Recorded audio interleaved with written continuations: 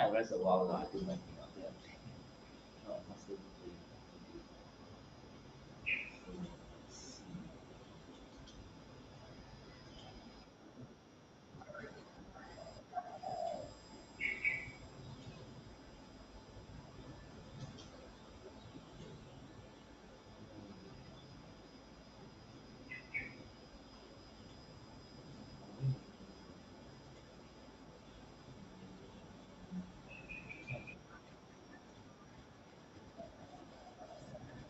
What's after 2026?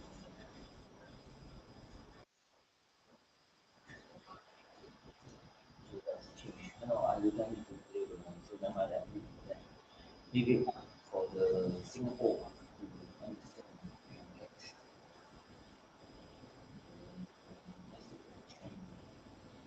this one maybe not.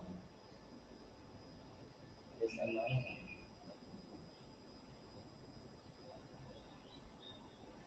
So who the person want to play?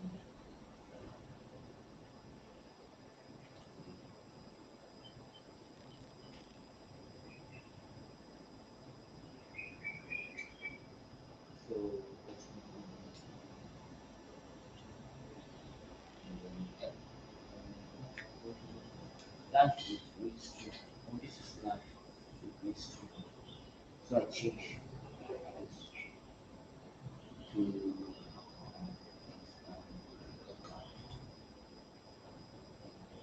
because this one is life with stream.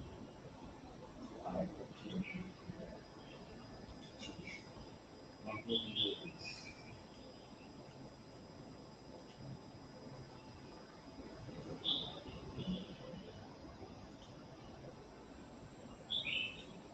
AOL.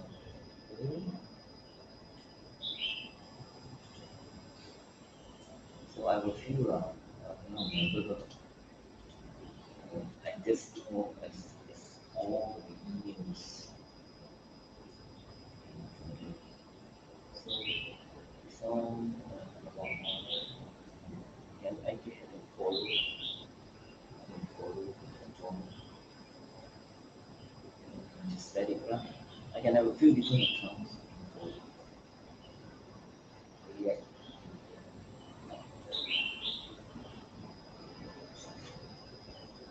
That's for sure.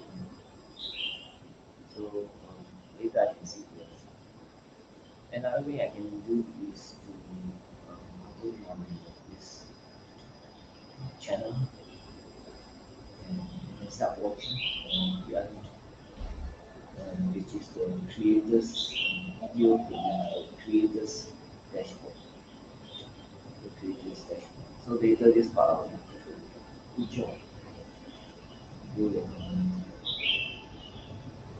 your last thing is recording is extension. For me, videos extension. Choose your extension because say I want this photo add a profile then post your stream schedule, everything stream control, tip of the day. So this all this along with say games and guest star, what's guest star? More important learn all this engagement, collaboration, safety. So mixed idea, giving community on now into my work trust and also obviously the streaming through teaching. I like this teach so download and then use this one. I like this one. This is very good. Install this is C drive. All these are like necessary important that is allow access. New furnished room. Okay, this is Tuition Studio. So I think I should be able to do that. gameplay, be right back. Can do all kinds of time read, yeah, but and then I can do this mic on off, and then when I reach this video, I'm able headache followed you 23 days ago. It's a long time I never streamed. So let's start streaming. And then here, okay, casual gaming, streaming. I'm streaming live. So primary screen share, I can edit, I cannot edit. So I can actually go back and edit scene. Maybe here I use a webcam in device. I think something like that. I long time never practicing this change to device like this. So we can choose this and then device and then computers. And it's like, oh my god, is it this guy's house is like so beautiful. So in time I'll make it much more beautiful and everything. So unfortunately, or I can change to this yeah, this part here. This, so you can see the razors, see the wires and everything. And then here I can actually here. So I can actually have like this a little kind of situation. So maybe like do this here. And then it's like other wires and everything's not very nice. So it looks like quite messy. So maybe just change this here. Yeah, maybe for him it's much better. Nearer. It's much better. Yeah, actually, I can focus.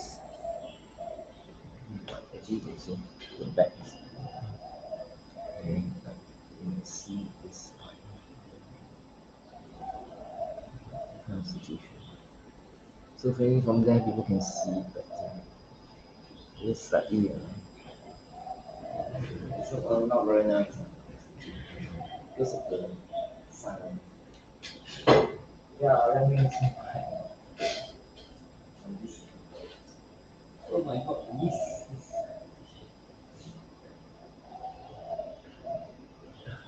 all this is we are supposed to be keep that condition.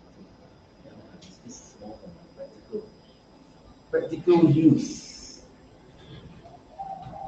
And then I will try to speak them and can have a gameplay with them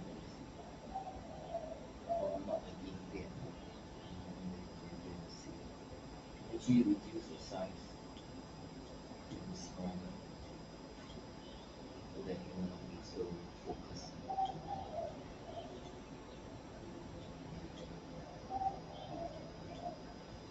And from there I will look in this and then this share screen you change to whatever you want.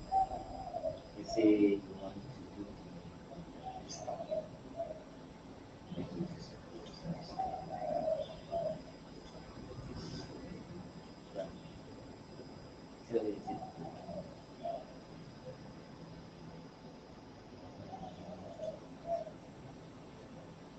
should be okay.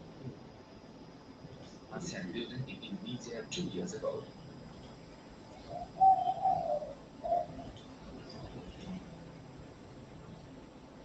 So this top here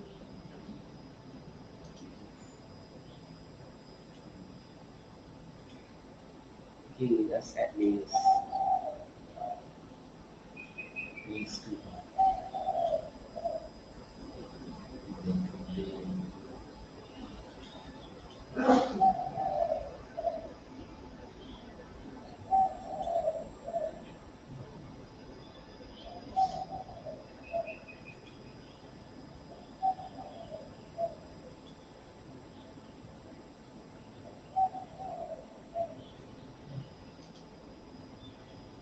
sometimes you don't use it now. Tend to be very forget. Okay, let's try English.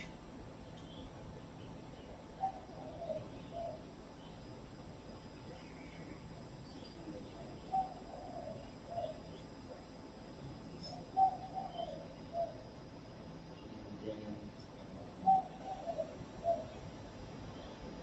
see phrases. And then that's what I do as well. Maybe add a video.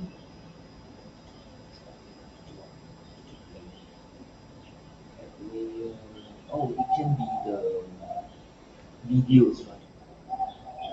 Videos. Let's see. Add videos. This PC. You know, this videos. Okay, maybe you use the Christmas tree, but there are others. Make this a little more. Giấc mơ cũng dần tan đành quên lãng đi người ta từng yêu quên đi lời hẹn ước vội vã vết thương lòng dù biết sẽ khó hơn nhiều nhưng sẽ không vượt qua hận đời cay đắng tiếng yêu thương ngập dần bàn tay đắng không chặt thôi đành buông đông hoa rồi xuân đến mặc cánh hoa đâu còn mùa xuân không có hoa đời buồn thay lệ say hạnh hùng đã úa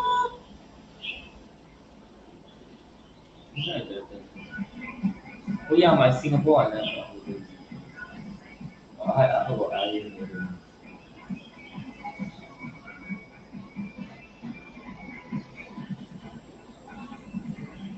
I need to connect. Yes. So how many minutes?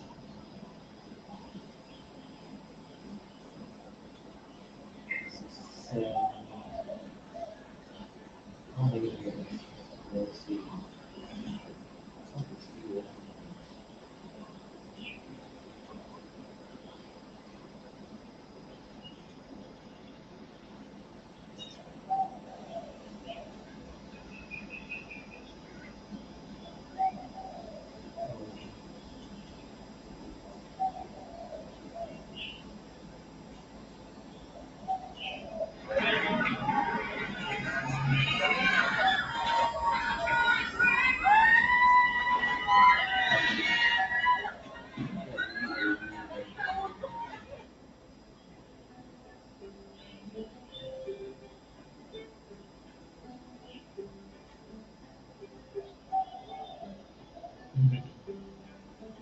Yeah, let's use this first.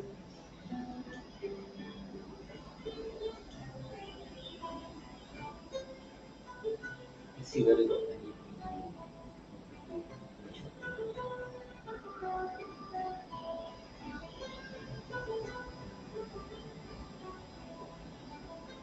Oh, the screen.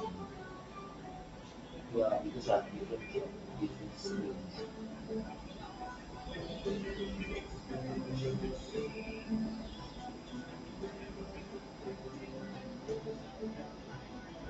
Browser settings.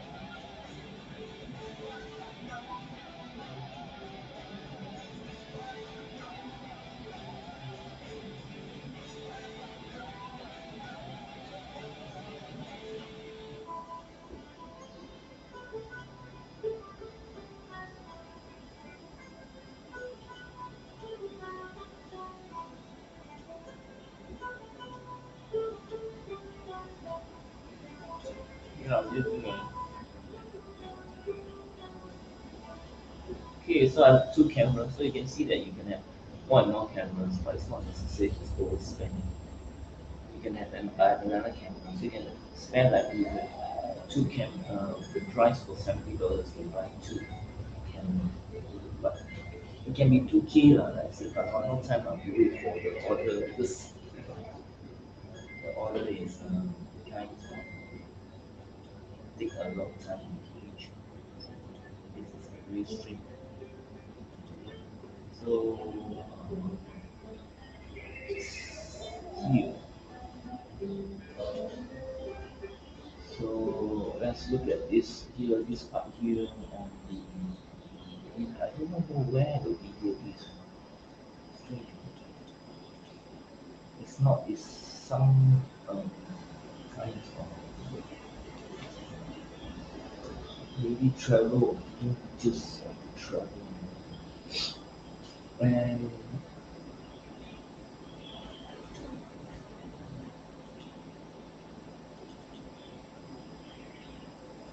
maybe somewhere like this. So, say something of travel. Wait again. So let's look at the part. So what is this? Game settings. I think we've done game settings.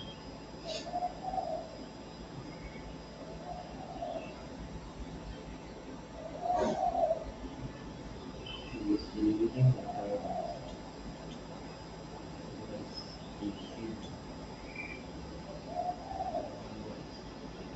let's see. I don't remember. Here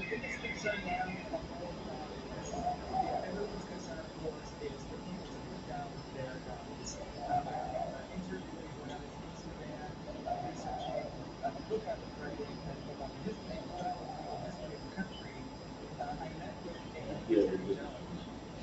Here is very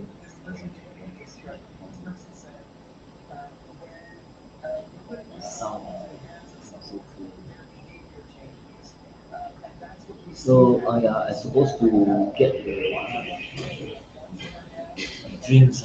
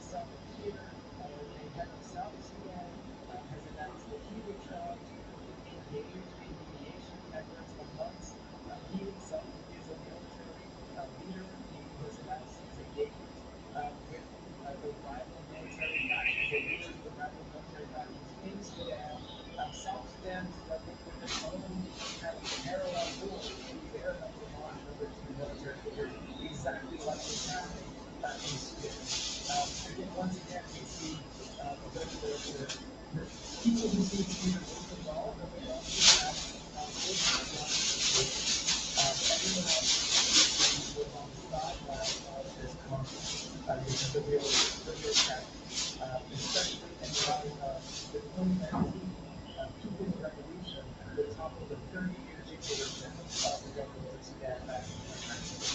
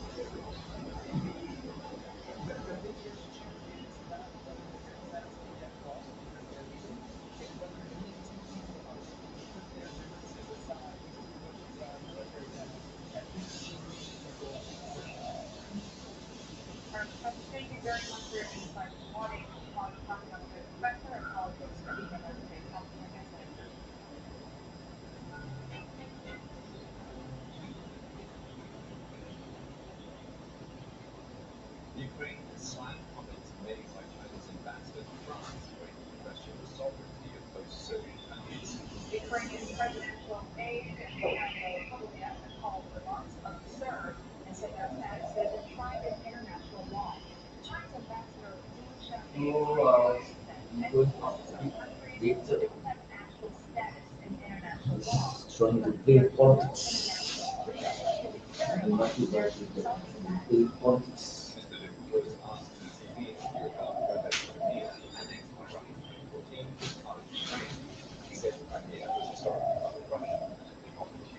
These people, they just try to play politics. And I'm just watching the news and doing my own things.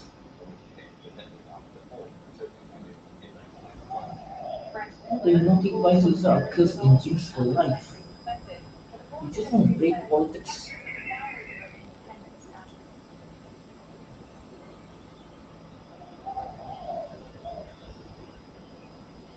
Not enough, continue. What they do is all kinds of nonsense. Trying to say that people believe the make believe. We need to make people to believe the make believe. The make believe they created something wrong with them. I'm not having a good life, I'm just doing my own things. Don't need to compare others and compare oneself. You die! Nothing why lose a die. They're playing politics. Every time trying to disturb people when people are doing things. Trying to lord over people for no apparent reasons. You nothing why lose a die, motherfuckers. Every day they try to play politics. Trying to rule the world. Disturb people.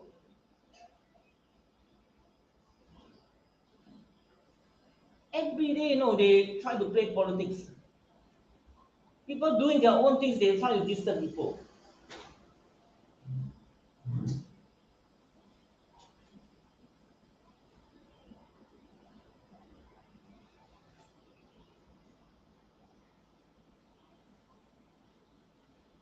The more they use, the more they become addicted to using the device. And the more fun they think it is.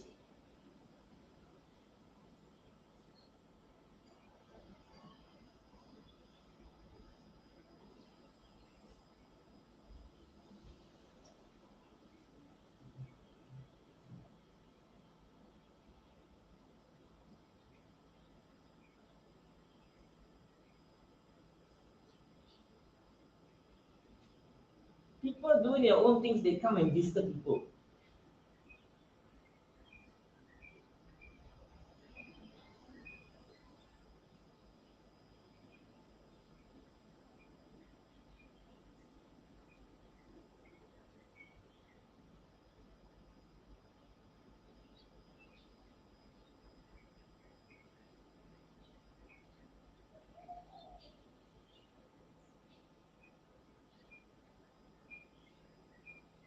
Every day they try and play with this when I'm in the kitchen and all kinds of nonsense. Why can't they just leave me alone? I'm doing my daily things. Don't you try to say that I'm hypnotized. There's no way to prove. Don't try to believe the make believe. Monday is busy time for everybody. Don't need to play politics.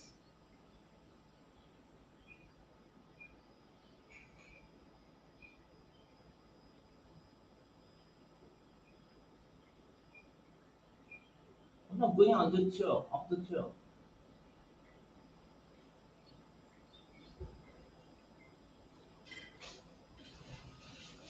Every day they try to play politics. When I'm trying to do my own things on my own schedule, and then they just try to play politics. The more they use, the more they edit. Can you ask the fellow to stop using the device and start somebody work on the person?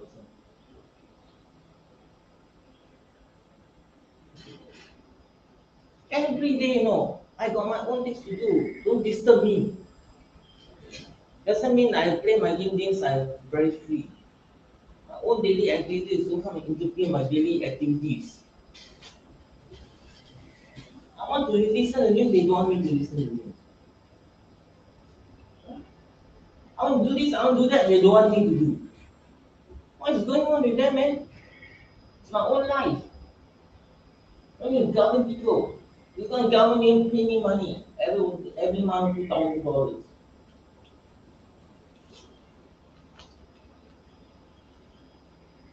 Every day try to disturb me, just want to stay in Singapore, I don't go overseas. For.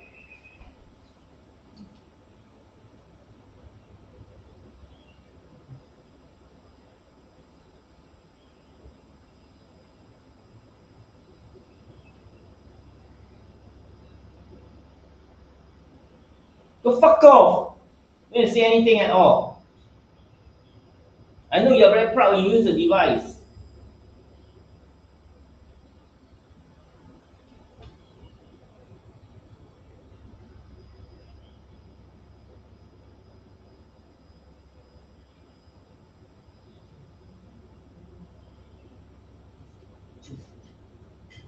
Every time like that, oh no, into extremity. The more they do, the more cheating they become.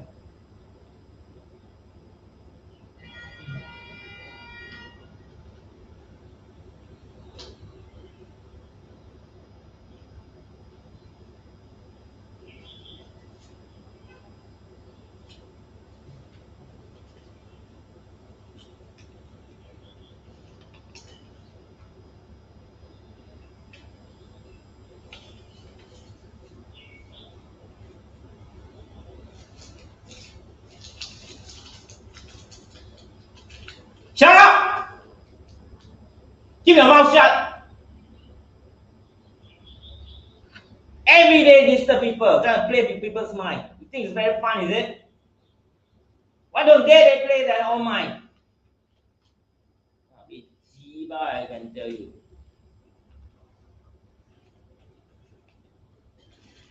Why don't you all go and play your own mind? Then you can fuck off.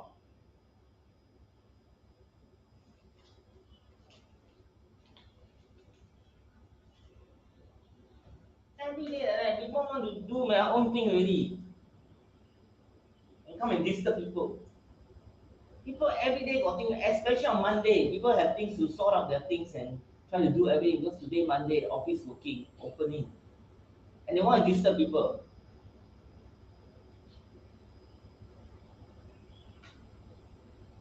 You all can shout, I cannot shout, is it?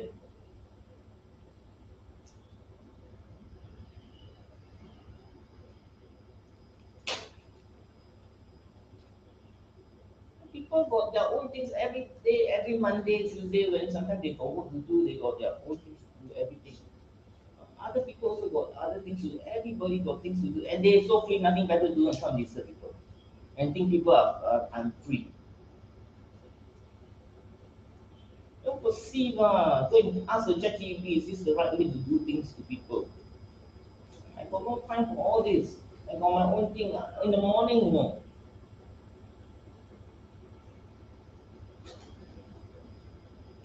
not say in the evening. It's not the Monday blues. Monday, your people, everybody got their own things to do.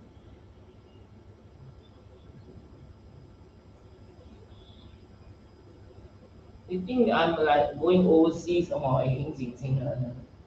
overseas, I got my own things to do also. Sometimes when I go to Davao City, I got my own things. Every time Monday, I got my things to do.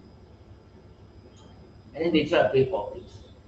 When you get out from the place or just go to Abiza and all this stuff, you run here, run there, run there, run here. And then thinking, plotting every day. That's why I come back to the simple. Back in full circles. From a simple to become more and more complicated. And when I overseas, they always try to make it complicated. So why I must go overseas for? Stay in Singapore better, isn't it? Every day here is nothing. Already that time already they already ask tell me already trying to hint to me. If I continue to stay in Singapore for 1 year, every day is the same. I want to play politics for what? I also need to do my own thing. No. They have nothing to do, things to do. I got my own things to do. Don't think that every day the other people got nothing to do.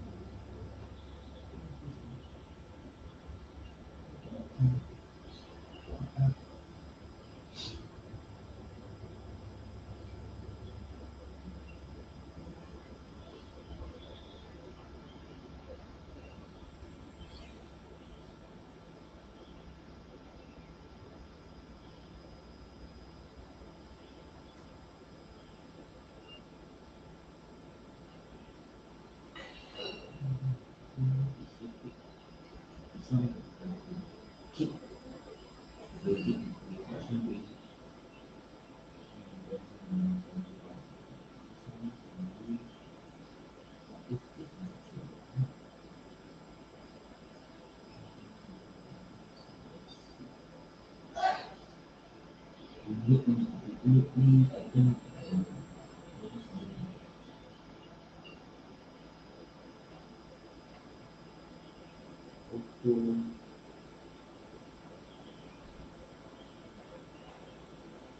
Seven boxes.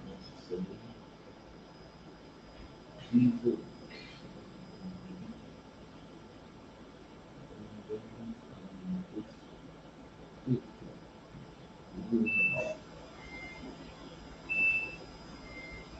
Money grade, I think 19. Easy bus.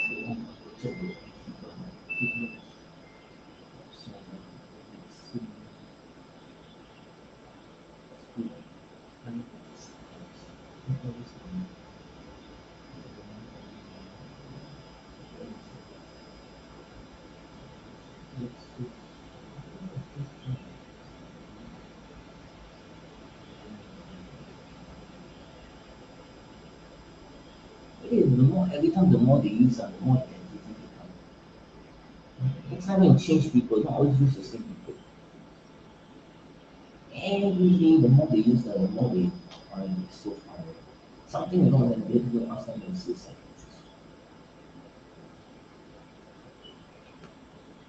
变成了来那种习惯 habitual for them. They don't do it because see whether they take away their device, see whether they don't use it for half a day, 6 days, 6 hours, see whether they 12 hours, see whether and other people do it, see whether they like. Many people choose to stay.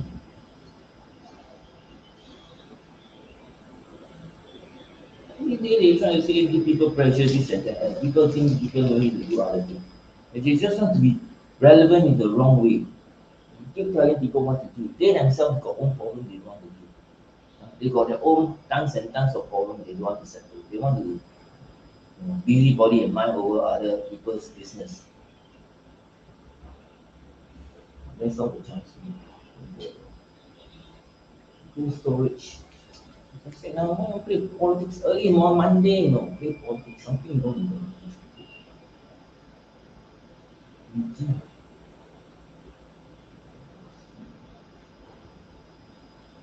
plus, this one I really got check the view for the discount and good etc.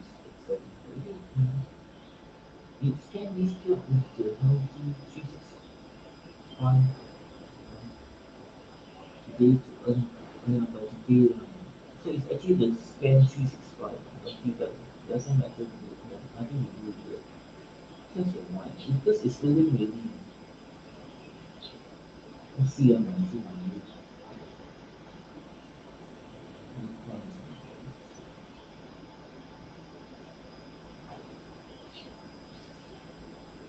these people is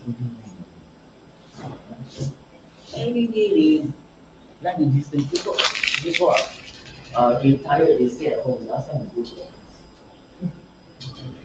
the children go to the office. Everybody go to the office on Monday. Something wrong with these people, I tell you, you better go and see the secretaries. Everybody all disappear. Go to the office. That's what they want. Something wrong with these people. Don't play politics, auntie. Go fuck off. Go and do your own important things. So let's move on. Let's check. What is this? I'm trying to understand. User one is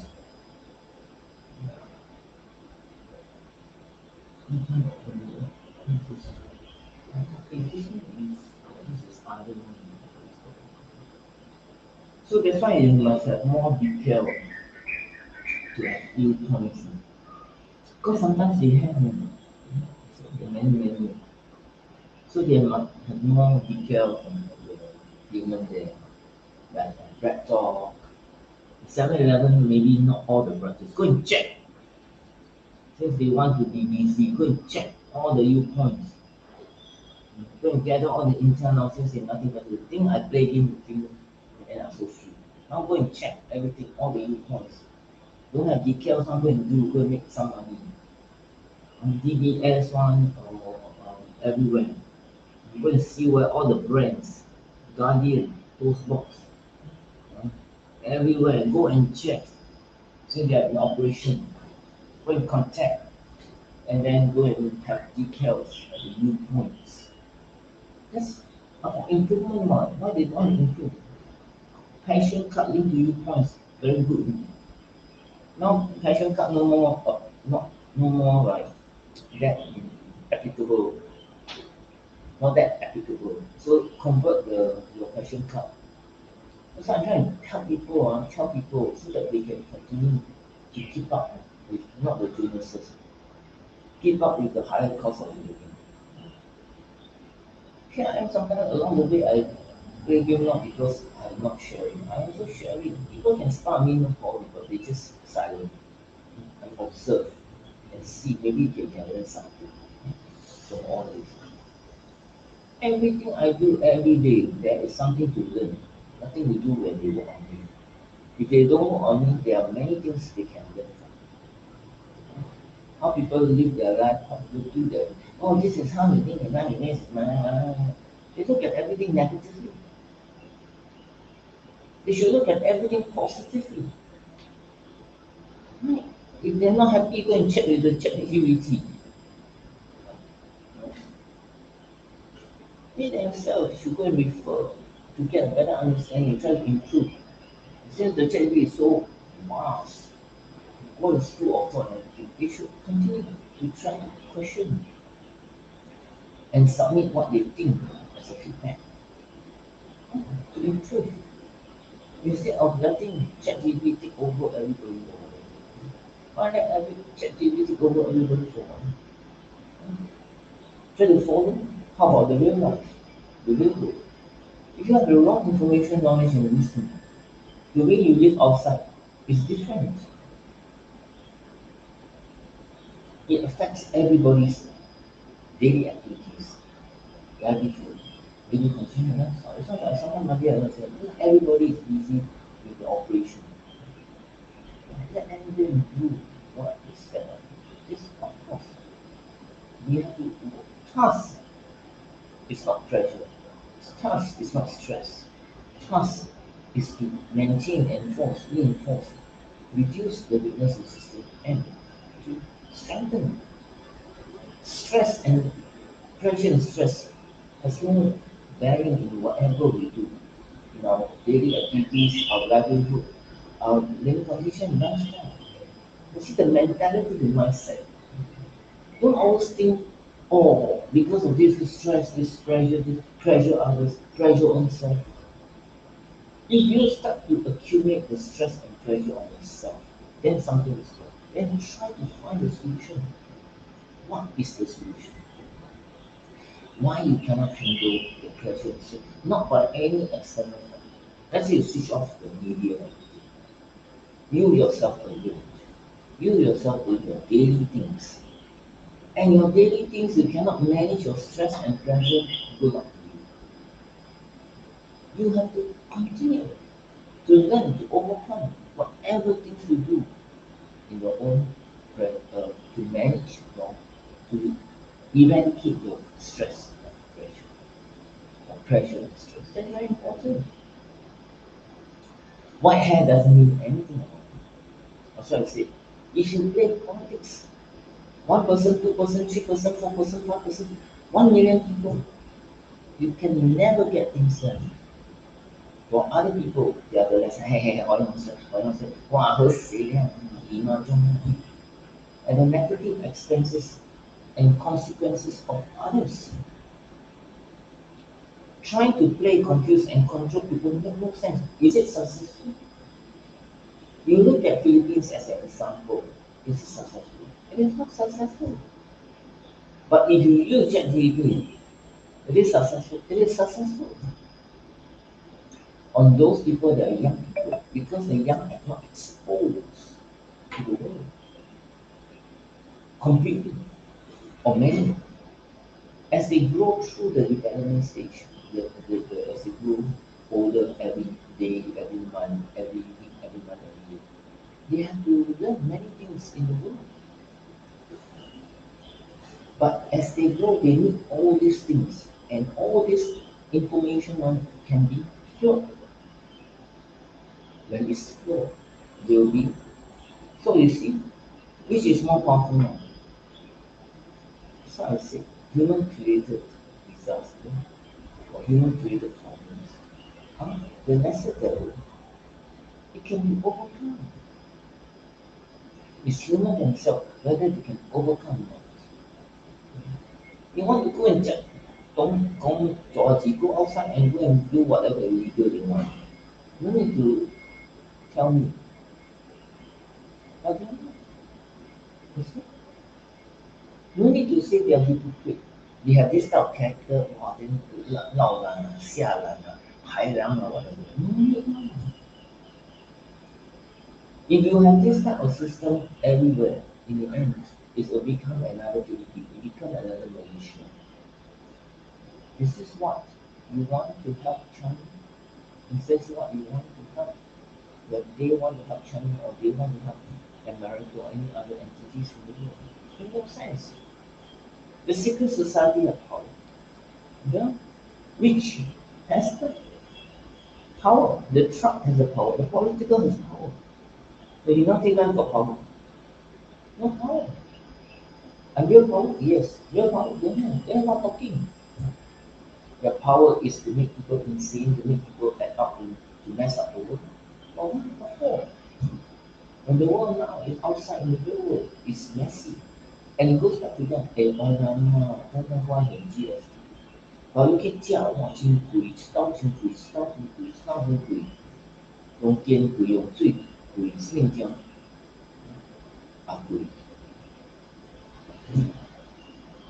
makes sense of everything. No need to be part of this profile of the shades of grey.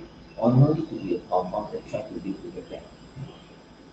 Or no need to link to the profile of, you know, 人在讲 the humans have improved many that I have shared all these years. They have improved and they try to find money. Those are got stuck, at least along the way. They have information, they have knowledge of it, to try to improve. If they are forced into this kind of circumstances, they must continue to enrich their information, knowledge, and wisdom, even if they are stay at home, even they are homemakers, even they are housewives, or even children, even the Chinese children. They could be on wheelchair. Even they die, at least you know they die doing something in your information. That in the end of the day, you find that in life there is a meaning. When you die, there is a meaning. When you die, they say, oh, Pastor died because the world is treating bad on you, or you have a bad life all these years and all kinds of things. Look at everything in a positive manner. I'm very sure everybody will. Because this is individual, but I said it's in the our country is connected directly, indirectly. So in the end of the individual and masses. So in the end of the day, every individual become learn to be much more overcoming and positive. If you put only feel good if they got now they know they share the lesson and have not. And now they should not helping to get the understanding already much more and more wisdom on himself to gather himself and obtain himself and fine tune by the democratic life by all kinds of people. And at the end of it, he know how to help himself in the way he look at everything and at the same time help others. Because he is an official. But everyone, whether they are government or they are not, they just help themselves. And then from there, give. Let them digest, let them think, let them digest to overcome their limit. Everybody is learning to. The problem of trust of humanity rights is to help everybody look auntie what's it? Understand the problem and try. Not as a problem. Because auntie must come and sit at home. But sitting auntie must sit and say, no, you share with them. When you share with them with a pure heart, the wisdom, and the compassion and diligence as everybody along the way, they will. It makes no sense because Singapore is the worst of all the other countries in the United States. If there's a gun, there's even more gun violence than America. But because there's no gun. So in the end of the day, if you talk about 为了中国, but again, China is improving, it's not increasing its negativity. So that's why I say in time very important. Because every entity have improving. They are not trying to make things difficult. I mean, every entity is trying to improve because they have their own personal problem. And their personal problem is their livelihood. They have to perform. Sometimes they may look at it more than in other countries, but we don't talk about other countries, we talk about cities. Yes, work sometimes in development to maintain the system. But what to do? If, but at the meantime, we cannot look at it pessimistic, but we should gather more and more. So when you go outside, aunties and all this, see how the people are facing the difficulties. Encourage, motivate them to be much more optimistic. And I'm very sure they feel good. You see, feel good can be both ways, positive and negative. But use the device, they feel good, and then what for? Might as well forget about the device unless necessary. And they can compensate when you go outside, when you buy food. It's not busybody. It's just be a more listening. Listen. Sometimes when you listen, you can listen to how they're trying to tell their problem. And you may forget, you may not really absorb, just listen. Just listen for just have a learning loop. Okay. Then but when you know what is the real problem, if you have the wisdom, until you die lah, you hopeless lah, what for you do all this? You tell them, until because maybe this and that. So you see, the more the device they use on people, the more they believe. And how many people that there's a class which is Because it's the same thing. Every day there's a lot of how many people are doing this sacrifice, creating a whatever the internet. There's so many problems, but we shouldn't be worried, we shouldn't be stressed, we shouldn't be afraid. We must first, as individuals, we look at our livelihood. Can we manage the higher cost of living? If we cannot manage, we try to manage at the same time. We continue to gather information, knowledge, and wisdom to overcome. Know yourself, the last one is the greatest of all. The last one is the most important. That all is important, but the last one is the one that helps people to overcome it. Know themselves so that they can overcome their own problems, not overcome others. So in the end of the day, it's very important to know this and everybody doing it. And it becomes not say trying to form an immune system or a shades of grey or a dark system. It's that in the end, each and every one can solve it. Because in the end of it, it's their own problem. But why they want to pass it over to others? So in the end of the day, you also don't want because there are many people like why they bother? Oh, you all want to die, die, die. You want to kill, shall kill, don't kill. As long as that's not like many people sometimes say, hey, they don't know how to use a device. Why? Don't bully, cannot bully. They know how to use a device. They got no time to do that. And then they got money, they have to earn money or whatever. No? There are many humanitarian people, whether the official or the unofficial. They know how to use, but they don't have time. They got other things to do. And they settle their own personal problem. And only those that are not able, do not have the know how to use it, do not have the device, they do not know how to use it, they don't know how to have this. Whether they are driving, they are walking or working, they are every day they are just trying to overcome this problem. But besides that, how about the livelihood? They also overcome. So as you know, in cancer, how many people is it? How many people they can help? In the end of the day, yeah, maybe there's yeah, managing that you can't tell them. But this is the concept of everybody. The directors are eager to know the information. And you don't tell the directors what the director wants to do. No, you just tell them, "Hey, this is what he said, this is what he said, this is what he said." But not make sure that what I say is true. Then what I say, anyhow say. But I never say, then they try to accuse me. Then end of this, they are playing politics. So okay, that's I think this game is a bit difficult. Welcome to it. We'll be taking just a little bit. Read the tool will help you to understand things. So it's recommended we make good use of it. Slightly make good use so you can just hold on to them. Start by doing read the things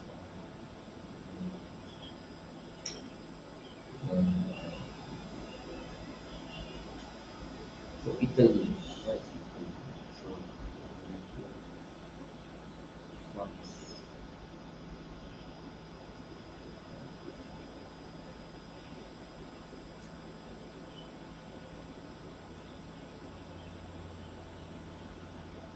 What in France they do? Italy is then what they do? Province to the media for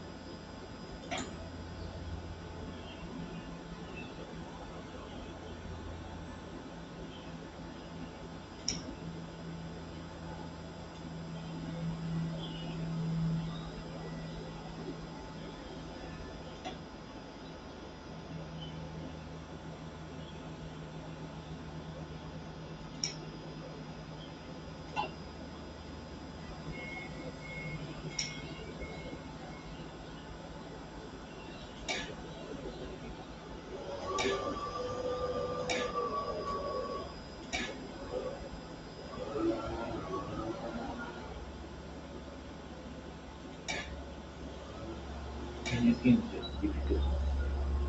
Next time I play the simple series.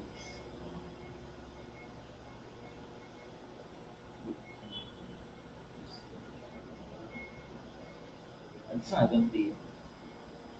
Yeah, the full one. Great service. Because I want to delete some of the games. See whether will be charged also. I can last my this have energy because I sometimes drinking fluid is good. Just as you know, after that I try to do all this I just do my things now. I can't to hear the news later, come to job. Actually, by right, I don't want to hear the news. I want to just hear the radio like this.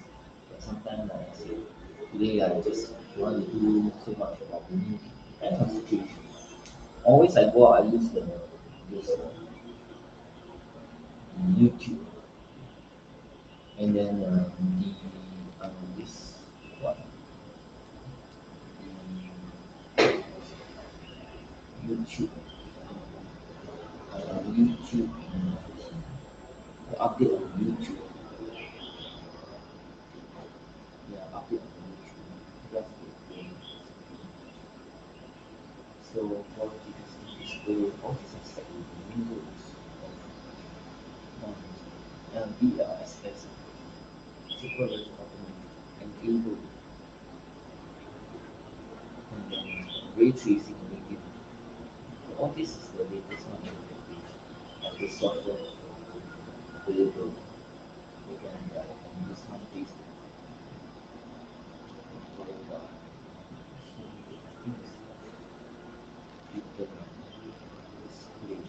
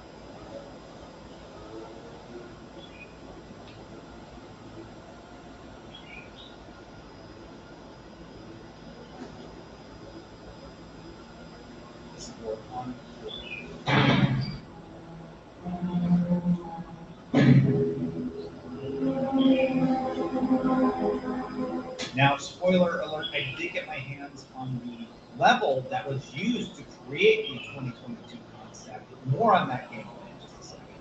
Now, this demo just came out. It was posted by Alexandre Spindler, who I have already reached out to for comment, and hopefully it lets us actually see this thing in action.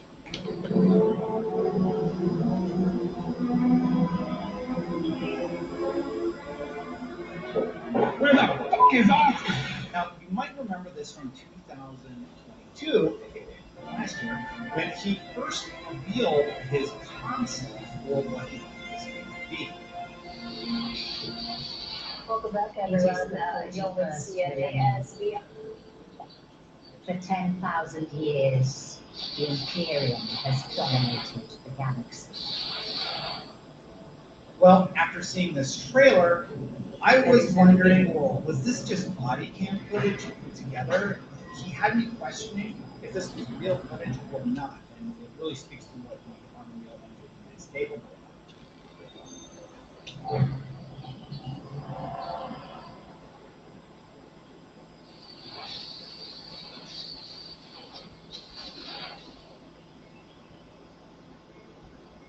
So somebody commented and actually said, hey, Destiny, there's actually an old demo of that concept floating around the internet, so I downloaded it.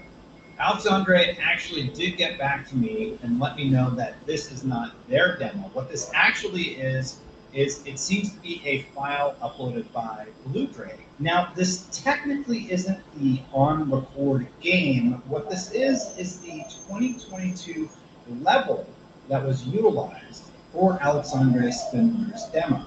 Blue Drake 42, a fan of the level, purchased it for $60 and then made a game where you can walk around and take a look for yourself. So at the very least, we can confirm that OnRecord utilized this asset at one point. But since that demo, the team behind OnRecord confirmed to us that they've hired an environment artist to help them build out the final product. And Alexander actually took it a step further and released some of his own footage running in the Unreal Engine of him playing the demo because there were so many questions if this was fake or not.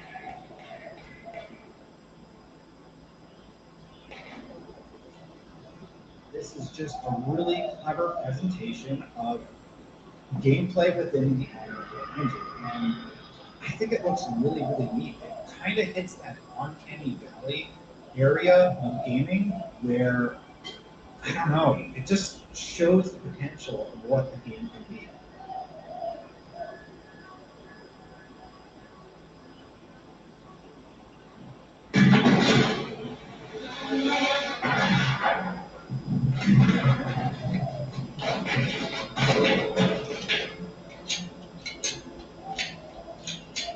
I'm really excited about it. Everybody is talking about this game on the Mayor's Way. So I just wanted to show you some gameplay really quick from that marketplace asset. And as you can see, I'm just sort of wandering around aimlessly. It has full controller support. I plug it in an Xbox controller, sure enough, it works right out of the box. And then I turn on debug camera mode, where you can just sort of fly through the box and see this little slice that was created. Unreal Engine 5, as more people get access to this, it's going to be really, really interesting. But here's some gameplay from what I managed to capture from the demo, and I'll end with that full trailer again about where it is today. Some more about the game. The game is OnRecord on Steam. The description on Steam says, OnRecord is a single-player FPS that tells the story of a tactical police officer from the perspective of his body cam. As you work to solve a complex case, you'll need to use your tactical and detective skills to succeed. It goes on to say, OnRecord is a tactical shooter where players can expect an immersive and narrative experience. OnRecord features complex dialogues, innovative gameplay mechanics, tough moral dilemmas, and a unique shooting system. The storyline in OnRecord can be compared to a detective novel or thriller. The player will have to investigate several criminal cases and confront a diverse cast of characters. The game's plot and presentation will be central to the gameplay experience, and players can anticipate a range of gameplay sequences as well as numerous plot twists. You can add it to your wish list like I am right now. And I hope you do, because this game looks really, really interesting. You can follow them on. You've come to learn, yes? The Psychonium is just the place. You can chain light or heavy attacks in any order. Chained attacks at different angles of attack and damage properties.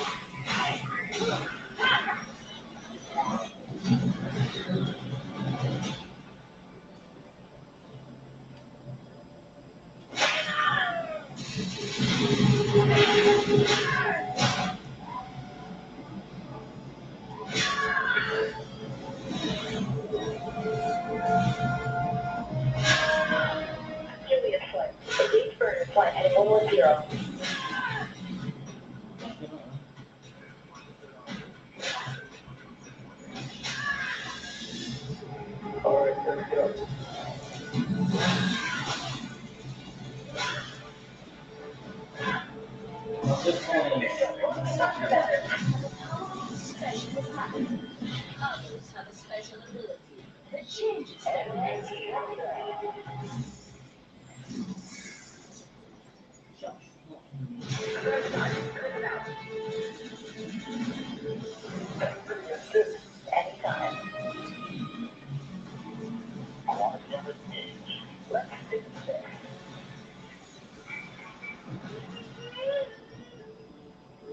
We don't defend them through sheer size or firepower alone.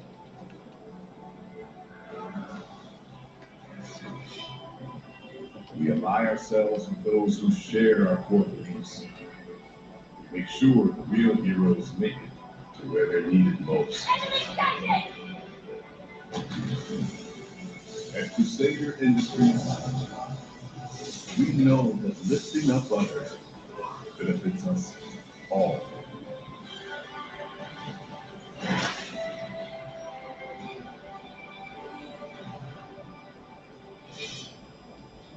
Great. It begins as a mere spark.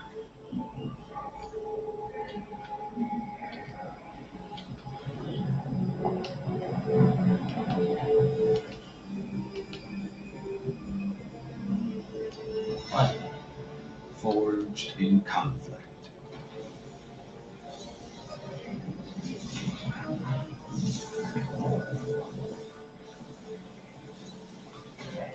Shaped by unity.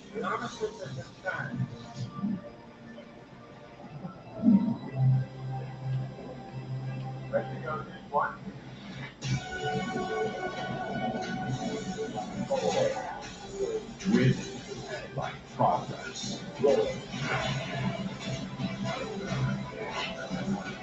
Strength. Grit. Triumph.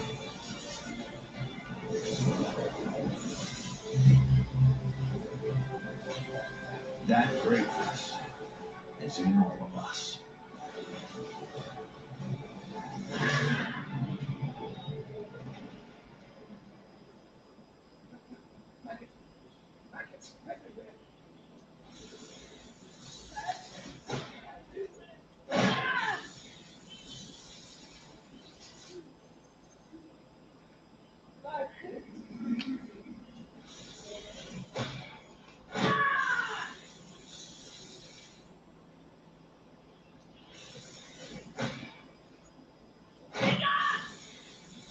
Assassin's Creed Mirage.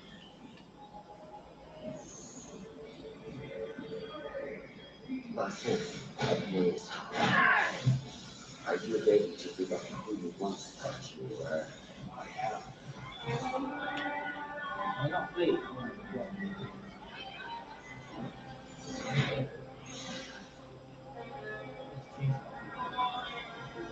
Ready to sacrifice everything you have to close. I am.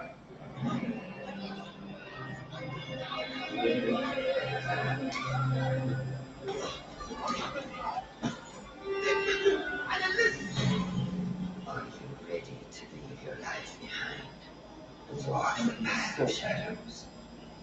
I am.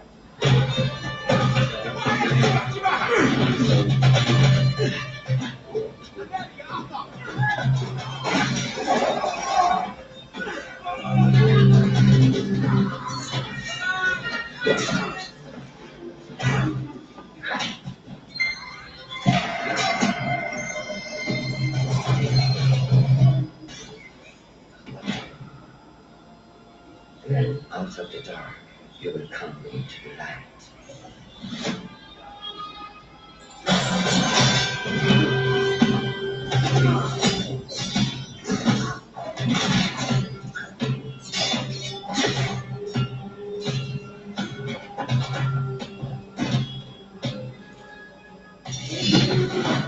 And from the light, you will return to the dark.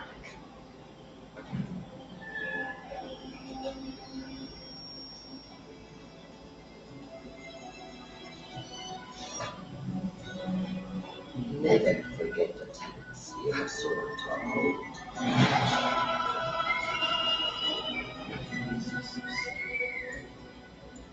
Stay your blade from the flesh of the innocent.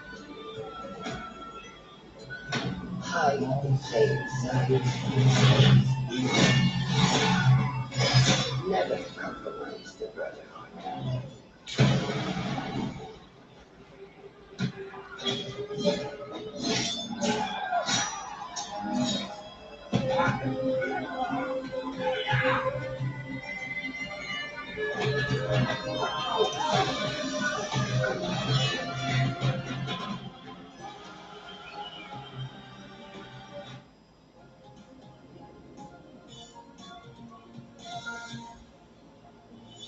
US, Britain, France, Germany, and Saudi Arabia, among multiple nations, will begin evacuating diplomatic staff and citizens from Sudan.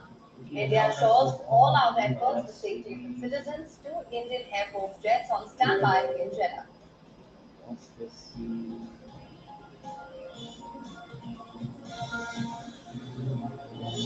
Former Russian President Dmitry Medvedev says Moscow will terminate the Black Sea grain deal if the G7 nations move to ban exports to Russia.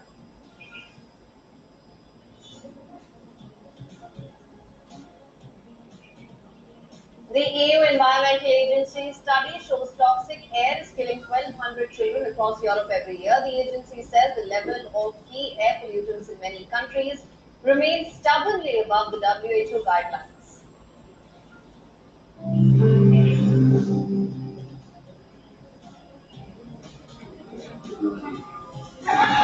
Bed Bath & Beyond files for bankruptcy protection after the home goods retailer fails to secure funds to stay afloat. The company said its stores and websites will stay open to serve customers.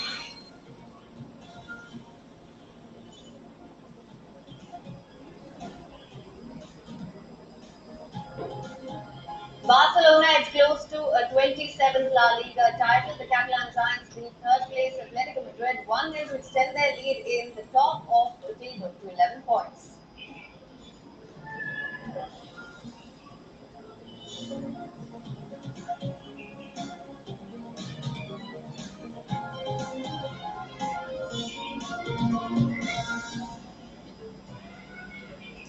Russia's former president has warned that Moscow could terminate the Black Sea grain deal. The warning came in response to reports that the G7 nations are considering banning exports to Russia as the West continues to impose economic pressure on Russia for its war with Ukraine. Moscow too is finding now ways to reciprocate the pressure here.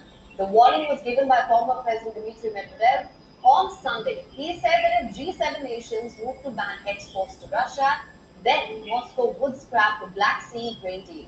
The deal is crucial for ensuring the supply of grains from Ukraine to all over the world, and it's due to expire on the 18th of May this year. Reports say that G7 is planning to ban exports to Russia. These were released by a Japanese news agency. Reports said that the grouping is discussing how to toughen its sanctions approach further. Through this, exports to Russia could be banned automatically unless they're included in a designated list of products allowed to be shipped through the country. Now, responding to this, Medvedev in a post on Telegram said that the move will result in Russia banning exports to several crucial products, including the Black Sea grain deal. But on Sunday, G7 called for the extension, full implementation, and expansion of this grain deal. Russia, which is now the world's most sanctioned nation, has repeatedly rallied against the terms of this initiative. It has already said that it will walk away from the deal if the West does not lift restrictions on Russian agricultural and fertilizer exports. Black Sea grain deal is the only significant diplomatic breakthrough reached till now in the war, but as the West and Russia stand toe to toe, the deal now stands in jeopardy. Now, as the fighting between the rival generals continues in Sudan, various countries that started evacuating their diplomats and nationals from the country. The United States of America and UK on Sunday announced that they had flown diplomats out of Sudan, while France, Germany, Italy, and Spain are among the other countries that are organizing evacuations. The US Special Forces evacuated all US government personnel and their dependents from their embassy in Khartoum. According to reports, the operation evacuated fewer than 100 people. A newly released picture also shows US Secretary of State Antony Blinken monitoring the operation here. The British forces also staged a complex and rapid evacuation of its diplomatic staff and their families from Sudan. Taking to Twitter, UK Prime Minister Rishi Sunak paid tribute to the commitment of the diplomats and the bravery of the military personnel who carried out the operation. Meanwhile, Britain's Defence Minister Ben Wallace said that the British troops undertook the rescue operation alongside the United States, France, and other allies. Wallace said more than 1,200 military personnel were involved in organizing and carrying out the rescue operation. Last night, the British military conducted an evacuation operation of British diplomatic staff and independents from Khartoum, using elements of 16th Air Assault Brigade, the Royal Air Force, and the Royal Marines. Over 1,200 people contributed to this operation. It was dangerous and precarious. Nevertheless, we managed to use both C-130s and A400 aircraft to go in, collect undiplomatic residents, and fly out to safety. Now, French plane carrying about 100 people also left Khartoum on Sunday, with a second plane carrying a similar number preparing to take off on Monday. The plane also carried the European Union delegation, along with some other nationalities. France and Italy have said that they would accommodate all citizens who want to leave, as well as those of other countries that could not otherwise join the evacuation operation. Meanwhile, Jordanians who were evacuated from Sudan arrived safely in Amman in the early hours of Monday. They landed in the Marka airport in Amman.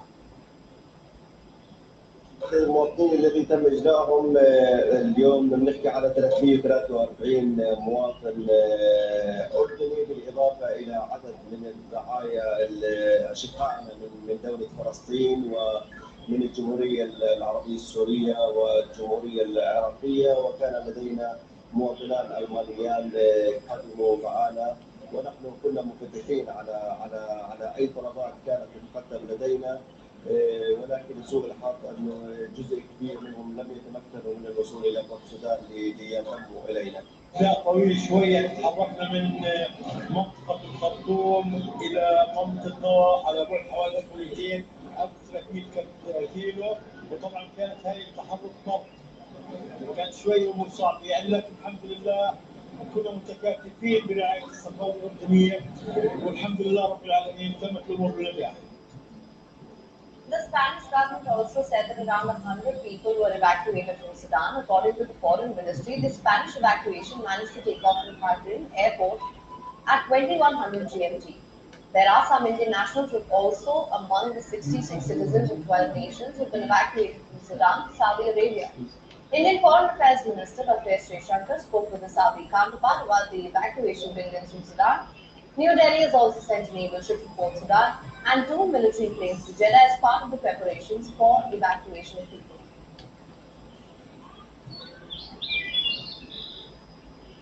Moving on now, US President Joe Biden is looking forward to traveling to India as the South Asian country hosts the G20 summit in September.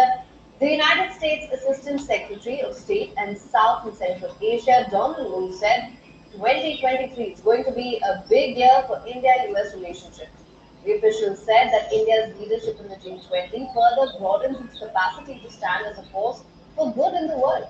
The US official pointed out that a lot of Quad members are taking leadership roles. He said that India is hosting the G20 summit, US will host APEC or the Asia Pacific Economic Cooperation, and Japan is hosting the G7 meet. The official says that hosting such events gives all members an opportunity to bring their countries together. The US President Joe Biden's visit to India will be a first as part of the G20 Leaders Summit, but since the turn of the year, a lot of US officials have visited India as both improve their relationship.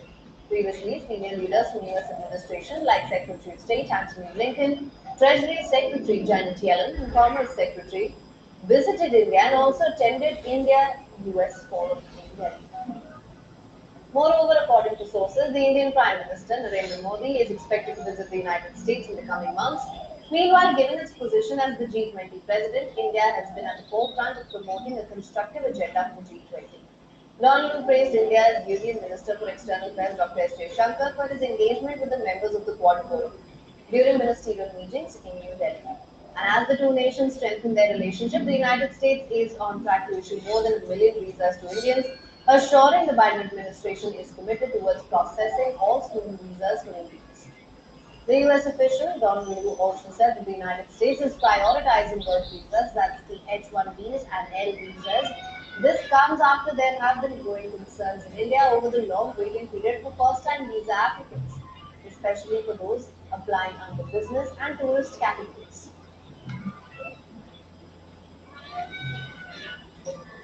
Moving on now, Pakistan is engulfed in crisis. The economy is in a state of turmoil. External debt is burdening the economy further, and the political turmoil and the crisis have strong echoes of the past. But on top of that, terrorism is back to haunt Islamabad. In a concerning development, the United Nations designated terrorist organization Jaish-e-Mohammed has been seen openly collecting funds in Pakistan's Peshawar. raising alarm bells about the resurgence of extremist groups in the country, particularly after its removal from the Financial Action Task Force training. The fundraising carried out by the terrorist organization was witnessed by many. A Twitter user who discovered recounted his experience during the Eid prayer. He witnessed members of the band outfit collecting funds openly in the shadows, that too in the presence of security personnel. The tweets were deleted after they raised a storm. Another Twitter user expressed disappointment and shared that such fundraising is a common sight in Pakistan. Moreover, this is not an isolated incident. Several users have pointed out that fundraising for extremist groups is happening in other parts of the country as well. The recent attack on Indian Army jawans in Jammu and Kashmir's Puch area was claimed by the PAFF, a terror group that is an affiliate of the Jaish-e-Mohammed, in the fund collection drive by the parent outfit. Desperation to spread terror in India comes through. So the ease with which these groups are openly collecting funds is raising concerns about the government's ability to crack down on extremist activities. The FATF placed Pakistan on its grey list in 2018 due to its failure to curb terror financing but removed last year. However, recent developments such as the open fundraising by terror groups suggest that the country still has a long way to go in curbing extremist activities. Its desperate hopes for an IMF funding get pushed further away. It's not. That's how they look at it. The more they try to communicate, the more they become cheating. Moving on now. Devotion has taken a devastatingly dark turn in Kenya. 47 bodies have been exhumed in a forest outside the coastal town Malindi. The bodies belonging to members of the local cult who took starving themselves in hopes of meeting Jesus, all on the orders of the pastor Mackenzie in Delhi. Homicide detectives are now clearing through the forest with sticks, marking out newly found shallow graves. Previous reports have stated that the discovery of 21 bodies.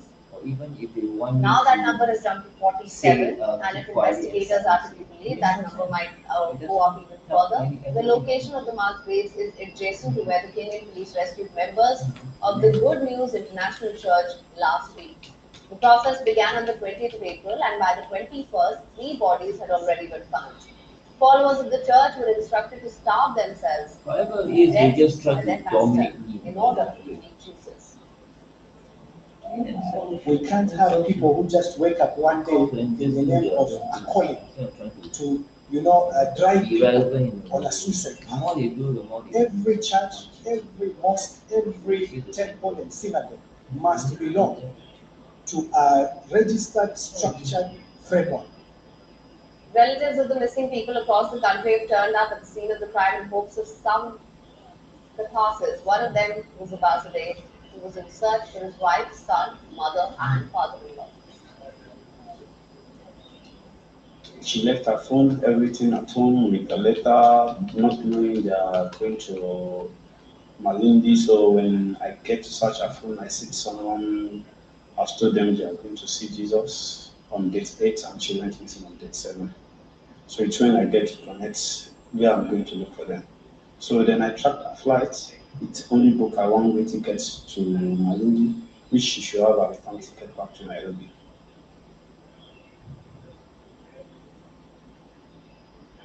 Earlier on the 15th of April, the Kenyan police rescued 7 men, 4 women, and 3 children from the church premises. The starved worshippers were in critical condition, most being unable to either walk or converse with the rescue services. 1 adult, along with all 3 children, died on their way to the hospital. Since the rescue operation, 6 of the pastor's associates have also been arrested.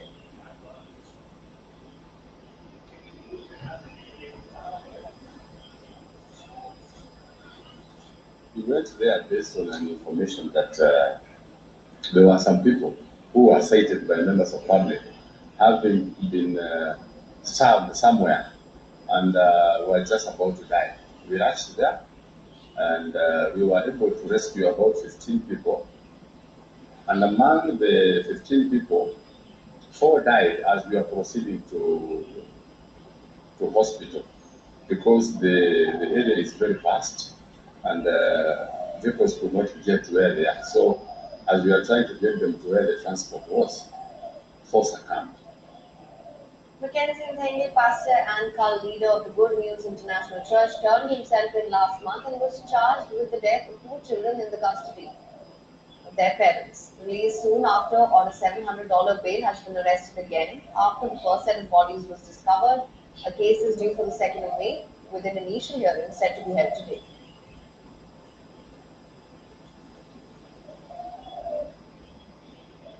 Let's shift our focus now. U.S. houseware retailer Bed Bath & Beyond has filed for bankruptcy and is in the process to shut its operations. A Bloomberg report said that the company has begun liquidating its 360 Bed Bath & Beyond stores and 120 Bye Baby shops as its total debt soared to $5.2 billion. Now, signs of trouble began to emerge in January this year when the houseware firm said that there was substantial doubt about its ability to keep operating and that it was weighing options to restructure its debt. In 2022, the company embarked on a turnaround effort with $375 million rescue loan. It also shut some stores and cut roughly 20% of its workforce. The plan unveiled in August last year was among retailers' comeback attempts as it struggled to keep up with e-commerce competitors and changing consumer shopping habits.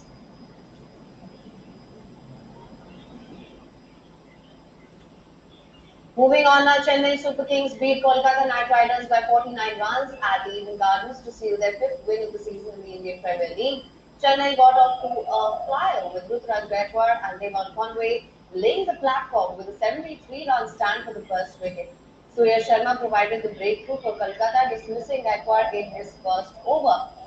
Conway notched up his fourth 50 on the trot as he kept scoreboard moving for Chennai with Ajinkya Rahane. Varun Chakravarti removed the, uh, the set in Conway for 56. Rahane got going following a sedated start, hitting all over the park as he raced to his second half century of the season. He was well supported by Shivam Dubey at the other end as they both ensured that Chennai go past the 200-run mark comfortably. Kulwant Petrolia broke the 85-run partnership, dismissing Dubey after a 21-ball 50. However, Rahane stayed on to make sure that Chennai gets the highest total of the season. Rahane remained unbeaten on 71 as Chennai launched up 235 for 4 in their allotted 20 overs.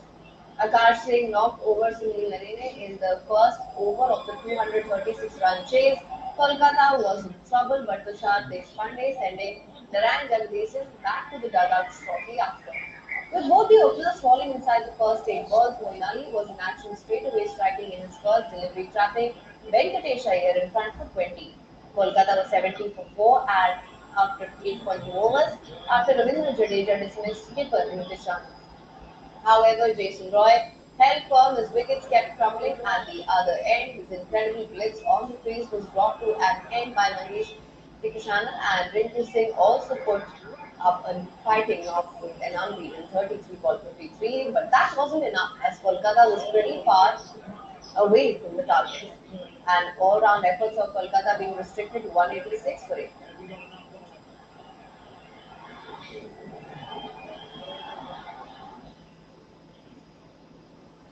Now, sari might be seen as a fashionable garment now, but it started as being a humble drape used by women thousands of years ago in the Indian subcontinent. The journey of the sari began alongside the Indus civilization, and in no time it's taken the international runways by storm. Rion's Raisha Sehgal tells you everything about this 9-yard wonder. Take a look.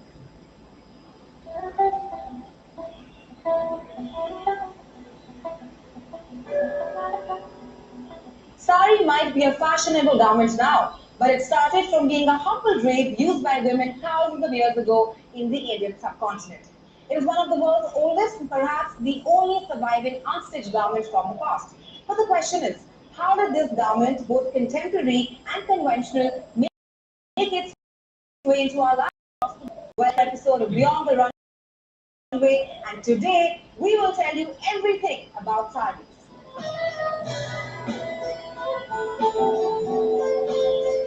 Sari is as entrenched in our culture as it ever was. In no way impacted its popularity on ramps and leading fashion shows, in Bollywood, on streets of rural and urban India, on hip college students as well as the conservative grandmothers. The earliest records of a garment similar to the sari can be traced back to the Indus Valley civilization that flourished between 2800 and 1800 BC in what is today called northwest India. Taken from the word means a strip of cloth. The word satika finds its way mentioned in early Jain and Buddhist scripts.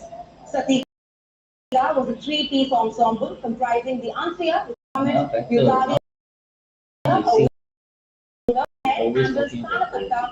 India's Mughal rulers were fond of lavish style and elegant fashion. They perfected the art of stitching and had a great fascination with silk clothes.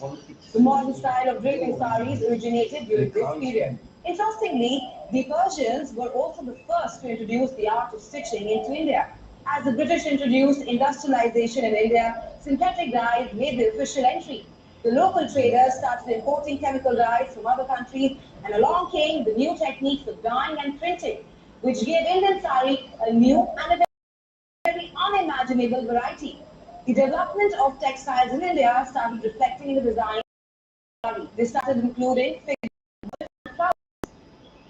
With influence from the West, sari became the first modern international garment. What seamless garment creations of Indian designers in the national market. Design Kim Kardashian posing in sari on the magazine cover of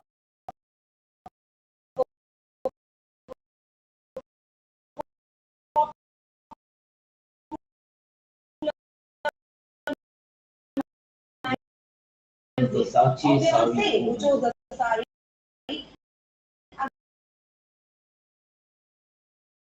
in summer. It can be worn versions.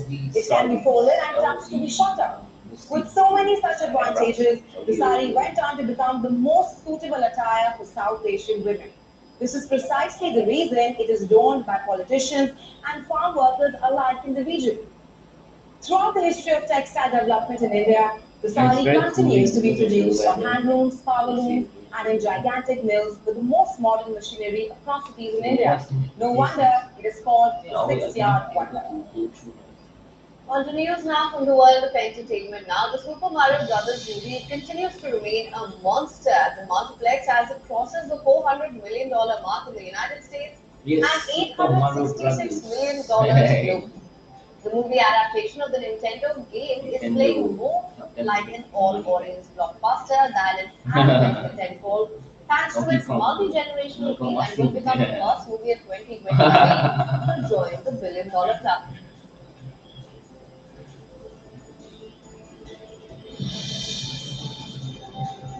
J.K. Rowling has become a controversial figure due to her opposition to transgender ideology, made a tongue-in-cheek post expressing concern about a possible boycott of the latest adaptation of the series. In a tweet, she said, and I'm quoting here, "Dreadful news which I feel duty bound to share. Activists in my mentions are trying to organize yet another boycott of my work, this time with the Harry Potter TV show. As for one is forearmed, I've taken the precaution of laying in a large stock of champagne." The long-rumored Harry Potter HBO Max series has taken major concrete steps in its development, with the streaming platform seeking to lock in a deal with Rowling for creative rights to the universe.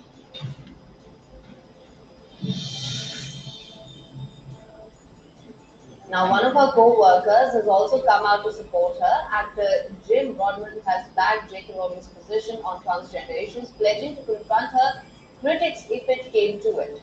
Rodman, who played the role of Professor Horace Slughorn in three Harry Potter films, said that the abuse aimed at the author was really sad, and also rejected the argument that able-bodied actors should be barred from playing disabled roles.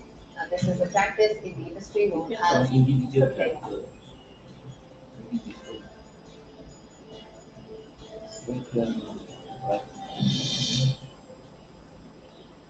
And with that, we call a wrap on this edition of the News Bulletin. News and updates continue on the other side. Only on Word is One mistake.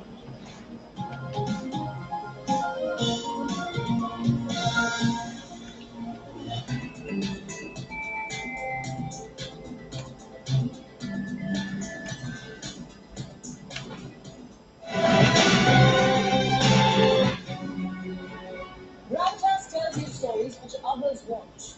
And tonight we will tell you about this new strategic map that is being drawn. They say your enemy's enemy is your friend. Is that the foundation of the new defense bridge between India and America? This is what separates us from others who claim to be telling you global stories that matter. In the last 3 days, Beyond has been traveling across Syria. You are in Latakia city right now. Tell us what is the situation on ground at Gravitas. We don't just tell you stories from selected countries from around the world.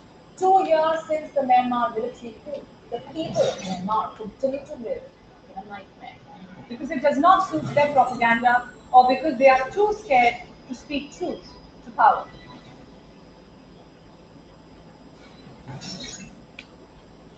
The stress of our world can take a toll on our physical and emotional health.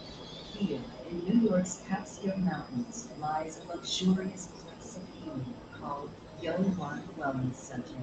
The Yo One Wellness Center provides 500,000 square feet of natural methods to manage diabetes, hypertension, chronic pain, obesity, depression, anxiety, and other conditions. We use the traditions of centuries-old natural science for healing, yoga, Ayurveda, acupuncture, and natural in personalized programs that help you take charge of your own health. Minimum 5 days recommended for best results. Look now at yo1.com.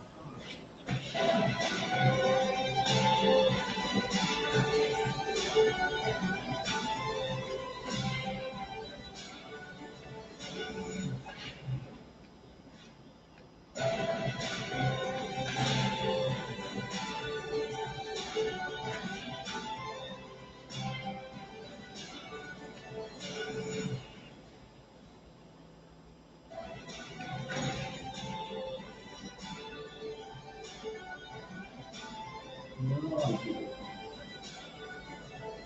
intrinsic energy.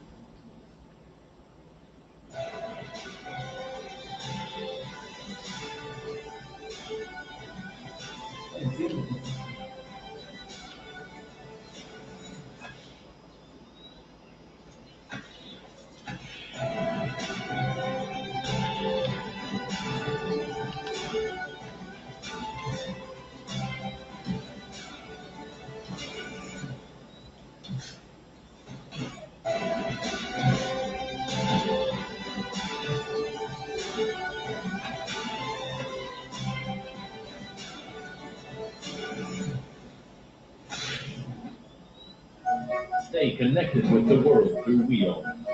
Like the page on Facebook. Follow us on Twitter for new alerts. Instagram for videos and images. And the website for the latest news, reviews, and analysis. WEOnews.com. World is one.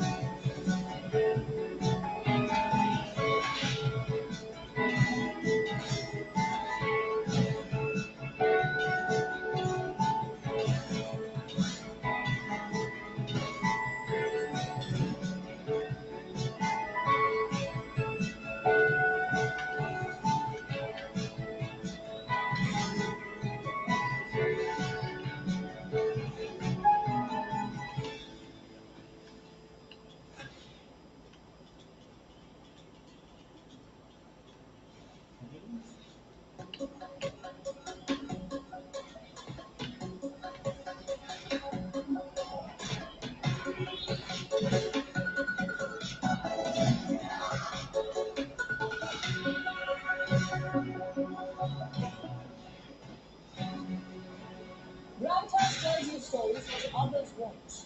And tonight we will tell you about this new strategic map that has been drawn. They say your enemy's enemy is your friend. Is that the foundation of the new defense bridge between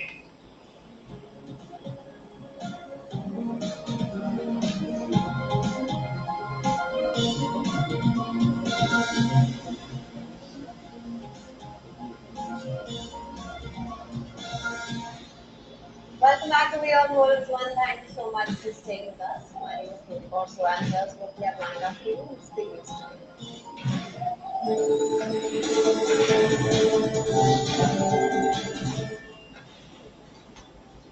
As fighting between the rival generals continues in Sudan, various countries have started evacuating their diplomats and nationals from the country. The United States of America and UK on Sunday announced that they'd flown diplomats out of Sudan, while France, Germany, Italy, and Spain are among other countries that are also organizing evacuations. Jordanians, Palestinians, Iraqis, Syrians were also evacuated from Port Sudan by 4 military planes on Monday.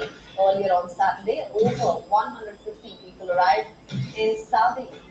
These included 66 foreign nationals from and diplomats from India, Kuwait, Qatar, the UAE, Egypt, Tunisia, Pakistan, Bulgaria, Bangladesh, the Philippines, Canada, and Burkina Faso.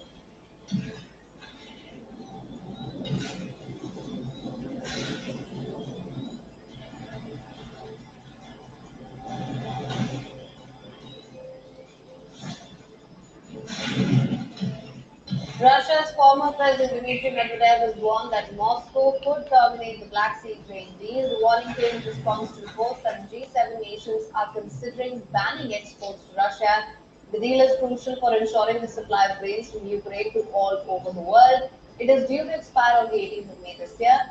However, Russia says that it will walk away from the deal if the West does not lift restrictions on Russian agricultural and fertilizer exports.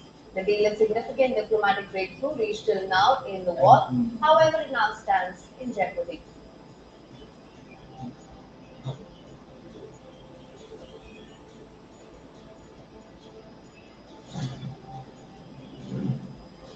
Around 40 protesters gathered outside a building in central Paris on Sunday. The building is believed to be one of the homes of the wife of Russian Deputy Minister of Defense.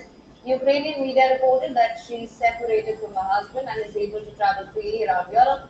The protest, organized by the Anti-Corruption Foundation that was started by Russia's opposition figure Alexei Navalny, demands French authorities to freeze her assets.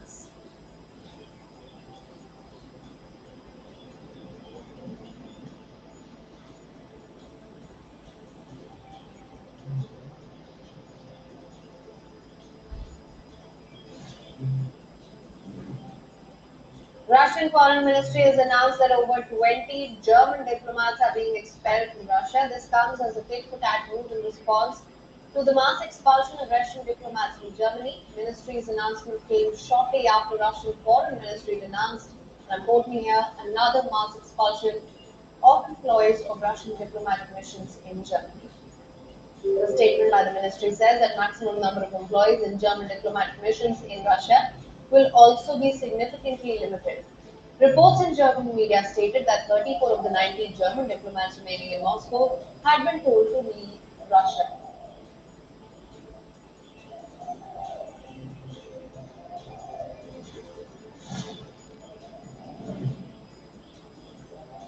Taiwan is looking at ways to build up its defenses as the island becomes increasingly aware of the threat from China. A company called Thunder Tiger Group is developing a prototype of an unmanned submersible called the Seawood 400 that could become a suicide submarine in times of military conflict. The company started to put out resources into developing submersibles about a decade ago.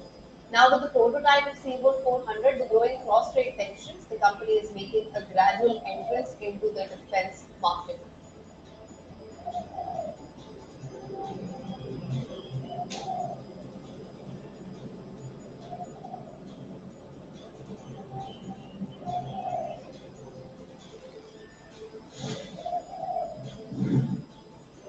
China is rolling out a package of incentive measures to stabilize the tariff and optimize structure of foreign trade. Chinese Vice Minister of Commerce has said that the package is jointly initiated by departments including the Ministry of Commerce, People's Bank of China, and General Administration of Customs.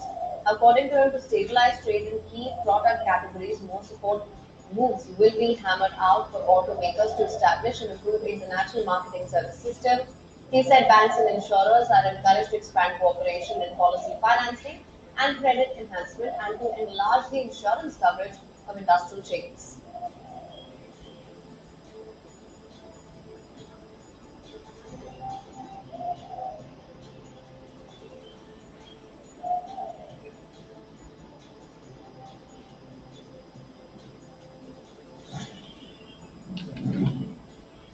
Thousands of migrants detained for months in southern Mexico formed a new caravan in protest on a Sunday. They headed for the capital, Mexico City, to speed up their application for U.S. asylum. The migrants, mostly Venezuelans, started their march in a city bordering Guatemala, whose detention centers have been overwhelmed by their vast numbers. Some say they expected to reach Mexico City in about 10 days. According to authorities, the caravan is about 3,000 migrants, some from China and other Asian countries.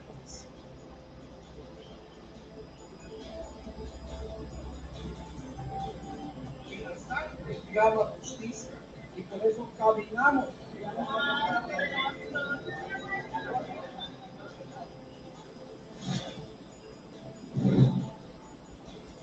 Former Peruvian President Alejandro Toledo has returned to Peru from the United States after his extradition. He has become the third head of state to be imprisoned as the South American country seeks to get rid of years of corruption by its rulers. 77 years old, Toledo has been ordered to serve a pre-trial detention of 18 months inside a police base on the outskirts of the capital, Lima. Two more former presidents are in the same prison. Peruvian authorities have accused Toledo of receiving $35 million in bribes from the Brazilian construction company in exchange for winning the construction of a major highway. And now continue.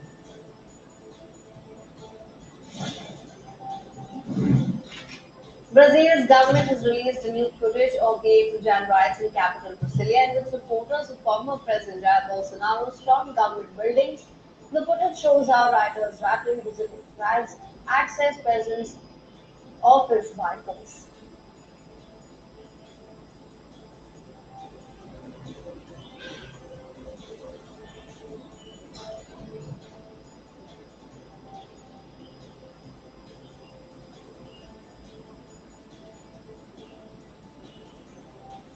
Around 4,000 hours of security camera footage were under police investigation, but a Supreme Court justice has ordered their release after parts of the images were on air on CNN Brazil on Thursday. The Supreme Court had earlier ordered federal police to identify people who participated, funded, or fostered the riots.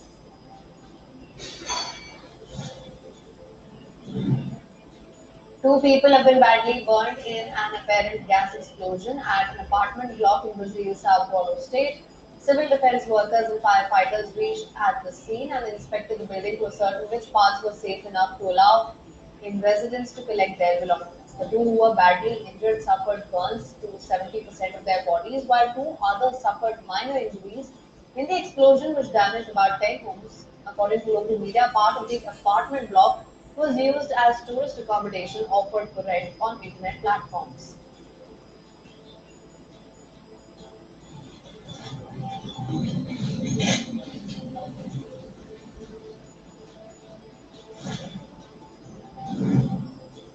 Dozens demonstrated in Chile, Santiago, to commemorate the 50th anniversary of the first LGBTQ plus demonstration in Chile on Sunday. On the 22nd April 1973, in the same place, 24 people participated in the historic protest that marked the beginning of the fight for equal rights of LGBTQ plus people in the country.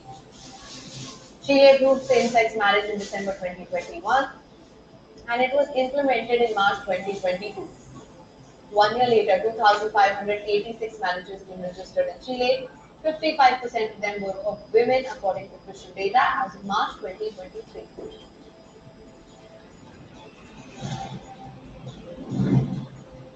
Voting has begun in northern Kosovo in local elections in a former Serbian province that declared independence in 2008. Serbia does not recognize Kosovo as a separate country. The elections on Sunday have triggered ethnic tensions and fears of possible incidents of violence. Many Serbian voters plan to boycott the votes, while a Serbian independent candidate in the election has urged her fellow Serbs to vote.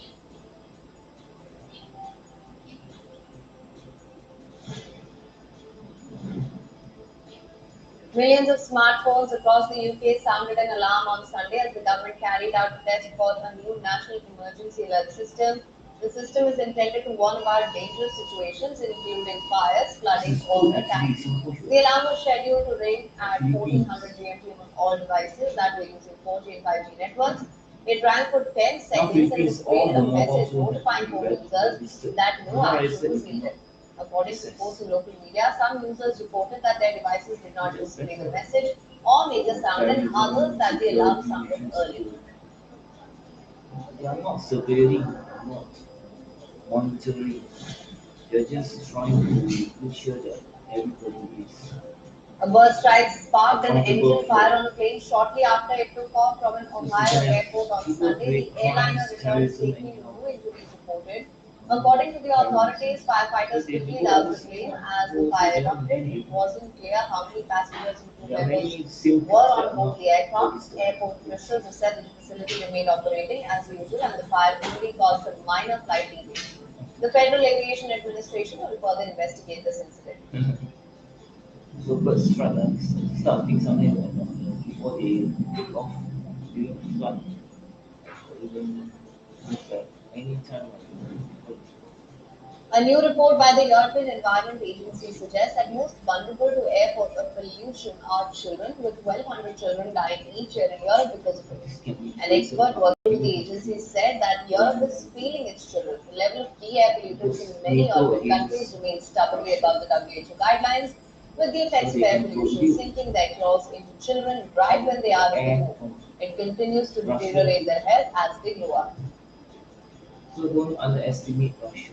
If you have studied the wind long time in NATO. So again, these are all the possibilities they have created for so much pollution. The first indigenous games closed in Brazil's Sao Paulo state on Sunday. After 3 days of athletic competition, the region's Teperama community held its inaugural event as a celebration of indigenous culture, where indigenous and non-indigenous athletes from various regions competed in several games. The games were seen as an opportunity to preserve and reinforce the community's legacy and to introduce it to foreigners and Brazilians of non-indigenous heritage.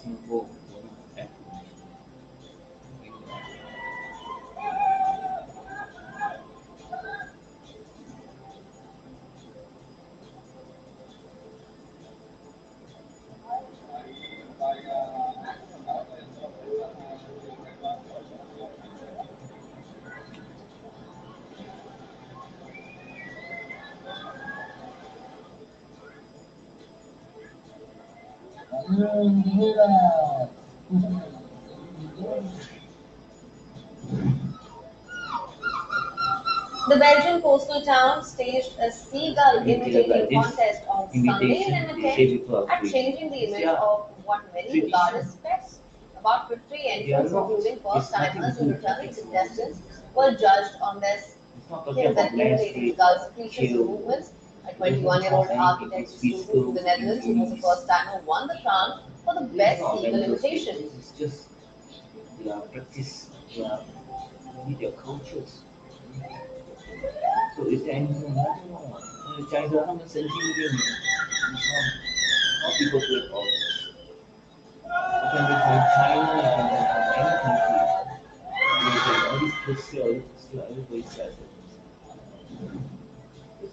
Authorities in India's northern Chandigarh city have installed metal sculptures made of waste materials in parks to promote recycling and create awareness among people. Under the garbage-free city mission, the Chandigarh Municipal Corporation opened a waste wonder park. The park is spread over 1.75 acres land and consists of robotic sculptures made of waste products, including pipes, rails, chains, fire extinguishers, among other items. The park consists of 3 sculptures unfolding an 18-foot sculpture that were built in around So you must have recycled material for all kinds of whatever facility, building, facilities, infrastructures, everything recycled. Manchester United have set up a blockbuster FA Cup final clash with outrights Manchester City. The Red Devils overcame Brighton in a tense penalty shootout.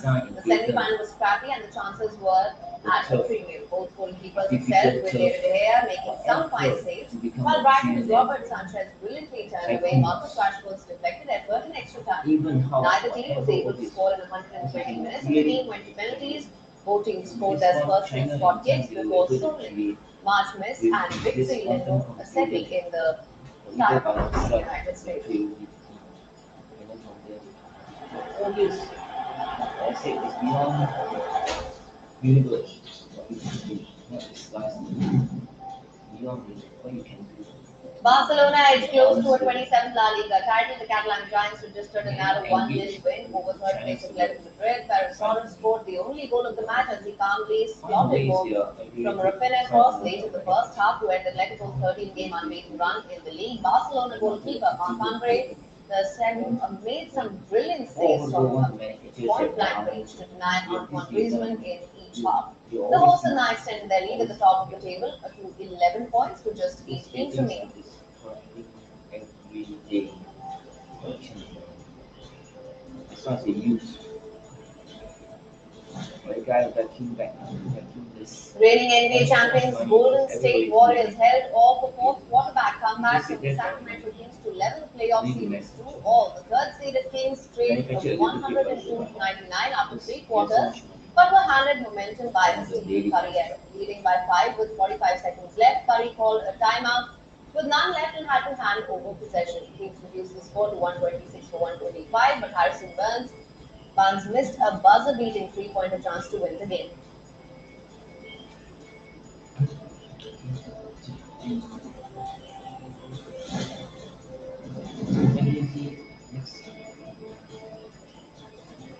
World number 2 Carlos Alcaraz defended his title at the Barcelona Open with a straight sets victory over Greece's Stefanos Tsitsipas, two-time Grand Slam finalist. Tsitsipas broke for a 2-1 lead in the first set. Alcaraz won 5 of the next 6 games to take the opening frame 6-3. The reigning US Open champion showed no further signs of nerves in front of his home fans, producing an easy hold in the second set to go 5-3 up, wrapping up a 6-3, 6-4 victory in 79 minutes.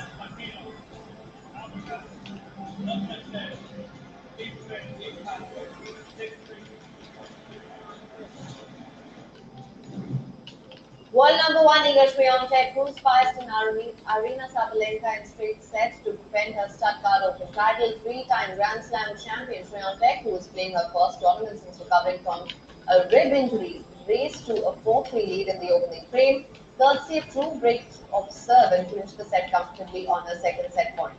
Reigning Australian Open champion Sabalenka struggled with her serve and looked out of momentum against Swiatek. Swiatek held her cool to close out a 6-3, 6-4 victory to confirm her status as a French Open favorite.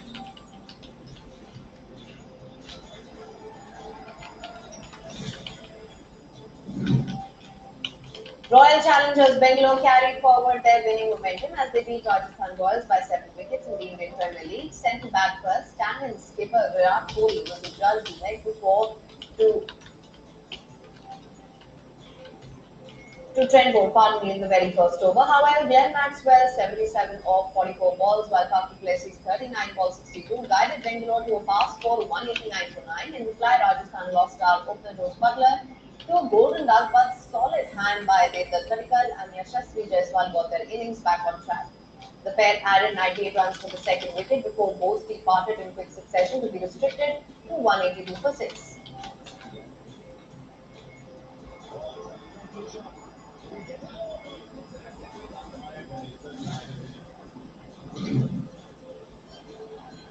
Kenya's Kellen Gibson ran the second fastest time in history to win the London Marathon, smashing the course record of compatriot Eliud Kipchoge, and Gibson was just 16 seconds outside world record, finishing in 2 hours, 1 minute, 25 seconds. Mo Farah finished 9th on his final appearance, with the British great finishing behind compatriots Phil Garrett and Phil Sisman, and Simon Hassan was a surprise winner of the women's race on her debut over the distance. The Dutch Olympic track champion appeared out of race after dropping back early on with a hip problem, but fought back to produce a sprint finish to win in 2 hours and 18 minutes, 33 seconds.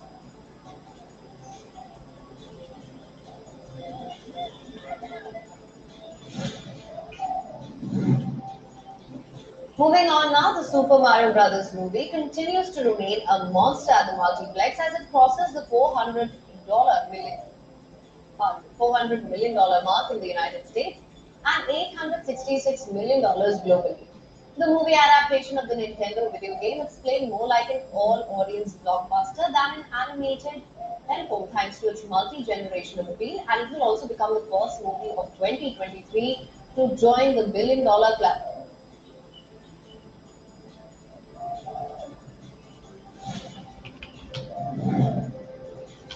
J.K. Rowling has become a controversial figure due to her opposition to transgender ideology, made a tongue-in-cheek post expressing her concern about a possible boycott of the latest adaptation of the series.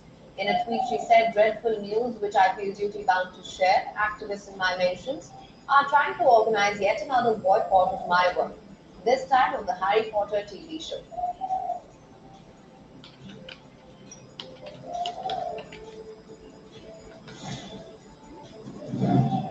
And talking about J.K. Rowling and Harry Potter, one of her co-workers came out in support of J.K. Rowling. Actor Jim Broadbent has backed J.K. Rowling's position, pledging to confront her critics if it came to it. Broadbent, who played a Professor Slughorn in 3 Harry Potter films, said that the abuse aimed at the author was really sad and also rejected the argument that able-bodied actors should be barred from playing disabled roles, and this is a practice in the industry known as tripling up.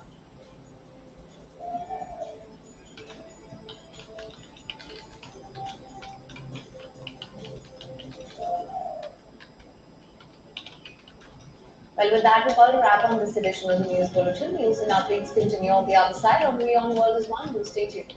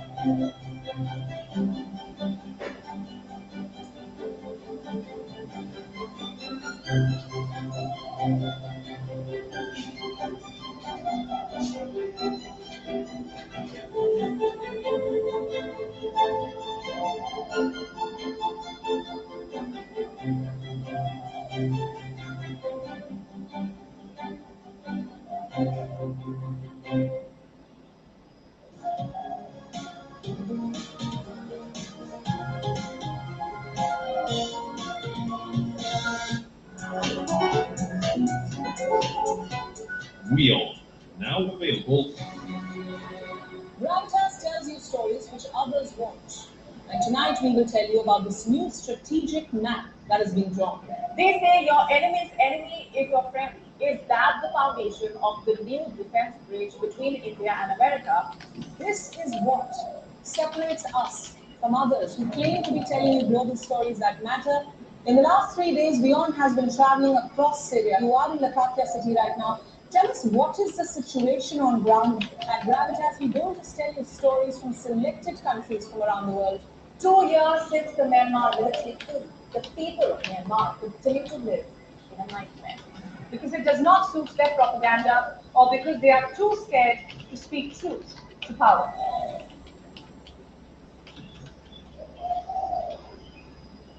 The stress of our world can take a toll on our physical and emotional health. Here, in New York's Catskill Mountains, lies a luxurious place of healing called Yo One Wellness Center. The Yo One Wellness Center provides 500,000 square feet of natural methods to manage diabetes, hypertension, chronic pain, obesity, depression, anxiety, and other conditions. We use the traditions of centuries-old natural science from India, yoga, Ayurveda, acupuncture, and naturopathy in personalized programs that help you take charge of your own health. A minimum 5-day stay is recommended for best results. Book now at yo1.com.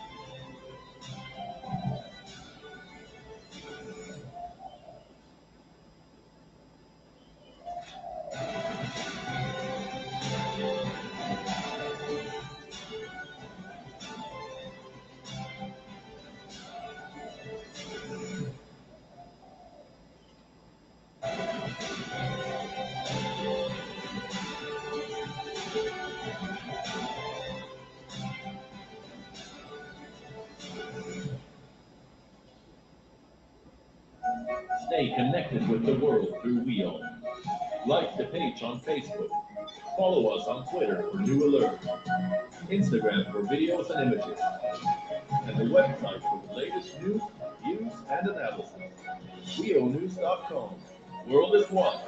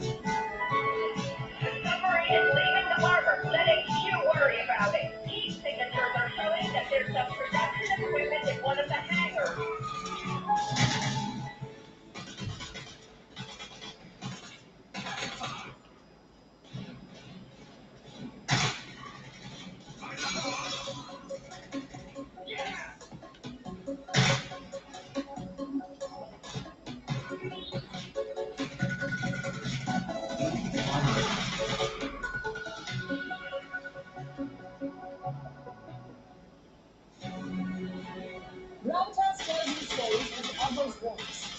Tonight we will tell you about this new strategic map that is being drawn.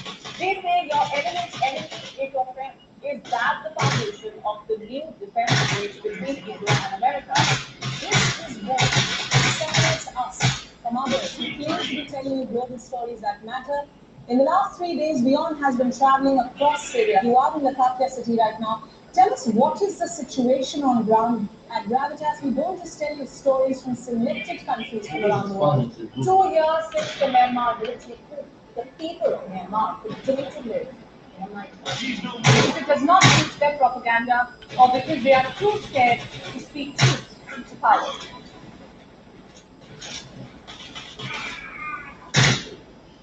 The stress of our world can take a toll on our physical and emotional health. Here, the New York's Catskill Mountains rise a luxurious place of food. Yoga provides happy and square natural methods to manage diabetes, hypertension, chronic pain, anxiety, and other conditions. We use the traditions of centuries of natural science. Extract data from the control terminal. Ayurveda, acupuncture, and Repel the enemy. Protect the equipment. help you take charge of your own health. A minimum 5-day study is recommended for best results. Look now at ayurveda.com.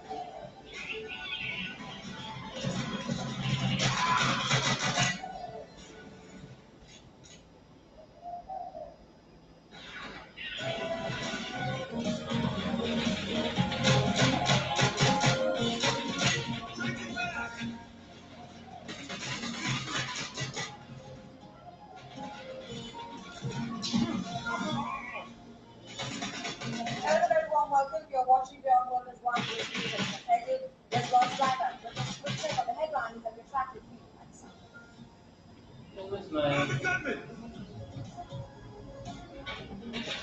Former Russian President Dmitry Medvedev says Moscow will terminate the Black Sea trade deal if the G7 nation moves to ban exports to Russia.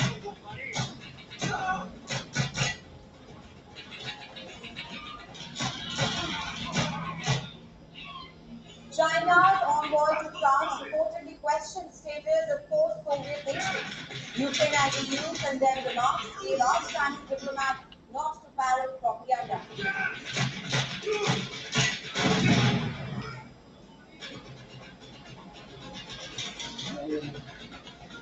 US, Britain, France, Germany and Saudi Arabia among multiple nations who have begun evacuating its diplomatic staff and citizens from Islam. India assures all our efforts for safety of its citizens. 2 Indian Air Force jets on standby in Jeddah.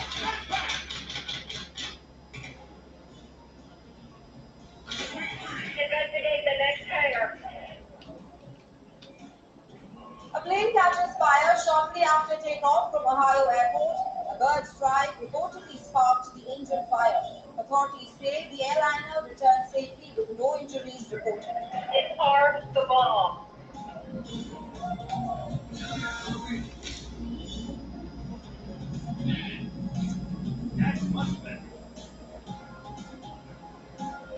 Bed Bath & Beyond filed for bankruptcy protection after the home goods retailer failed to secure funds to clear the court. The company says its stores and websites will stay open to serve customers.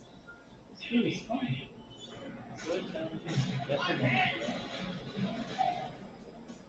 Barcelona edged close to a 27th La Liga title. The Catalan Giants defeat third-place Atletico Madrid 1-0 to extend the lead at the top of the table to 11 points.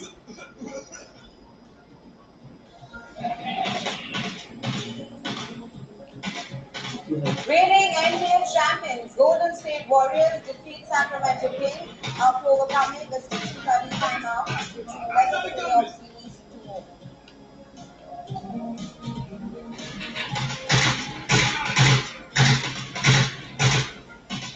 And about focus here at this hour. Russia's former president has warned that Moscow will terminate the Black Sea trade deal. The warning came in response to reports that the G7 nations are mulling banning exports to Russia as the West continues to impose economic pressure on Russia for the war with Ukraine. Moscow was finding ways to reciprocate the pressure. The warning was given by former President Dmitry Medvedev on Sunday. He said that if G7 nations move to ban exports to Russia, then Moscow will scrap the Black Sea grain deal. The deal is crucial for ensuring the supply of grains from Ukraine to all over the world. It is due to expire on May 18th this year. Reports say that the G7 nations are planning to ban exports to Russia. It was released by a Japanese news agency earlier. Reports said that the grouping is discussing to toughen its sanctions approach. Through this, exports to Russia could be banned automatically unless they are included on a designated list of products allowed to be shipped to the country. Responding to this, Medvedev, in a post in his Telegram channel, said that the move will result in Russia banning exports of several crucial goods, including the Black Sea grain deal. But on Sunday, G7 called for the extension, implementation and expansion of the grain deal. Russia, which is now the world's most sanctioned nation, has repeatedly rallied against the terms of this initiative. It has already said that it will walk away from the deal if the West does not lift restrictions on Russian agricultural and fertilizer exports. Black Sea grain deal is the only significant diplomatic breakthrough reached till now in the war, but as West and Russia stand toe to toe, the deal now stands in jeopardy.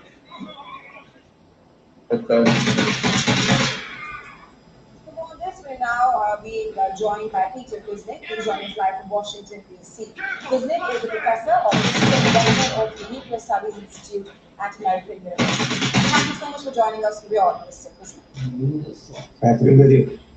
Right now, to start with, let us know what are the repercussions if Moscow scraps the Black Sea deal? The grain deal is already hanging by a thread. The idea behind the grain deal, when Turkey and the United Nations negotiated it in July of 2022, was that the purpose was to provide grain to Africa and other underdeveloped countries.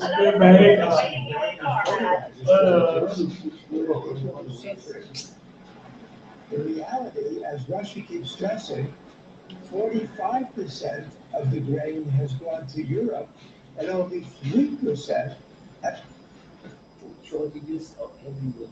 Nobody left. Nobody's Left is an upcoming open world survival game, which is a story mode single player. This plan is very important for ASEAN, in particular the care as a guidance to address the situation in Myanmar in a united manner. But so far, there are no details of the progress of this implementation plan. Months after the coup in late 2021, the bloc's leaders made an unprecedented move and banned the Myanmar army from attending ASEAN meetings. Still, ASEAN is slammed for being inefficient and not taking enough action on Myanmar. I think ASEAN has done pretty much a lot on Myanmar in terms of even bending its non-interference principle to that extent. So I would say that there have been actions, but again, within those bounds of the limitations of what ASEAN is as an intergovernmental organization, ASEAN has never held with sanctions. ASEAN does not put boots on the ground because that is not part of the what ASEAN's commitments are in the ASEAN Charter.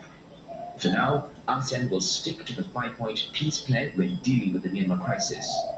But it's also clear that the Myanmar army has no interest in meeting the consensus commitments. All eyes will now be on the upcoming ASEAN summit in May and whether the Southeast Asian leaders will revamp their responses and convince Myanmar to honor the 5-point consensus. Leong Rakit, CNA.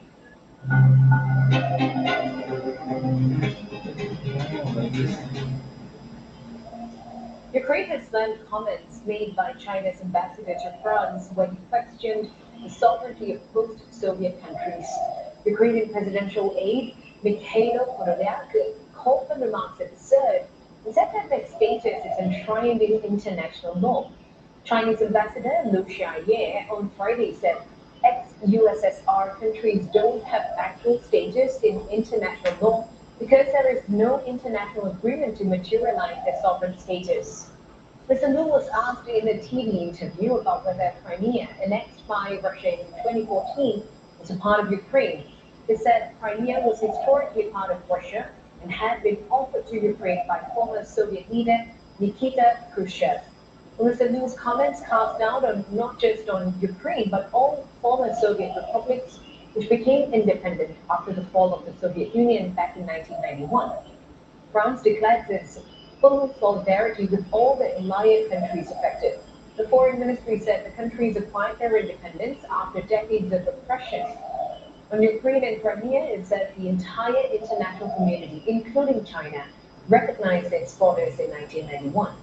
The French Foreign Ministry said China will have to clarify whether Mr. Liu's comments reflect Beijing's position.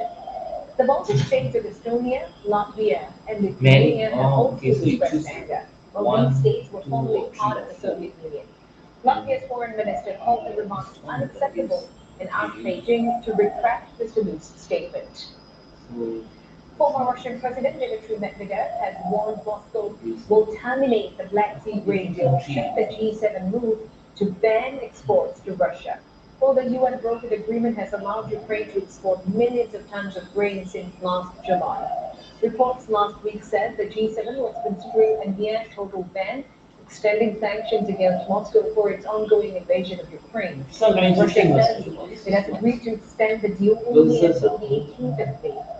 For its part, the G7 has called for the, and I quote, extension, full implementation and expansion of the deal. The Russian Foreign Minister Sergei Lavrov will discuss the matter with UN Secretary General Antonio Guterres in New York this week. The Kremlin has previously said it will not renew the deal unless the West agrees to lift a host of restrictions, which it says are hindering its own agricultural exports. Mr. Lavrov, meantime, has hit out at the U.S. for allegedly denying visas to Russian journalists wanting to cover his trip to New York. The U.S. State Department has not confirmed Mr. Lavrov's claim. The Russian envoy appeared to suggest Moscow will retaliate, saying that it will not forget and forgive. Друзья, я, конечно, понимал, насколько наши американские коллеги словенцам. Такого рода вещами, но мы уверены, что все-таки на этот раз, с учетом того внимания, которое было привлечено к безобразному поведению, все будет иначе. Но я ошибался. Mr. Lavrov is set to chair a UN Security Council meeting later today, a position that has been flanked by some member states. Russia leads the council this month due to procedural rules, with presidency over the board rotating among the 15 members. The council is charged with maintaining global peace and security. The meeting comes amid speculation of long-awaited Ukrainian counter-offensive operation. Fresh analysis from Washington-based think tank, the Institute for the Study of War, indicated that Ukrainian forces have managed to establish positions on the eastern bank of Dnipro River near Kherson city. Russia currently controls the east side of the river and denies that Ukrainian forces have established a foothold. A senior Ukrainian official has neither confirmed nor denied the report, saying details of military operations in the region cannot be disclosed for security reasons. Meanwhile, Ukrainian forces are set to receive a further 6 Leopard tanks this time from Spain. Madrid said last week the modern battle tanks would arrive within 6 days. It also added that it will send over 4 more of the German-made tanks after repair from the vehicles after season.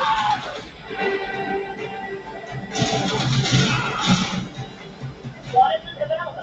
Get down before your A new European Union report says air pollution in the region is killing more than 1,200 children under the age of 18 every year. Well, the study is the first by the EU's environmental agency to focus specifically on children. It says that the level of key air pollutants in many European countries remains stubbornly above World Health Organization guidelines, especially in Central Eastern Europe and in Italy. The study was conducted in 30 European countries, but it did not include Russia, Ukraine, and the UK, suggesting the rest of the continent could be higher. Well, the agency said previously some 238,000 people in the EU and in 4 other non-EU countries died prematurely because of air pollution in 2020. Parts of Asia continue to struggle with unseasonably high temperatures even before summer arrives. In Thailand, temperatures hit 42 degrees Celsius in Bangkok over the weekend. Factoring in relative humidity, reports say temperatures at the capital felt more like 54 degrees Celsius. Well, this follows a record 45 degrees Celsius reported in the kingdom for the first time last week.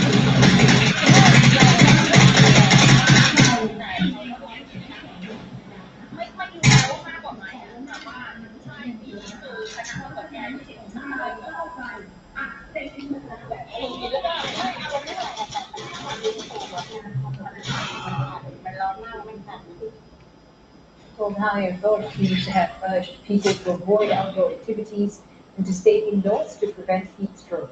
The searing heat is expected to continue for a few more days, though experts believe the heat wave may have peaked ahead of Thailand's rainy season, which traditionally begins in May.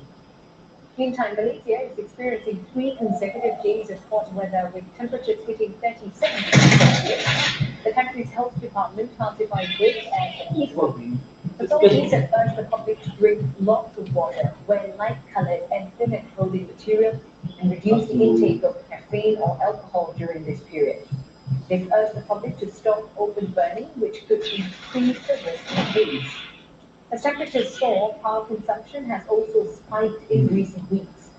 The unprecedented heat wave rippling through Asia has raised demand for electricity much more than expected. Power cuts and shortages have occurred in parts of eastern India and Bangladesh. Schools in at least 2 Indian states were also shut last week after temperatures rose by more than 5 degrees Celsius above normal. Indian authorities warn that more heat waves can be expected this year between March and May. The scientists say that such early onset of summer heat has been linked to climate change, and more than 1 billion people in India and Pakistan are vulnerable. Scorching temperatures are taking a toll on Singapore businesses. Many are forking out more money to keep workers and crops hydrated. So far, April has brought the highest temperature for the year, and the Met Service warns of more warm weather ahead. The hundreds of leafy vegetables at this rooftop farm in Tampines are not having it easy in the scorching heat. With the mercury hitting unusually high levels this month, the farm is using up to 7,000 liters more water in a bid to prevent the soil from drying up too quickly. We are surrounded by concrete, and this concrete is also absorbing the heat, and this then reflects back to the system that we use. And therefore, because of all these environmental challenges, it does affect the vegetables because it actually brings up the overall temperature in the surrounding. And by us having to mitigate all these problems, we do have to increase our resources, which also ends up to be more cost. About 3 tons of 50 kinds of veggies are produced each month, and residents can pay a fee to get a share of the harvest. But Mr. Gao says the soil temperatures mean poorer yields. Some veggies are not growing as big as usual, losing 10% of mass on average. To try to calm things down further, it's putting up nets and growing climbing crops to shield other plants from the sun. It's not just plants that take the warmth. Workers at various construction sites are doing their best to cope, some with 11-hour shifts outdoors daily. The recent hot spell means taking extra steps to keep cool, such as having fans. Yet, they've still got deadlines to meet. We feel the need to go down with illness or a little bit of medication on MC, then definitely you will affect this local strain and it will affect our pace. So we do take the situation to try our best to mitigate the heat. More mineral water bottles and fruit packets are being given out to help workers stay hydrated. Half of them got feedback from them. These measures, such as taking more water breaks, will also continue so long as the oppressive heat persists. The Met Service says temperatures went above 36 degrees Celsius on 4th April, the hottest day this year. Warm weather is expected until the end of the month. And ahead of it, we take a look at how the possible TikTok ban in the US could affect thousands of American businesses.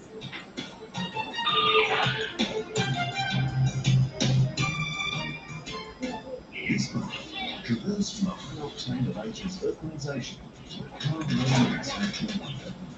Journalists travel rediscovers the roots in the world's K-pop capital and examines how the city continues to evolve. There's this tension of older years. You see for yourself too. A bit in the roots world of unstable wildlife in the UNESCO World Heritage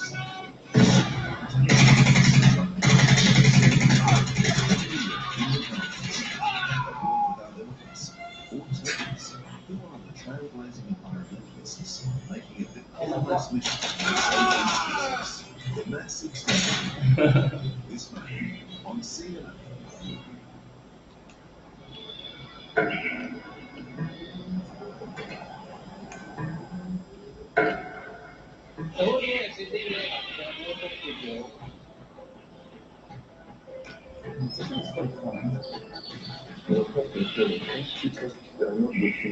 The assumption is that the homeless person must have done something wrong. Victory is within your grasp. Stay cautious. We need to find.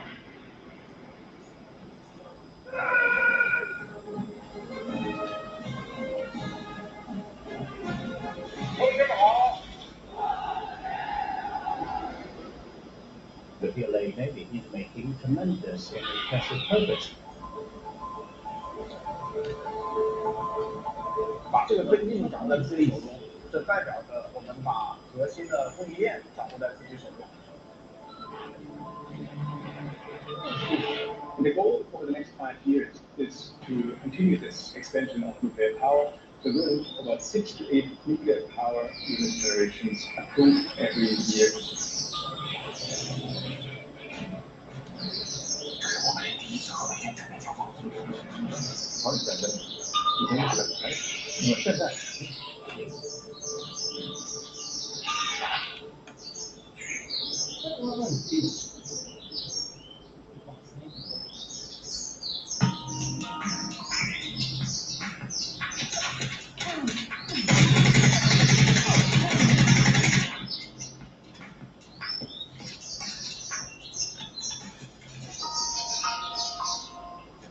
Nowadays, as a remote farmer, I was all about rooftop farming. All my things that involve drastically. It needs time, today, look how this is very different. The enemy has won.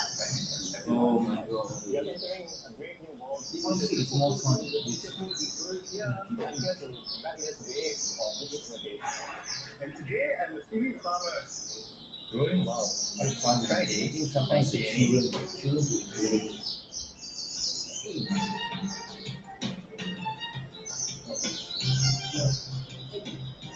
Welcome back. The U.S. Congress is moving unanimously towards passing a bill that would, in effect, ban TikTok on security grounds. Lawmakers and even the FBI director accused the social media platform of being within the control of the Chinese government. Well, the video app, owned by Chinese company ByteDance, is ready to transition on federally issued electronic devices. Earlier this month, Montana became the first U.S. state to introduce legislation banning it. But such a ban could hit thousands of American businesses that use it as a vital tool for enterprise. Benji Haya has the story. If you're looking for historic property that's affordable, I have a great option right here. I'm Joe Kimberly, and I'm here showing this property. It's listed for $355,000. Joseph Himmerly is a real estate agent in America's capital city. So here as you walk in, he won't mind us saying that he's outside the usual age bracket for TikTok, an app that's hugely popular amongst younger demographics. Yet his best addressed account still has a massive following, almost 100,000 users. What I found is that people that are interested in the same things that I'm interested in follow me, and now I've actually gotten business from my followers who say, I'm looking for a historic home, I'm looking for a luxury property, and you do that kind of work, and they know me and like me and trust me from having watched me so much on TikTok, and then they call me to actually have me act as their agent when they buy or sell a home. Joseph says 10% of his revenue comes from TikTok referrals alone. Really just a lovely space. And that figure would grow further, were it not for a major potential change that could affect the app's 150 million active users and 5 million businesses in the US. A bipartisan group of a dozen senators have proposed legislation supported by the White House which would give the administration new powers to limit foreign-based technologies if they pose a danger to national security. Whilst the Restrict Act doesn't cite TikTok by name, the senators who introduced the bill have repeatedly pointed to their concerns that user data on the app could fall into the wrong hands. It was on the steps of Congress last month where TikTok influencers like Carrie Goodwin descended to protest against the move. A TikTok ban wouldn't just put my business at risk. 95% of my livelihood would disappear overnight. Along with this entire community of creators and customers that I have built over the platform. Thank you, Madam Chairwoman. Inside, the app's boss, Singaporean Shilty Chu, testified to Congress, defending the app against accusations of spying, as he sought to reassure lawmakers that TikTok is no different to US technology giants. We are the only company that offers this level of transparency. The trust is about actions we take. We have to earn the trust with decisions we make for our company and our products. The potential security, privacy, content manipulation concerns raised about TikTok are really not unique to us. The same issues apply to other companies. We believe what's needed are clear, transparent rules that apply broadly to all tech companies. Yet Washington may have already made up its mind. You cannot protect the data and security of this committee or the 150 million users of your app, because it is an extension of the CCP. Other representatives, though, feel the ban would undermine free speech and expand government surveillance, a view shared by some industry watchers. We've never seen companies being targeted in this way to this degree by those at the highest levels of government. And I think it, quite frankly, is unconstitutional. I think any ban would be likely to be challenged in the courts. I'd be quite skeptical if, the Biden administration would win. Even if it did, there's also the question over how such a ban would be enforced, or whether TikTok could avoid one altogether by splitting with ByteDance. The app's appeal, its immediacy, personality, its rawness has catapulted it to lofty heights. But that success, its high profile, could also ultimately lead to its downfall. And remember, this is all taking place amid deepening tensions between the US and China, with TikTok, well, stuck in the middle. Benji Hire, CNN, Washington, D.C. Story construct review on CNN Digital. The head of the US Central Intelligence Panel is calling to limit the number of people with access to the government's closed secrets.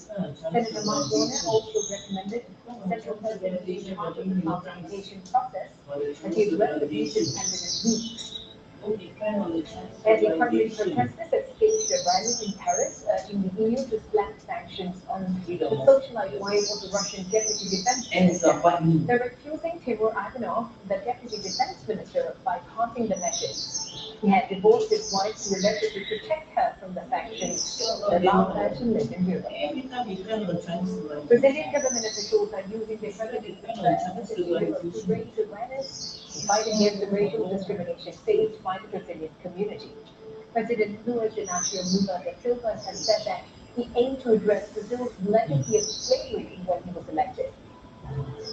Local media reports say Pope Francis is planning to visit his home country, Argentina, next year. He has not visited since he left for the Vatican a decade ago. The trip, though, would likely take place after the general elections next October. And you can keep up with news in Asia with me on 24/7 on CNN Digital. And coming up next on Asian Hour, we'll check the top stories. Australia unveils the biggest overhaul in defense spending in decades. And foreign governments struggle to get their citizens out of Sudan as their fighting rages on in the capital. And this was new DOJ Governor Kudlow keeping an eye on inflation as he chairs his first policy meeting this Friday. And his remarks in Parliament this morning suggest that he'll continue sticking to the ultra-loose monetary policy. Details in the next hour.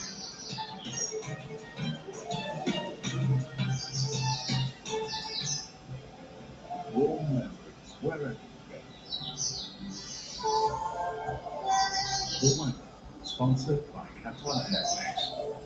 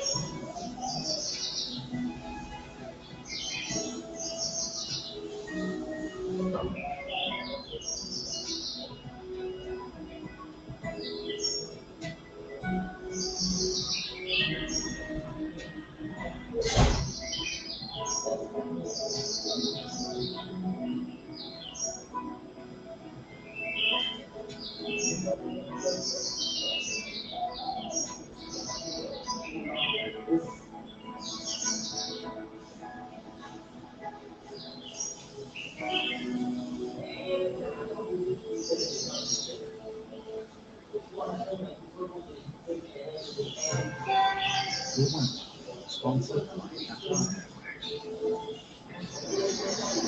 One last cheer.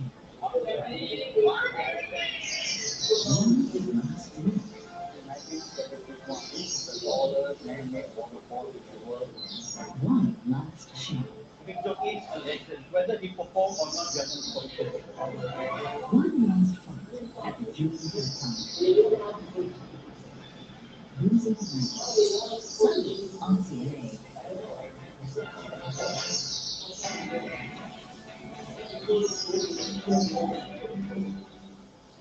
Every day, the financial world goes through dramatic rise and falls. We'll track the biggest market movements and show you where the opportunities are ahead. It's fast to cover performance of key indices.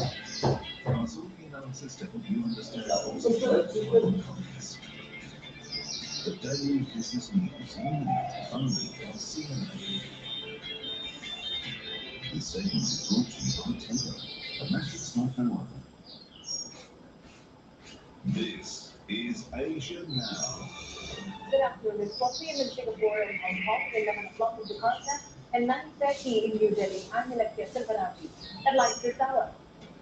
Australia unveils its biggest defense overhaul in decades, prioritizing long-range precision strike capabilities. A policy document cites China's assertion over the South China Sea, saying it threatens the global rules-based order in the Pacific. Evacuation efforts and major focus in Sudan. Foreign governments scramble to pull off their nationals amid fierce fighting between four warring factions. More than 450 people killed and millions trapped on the front line. South Korea puts Japan back on its list of trusted trading partners as both nations take steps towards improving bilateral economic and diplomatic relations.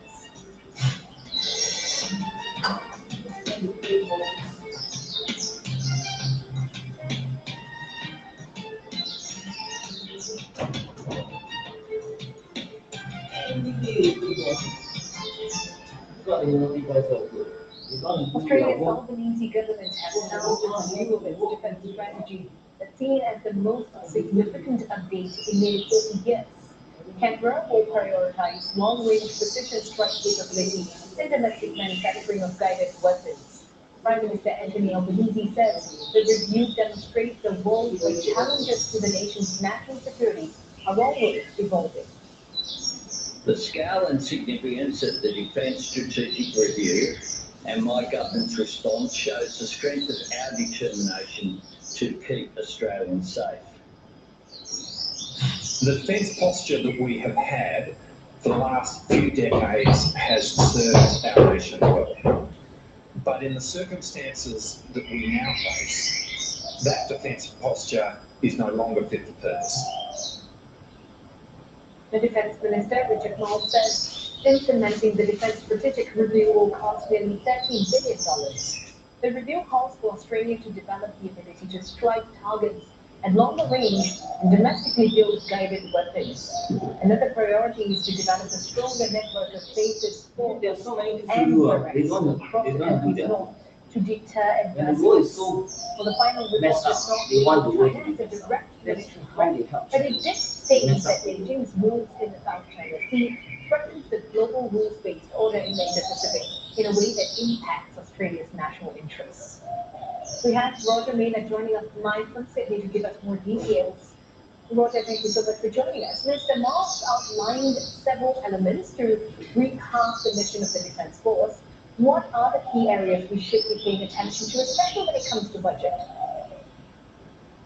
Well, Ellen, firstly, the review has been described as one of the most significant defence documents since the Second World War, and reveals a determination by Australia to fast-track the defence capability and dramatically increase its acquisition process for new military hardware. The review foresees Australia having a much greater and longer-range strike capability, but also a much greater ability to operate in a literal environment. Now, the recommendations include the establishment of a short, sharp review of Australia's service fleet and a continuation of the nation's shipbuilding capability. But of course, all this comes at a cost. The total estimated bill will be around $19 billion, and to pay for it, $7.8 billion will be prioritised. In other words, some military programs will have to be sacrificed. But beyond that, overall defence spending will need to grow, which means spending over the decade ahead will also have to increase significantly. The Defence Minister, Richard Marles, described today's review as a watershed moment for defence policy, which provides for an Australian Defence Force befitting a much more confident and self-reliant nation. Ellen. Well, Roger, some analysts think that Canberra should expect a hostile response from Beijing to this. But is there really room for dialogue given that they need to also balance trade and economic considerations? Well, it's a good point. Certainly better relations between the two countries would be the most desired outcome. And there have already been signs of a slight thaw between Canberra and Beijing. Some Chinese officials visited Sydney recently to meet local business leaders, and the state premiers of both Victoria and Western Australia have also been up to Beijing to drum up a bit of business. But some analysts point out that we can't ignore China's increasingly robust military presence in the region and the potential threat that might pose to Australia.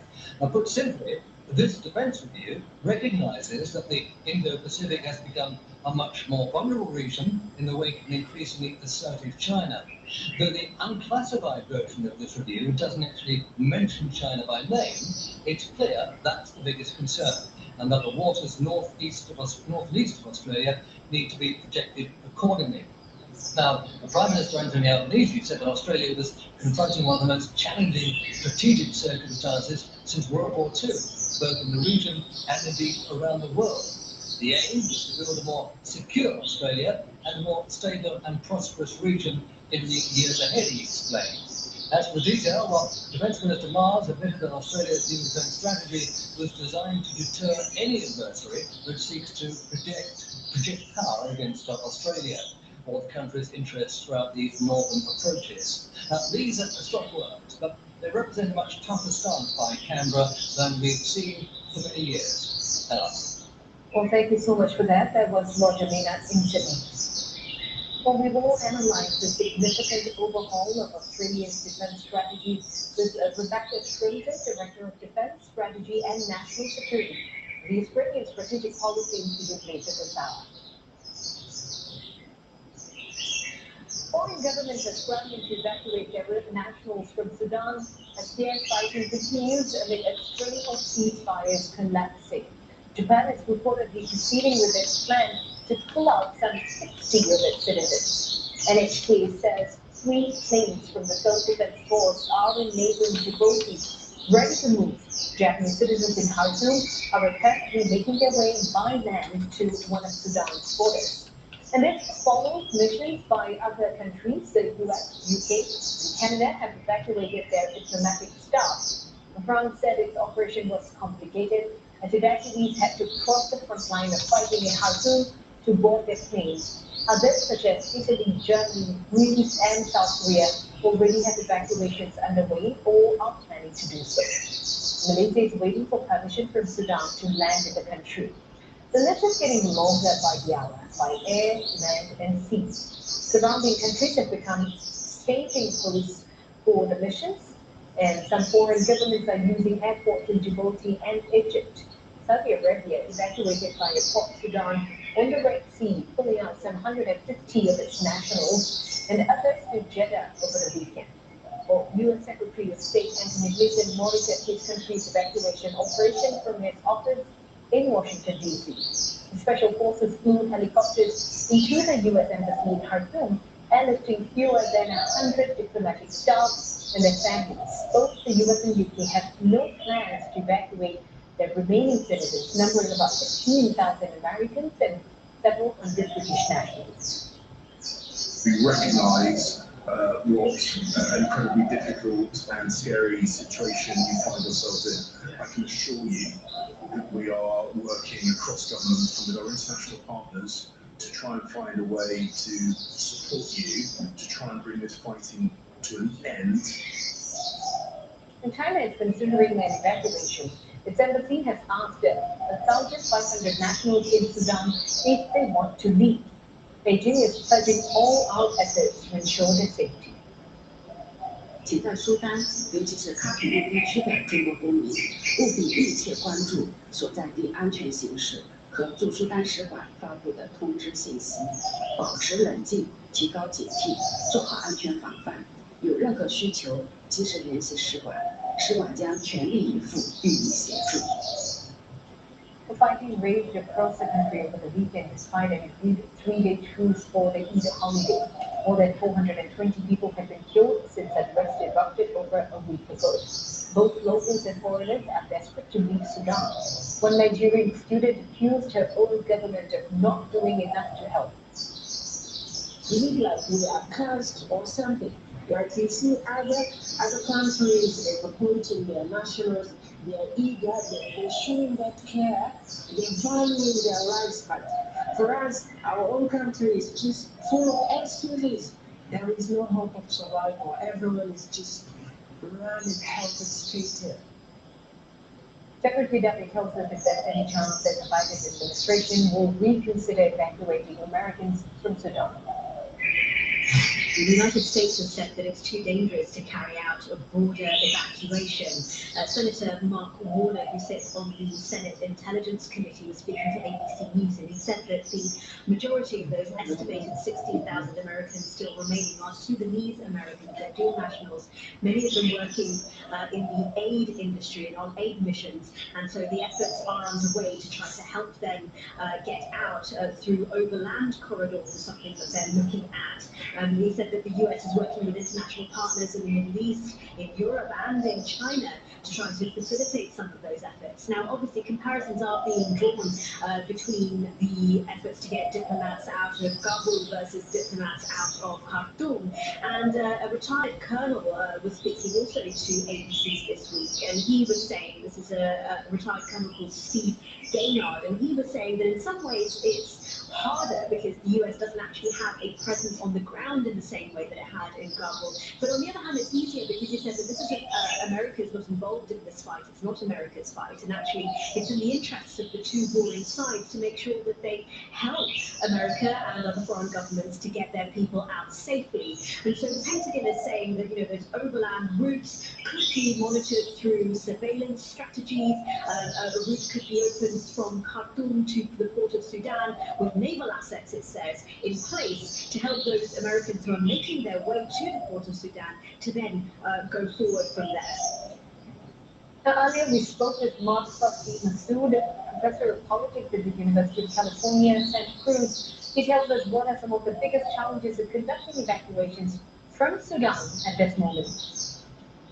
The international airport in Khartoum, which is also not only a civilian airport but also a military launching point, has been bombed, and so the airport is effectively closed. I've heard of evacuations happening by helicopter, other means, including the United States. President Biden has announced a full evacuation of all U.S. personnel earlier over the weekend, of all U.S. diplomats and their families. It is a complicated effort. I mean, there's a reminder of the shadow lurks, the evacuations of foreign personnel from Rwanda in 1994. Of course, no one wants a repeat of Rwanda. We're only 10 days into the conflict, a few hundred people have died, but a number of countries are talking about evacuating not only Western countries, but also various Asian countries have been in discussions of evacuations. And the people I think of are the 6.3 million people who still live in Khartoum, who are unable to be evacuated. There's a tiny, tiny number of foreign nationals who are being evacuated, but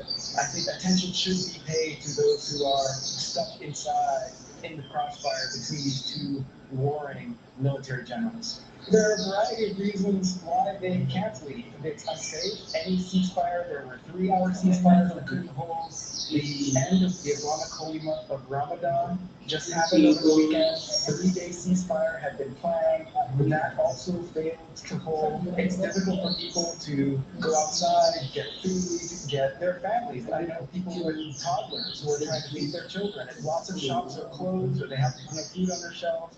So there are a lot of ramifications for a city the size of 6.3 million people to have a war being fought actively in the skies and on the streets in such a city creates a whole host of problems. Also, Khartoum is located kind of in the center of Sudan. It's hundreds of miles from international borders. So any evacuation would be extremely perilous and risky. Well, South Korea has put Japan back on its so-called trade whitelist. The countries had downgraded each other's trade status 3 years ago amid a diplomatic row over historical grievances. South Korea is restoring Japan's fast-track trade status effective today. Korean companies that export items to Japan can now enjoy less red tape, simple paperwork, and a shorter period of time for review. But Japan has yet to put South Korea back on its preferential trade list. South Korean officials say it takes longer for Tokyo to revise domestic regulations. High-level officials from both nations will begin another round of trade talks in Tokyo today. Relations between both nations had deteriorated back in 2019, this over the issue of compensation for families of Koreans who were forced to work in factories and mines during Japan's colonization. Just last month, South Korea said it would compensate the victims' families without seeking any contributions from Japan. Critics slammed the plan, which will raise a fund of $3 million from South Korean companies who benefited from a post-war treaty. The same in South Korea, President Yoon Suk-yeol is departing for Washington today for a 6-day state visit amid growing concerns over North Korea's nuclear and missile capabilities. Mr. Yoon is expected to meet U.S. counterpart Joe Biden at the White House on Wednesday. Both countries are marking the 70th anniversary of the U.S.-South Korea alliance. And Mr. Biden is expected to pledge substantial steps to underscore the U.S. commitment to deter a North Korean nuclear attack on South Korea. Mr. Yoon's visit comes as questions about the credibility of Washington's extended deterrence commitment to Seoul have arisen. And as Mr. Yoon heads to Washington, the U.S. is reportedly trying to enlist South Korea's help in their attempt to maintain tech supremacy over the Masuki-Wo and foreign tech. Including a Financial Times report which says the White House is urging chip makers there to resist boosting chip sales to China. And later, Bank of Japan's new governor, Kazuo Ueda, is set to adhere to the outlaw lose rate settings in its first policy meeting this week.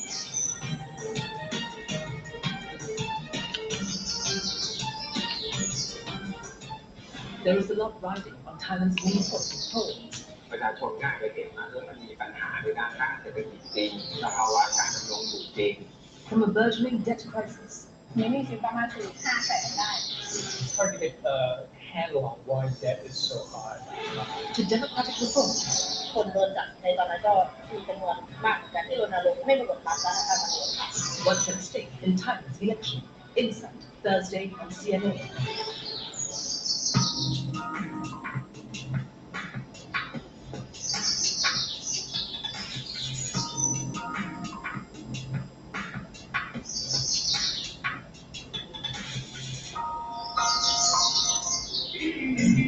Next time on Japan, 恐る超安の伝統東京店。こんなに種類もあるっていうのは初めてですね。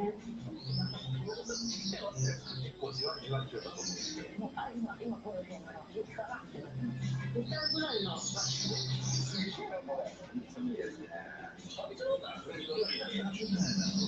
Saturday on CNA. Japan Hour is brought to you by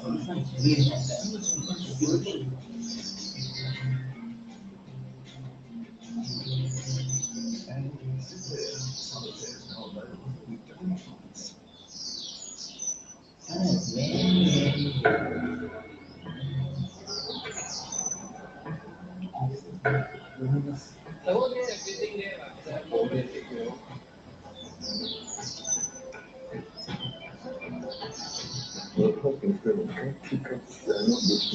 The assumption is that the homeless person must have done something wrong. It's a more complex issue. It's only One last cheer. One last look. In 1971, this is the tallest man-made waterfall in the world. One last cheer. Victor is a legend, whether he performed or not. One last look at the jewel and crown. These are moments. Saturday on CNA. 没有任何一个国家到现在这么多的挑战，因为我们靠自己。把这个跟进掌握在自己手中，就代表着我们把核心的供应链掌握在自己手中。The U.S. sanctions on traditional minerals upon China's supercomputer development in It's cheaper.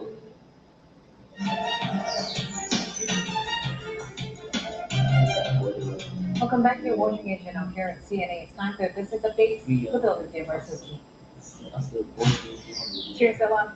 The White House has reportedly asked South Korean chip makers not to fill any market gap in China if Beijing moves to ban Micron from selling chips. According to the Financial Times, Washington is trying to enlist Samsung Electronics and SK Hynix in its semiconductor battle with Beijing.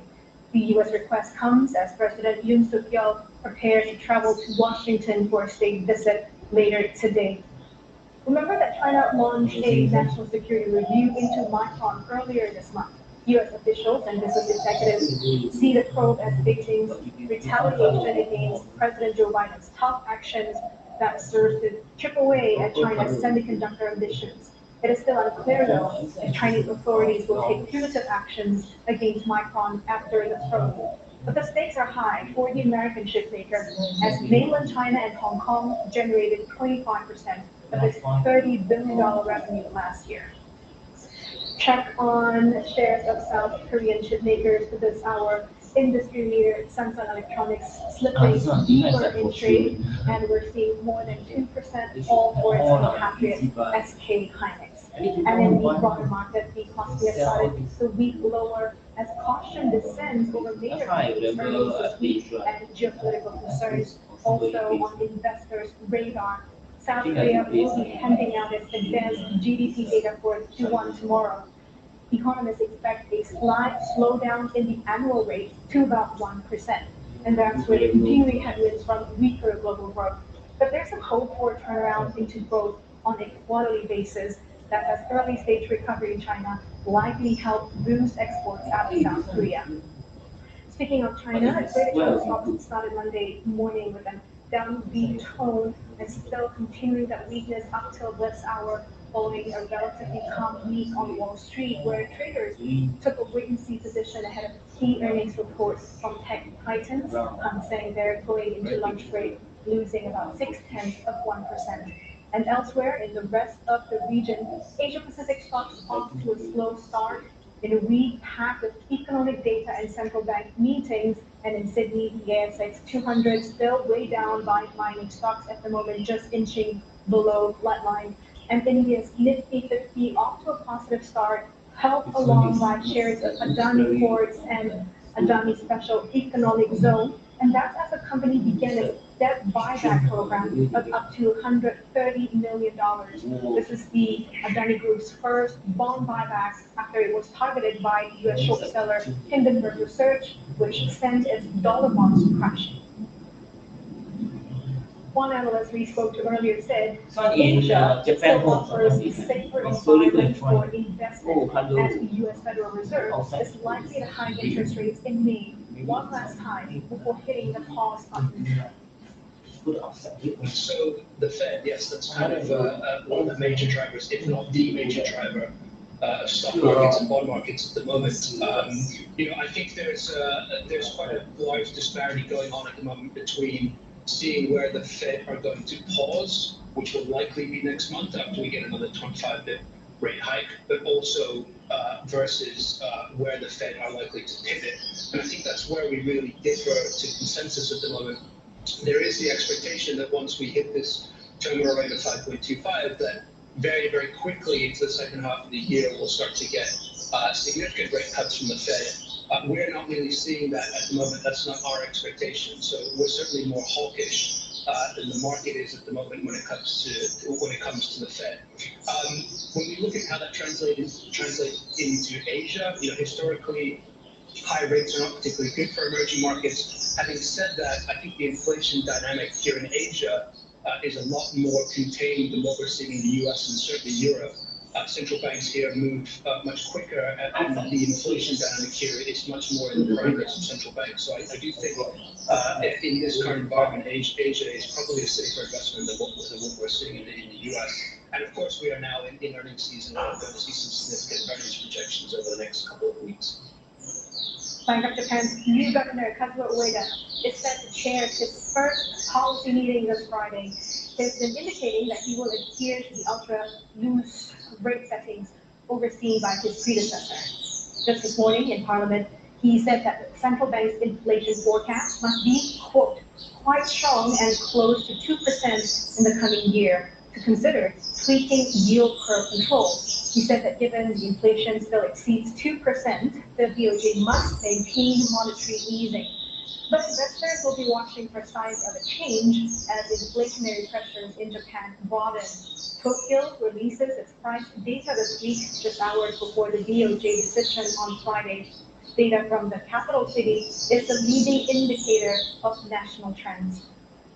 Let's take a quick check on the currency space at the moment. Forex trade and the Japanese yen losing ground against the dollar at 134.4 to the greenback.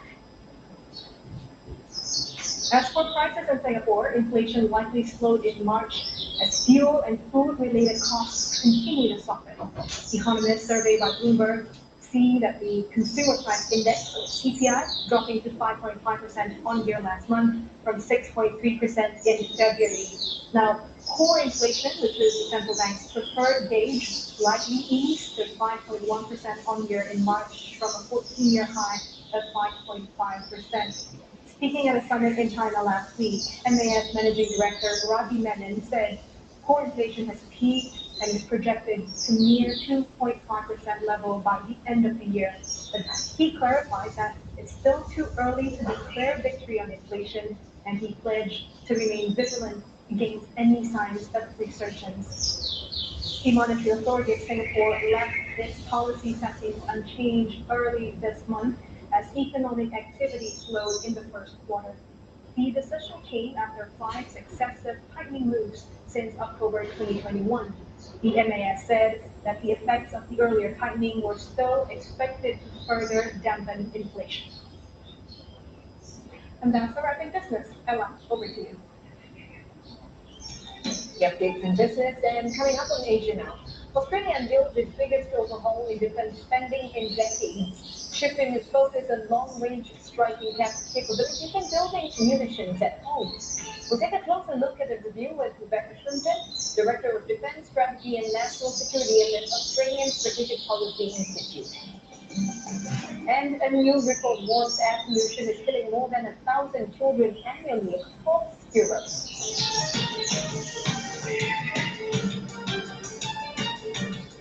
In my earlier days as an urban farmer, it was all about rooftop farming. But over the years, things have evolved quite drastically. It looks kind of gnarly. Like today, the urban farming scene is very different. Bring macro urban talks back into everyone's life. We are entering a great new world. This is the superfood. This is the future food. We grow it here. I'm here to ride this wave of this new innovation. And today, I'm with Kiwi farmers. Growing Well. Friday on CNA.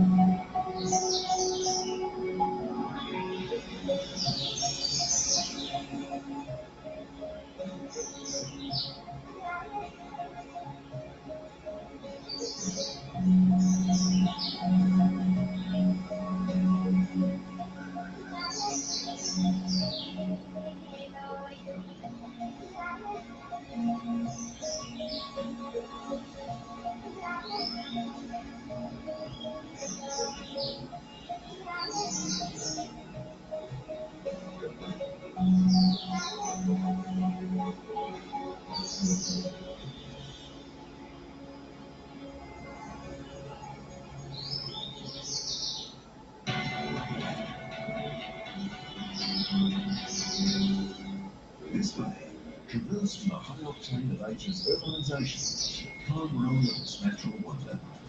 Journalist John Lee rediscovers her roots in the East and Catholic and examines how the city continues to evolve. There's this tension of old and new. Deciphering South Korea, a rich and diverse world of outstanding wildlife in a UNESCO World Heritage Site. The Singapore Botanic Gardens, like you've never seen it before.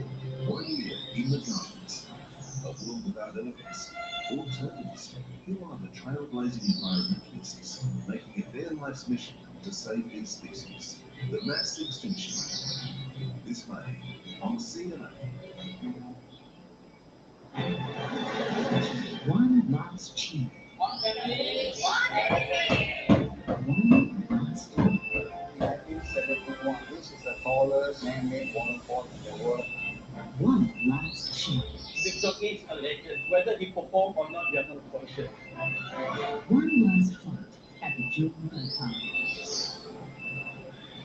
Losing landmarks. Sunday on CNN.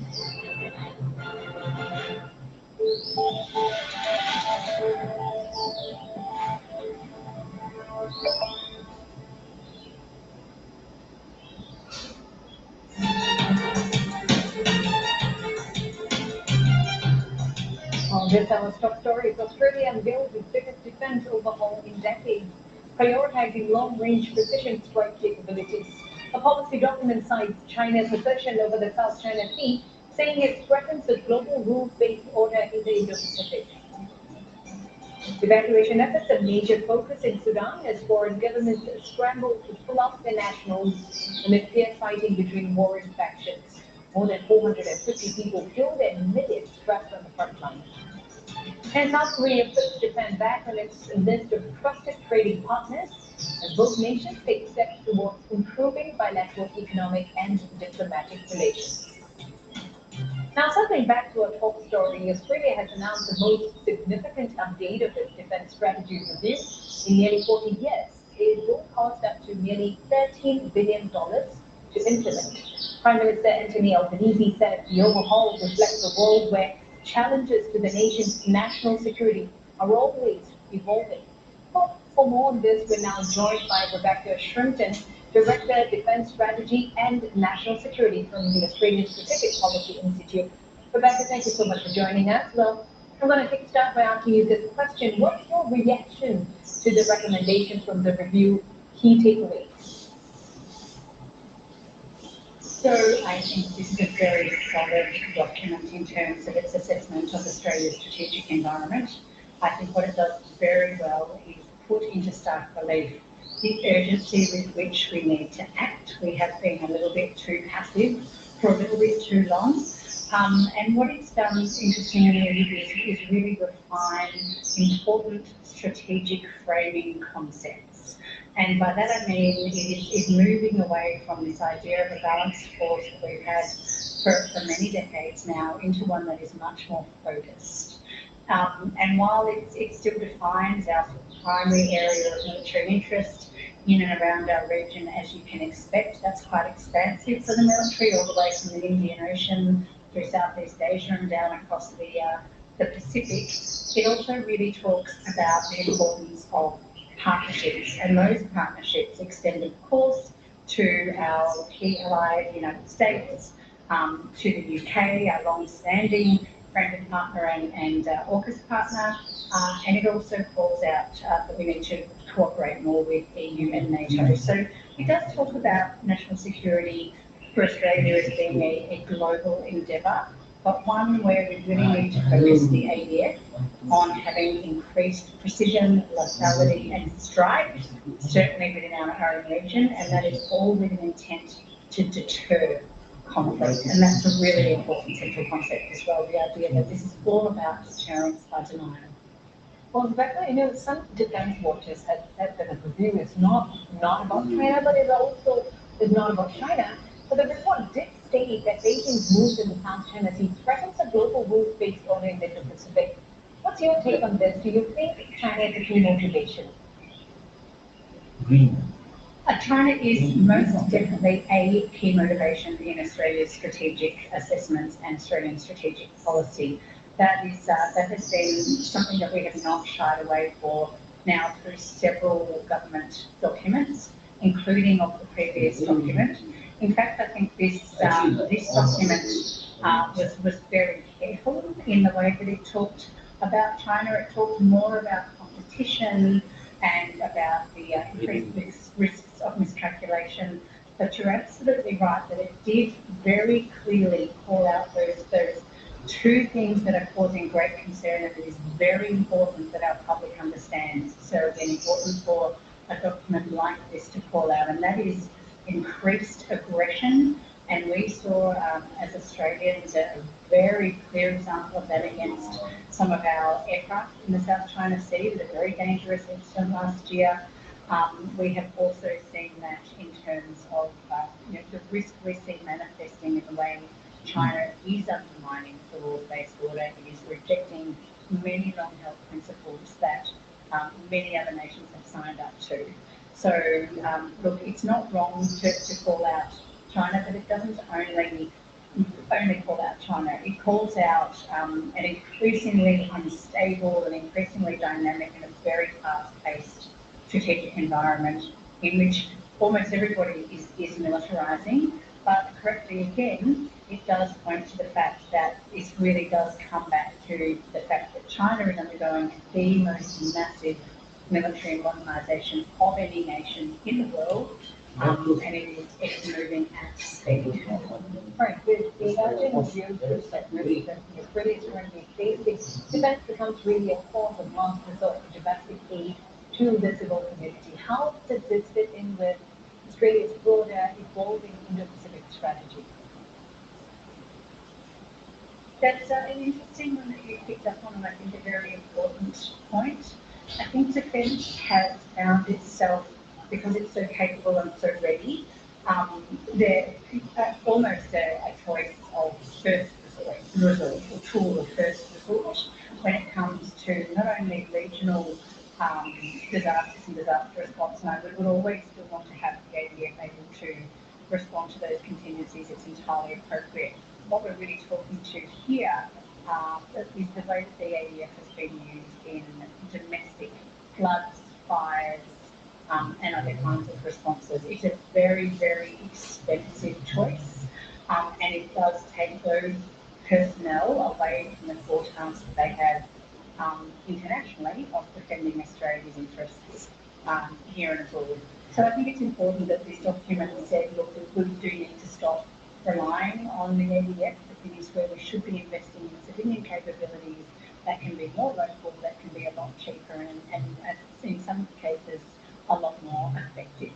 So I think that was an important call to make. But I don't think it was talking about the use of the ADF in terms of humanitarian assistance and disaster relief missions in the region. That is a very, still a very important core task. And when you look at some of the capability decisions for Army, for example, that are contained in this document, the ability to operate and have greater capacity to do more in the littoral or the coastal kind of areas, that's entirely appropriate for our region. It really helps in those humanitarian assistance and disaster relief contingency scenarios, and some of the shifts that they're talking about to manoeuvre Army around, very, very useful in regional contingencies, both for humanitarian assistance and disaster relief. So I don't see us stepping away at all from an ADF role in the region on that, but I do domestically. We're talking more here about assistance to the domestic civil authority. Oh, we have just one last question before we let you go. PNO, the meeting said that Defence Force will focus on natural disasters caused by climate change, saying that the role of the Australian Defence Force is primarily not really to deal with such disasters, but may consider it in future. Perhaps you can lay out the impact of climate change on national security policies. The impact of climate change is manifesting in so many ways. It is affecting the movement of people in our region. The Pacific is one of the most affected regions, negatively affected by climate change. Of course, the ADF can look to, and this document does call on the ADF to do this, to look to greener fuels and to far more climate-friendly ways of operating, and that's incredibly important. Climate creates all sorts of risk around natural resources and access of people to food stock, to clean drinking water. These are all things that are scarce resources in the globe. So climate change has a very real impact on security.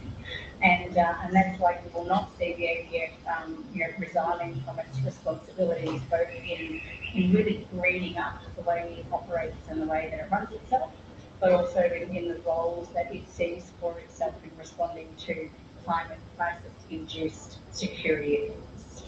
Well, thank you very much for answering all these questions for us. That was Rebecca Cruz, Director of Defence Strategy and National Security from Australian Strategic Policy Institute. China has unveiled its latest warships, a 10,000-ton destroyer together with 4 other vessels, made their debut during drills in the South China Sea yesterday. Their launch marks the 74th founding anniversary of the Navy arm of the People's Liberation Army. New ships took part in live firing exercises, hitting mock salient air targets, as well as participated in search and rescue exercises. With attack capabilities, they will provide supporting information that comprises an aircraft carrier. Local media says China's Navy is building overpowering strength to root out rising international challenges, and these include tensions in the disputed South China Sea as well as the Strait of Taiwan. The latest warships add to the growing fleet of home-built warships that Beijing has questioned over the past decade. They're part of the country's wider strategy to modernize and improve its military hardware. Taiwan is also seeking new ways to shore up its defenses amidst growing tensions with China. One company is developing a prototype for an unmanned submarine.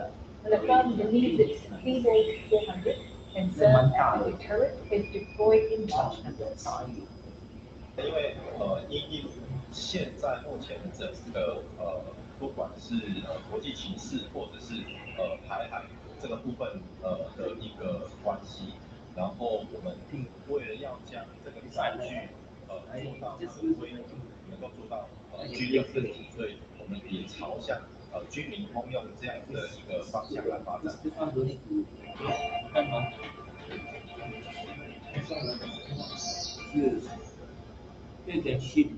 It's been 2 years since ASEAN and Myanmar agreed on a peace plan to stop the violence in the country after the military coup. But recent clashes show that the government has no interest in sticking to the bipartisan consensus. CNA's Leong Wai Kiat reports. Airstrikes, destruction, death. You don't need to be all be very 2 years into the coup. It's clear that violence hasn't ceased.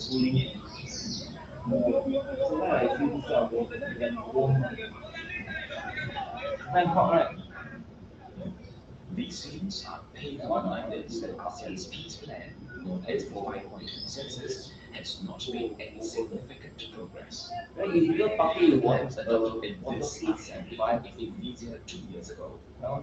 ASEAN leaders called for a special meeting of Parliament in Myanmar to discuss Myanmar. There, they all agreed on 5 points to deal with the crisis. An immediate cessation of violence, allowing ASEAN to set military aid, to hold constructive dialogue with all stakeholders, and allow a special envoy to facilitate the mediation. Lastly, to allow the envoy to visit Myanmar and meet all parties concerned. What is really missing there from the 5-point consensus is the roadmap. There should be a program immediately after. If there is a misunderstanding, the situation will be around because ASEAN has a clear roadmap. The idea of that in November last year. The bloc's leaders decided at the ASEAN summit that there needs to be a plan with a clear timeline and concrete outcomes to support the 5-point consensus. This plan is very important for ASEAN, in particular the chair, as a guidance to address the situation in Myanmar in a united manner. But so far, there are no details on the progress of this implementation plan. Months after the coup in late 2021, the bloc's leaders made an unprecedented move and banned the Myanmar army from attending ASEAN meetings. Still, ASEAN is slammed for being inefficient and not taking enough action on Myanmar. I think ASEAN has done pretty much a lot on Myanmar in terms of even bending its non-interference principle to that extent. So I would say that there have been actions, but again, within those bounds of the limitations of ASEAN is as an intergovernmental organization. ASEAN has never imposed sanctions. ASEAN does not put boots on the ground because that is not part of the what ASEAN's commitments are in the ASEAN Charter. For now, ASEAN will stick to the 5-point peace plan when dealing with the Myanmar crisis. But it's also clear that the Myanmar army has no interest in meeting the consensus commitments. All eyes will now be on the upcoming ASEAN Summit in May, and whether the Southeast Asian leaders will defend their responses to convince Myanmar to honor the final consensus. CNA.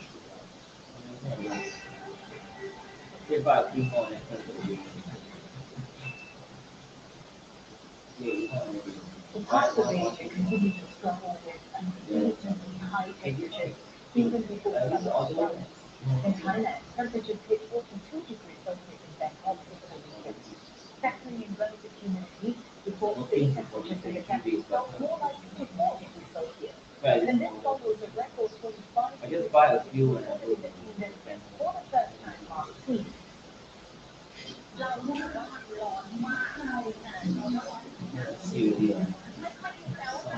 No, it's just that it's very neat. You know, say relax. Yes.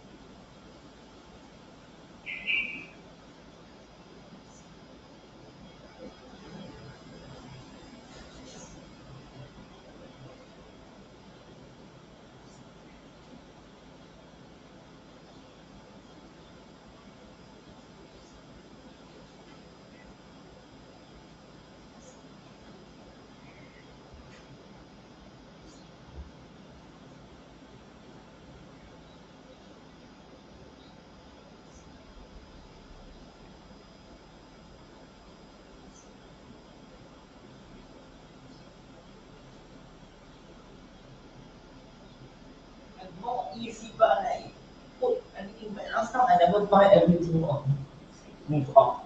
Come back again until 5. Then I will order it.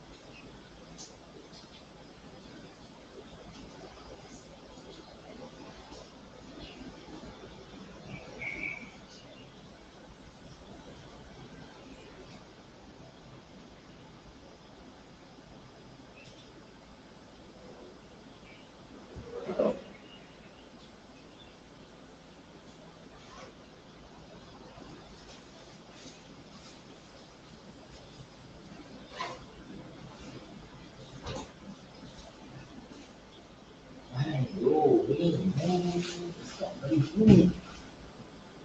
So observing the bad weather condition, something is wrong out there. Now it's coming to May. Maybe it's supposed to be hot. I'm not very sure it's not.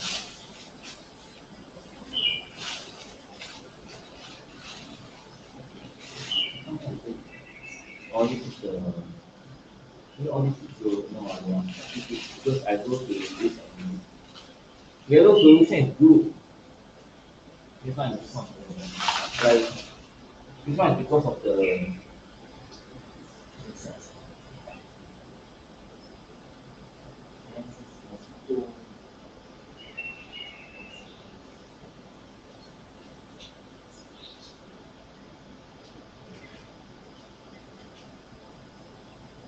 I put the oil is very good. The oil is very good.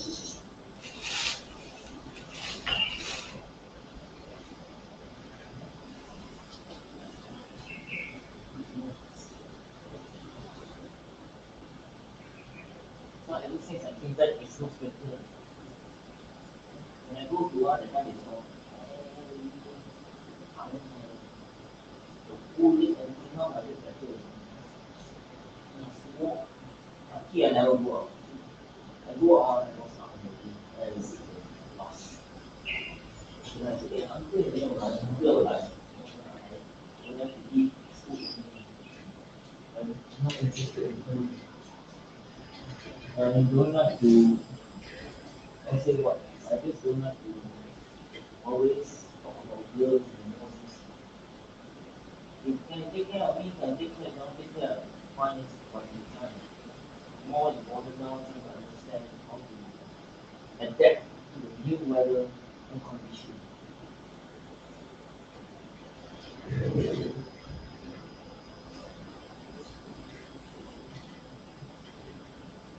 So if I was glad to kill this, and that was one area to boxes it is.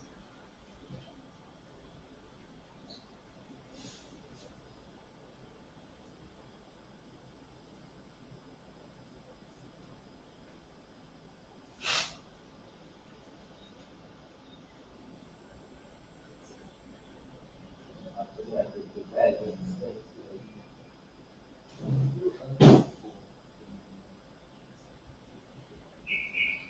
overseas.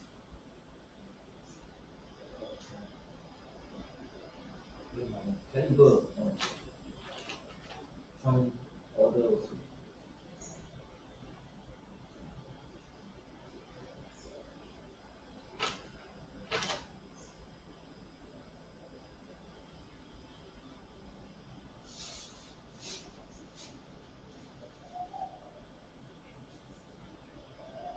Yeah, 3 o'clock.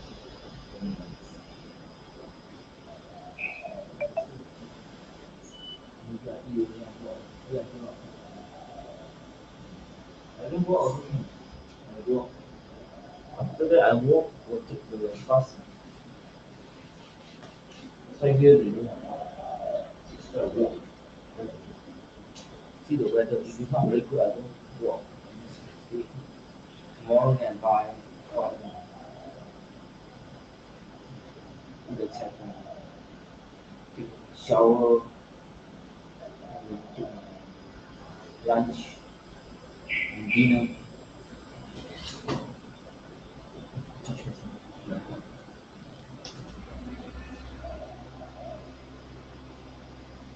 Because now the heat, the rain, I think no wind. No wind factor. This now there's something wrong.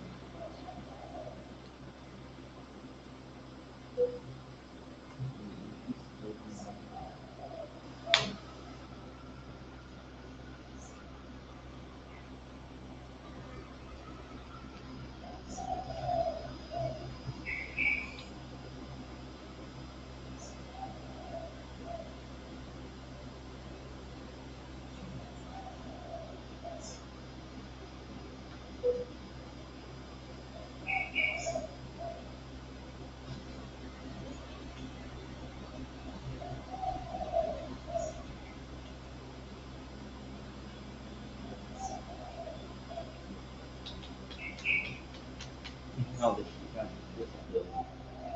moving and rain and all this stuff.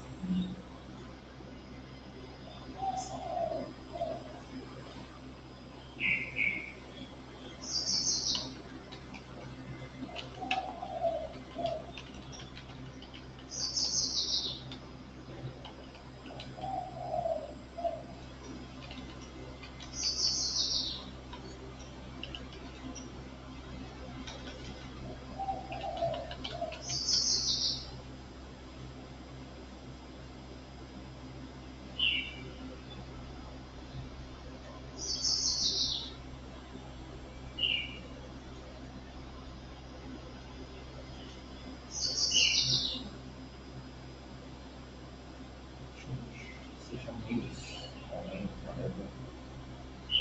Views within this one is a movie one.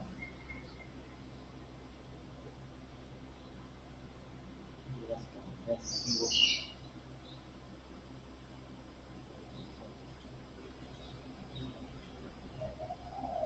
The Philippines amid increasing rivalry with the US.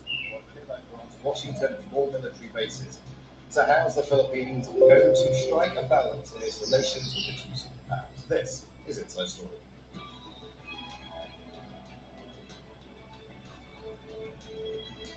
yeah, we can do that. We South Korea. At the same time, we Hello and welcome to the program. I'm Imran Khan. China's foreign minister has just wrapped up a visit to the Philippines. It was a meeting between neighbours, not only with a history of deep economic ties, but also of long-running territorial disputes. The two ministers have pledged to work together to resolve their differences. The visit was the latest in a series of high-level meetings between the Philippines and China and the United States, who are all vying for the upper hand in the Asia Pacific. We'll unpack this with our guests shortly, but first, Alexandra Bynes begins our coverage. China's foreign minister arrived in Manila hoping to strengthen what he called a millennia-old tradition of friendship. Jingang met his counterpart, as well as President Ferdinand Marcos Jr. They pledged to work together to resolve territorial disputes in the South China Sea.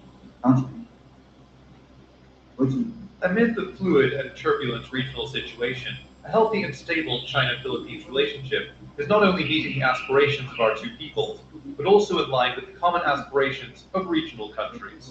I hope that today's meeting will give us an opportunity to follow through on the plans and gains made for our country's recent high-level interactions and make some headway in addressing common issues and challenges. The meetings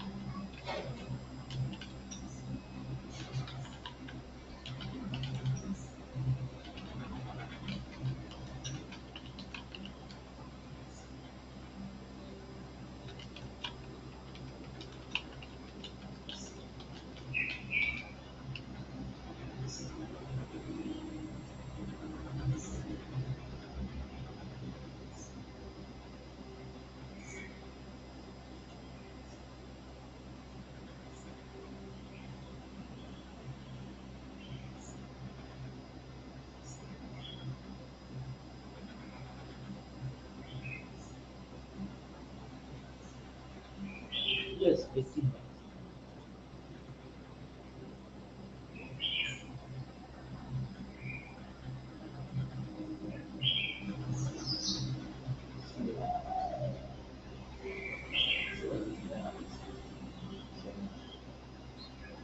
Yes, hasta la tarde.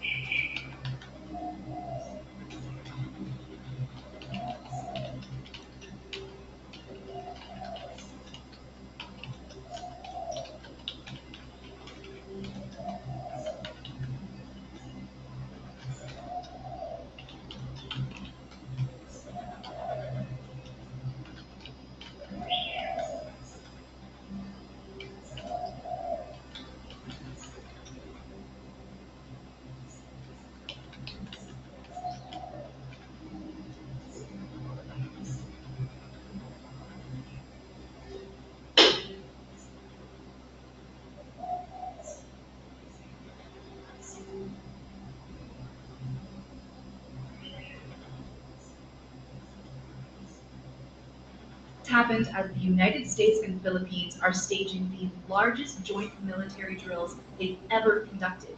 The exercises, called Balikatan, which means shoulder to shoulder, involve nearly 18,000 troops and are due to run until the end of the month. This year's Malakatan will be the biggest ever, an indication of the growth of our alliance and how it continues to evolve to meet our shared goals. Washington and Manila recently agreed to resume joint patrols in the South China Sea. The deal also gives U.S. forces access to 4 more Philippine Army bases, including one near Taiwan, something that has angered China. Beijing considers the self-governing island its own, and earlier in April conducted military exercises practicing precision targeting and simulating what it calls the encirclement of Taiwan. President Marcos has denied the Philippines could be used as a launching pad by the U.S. and promised on Saturday to improve communication with China.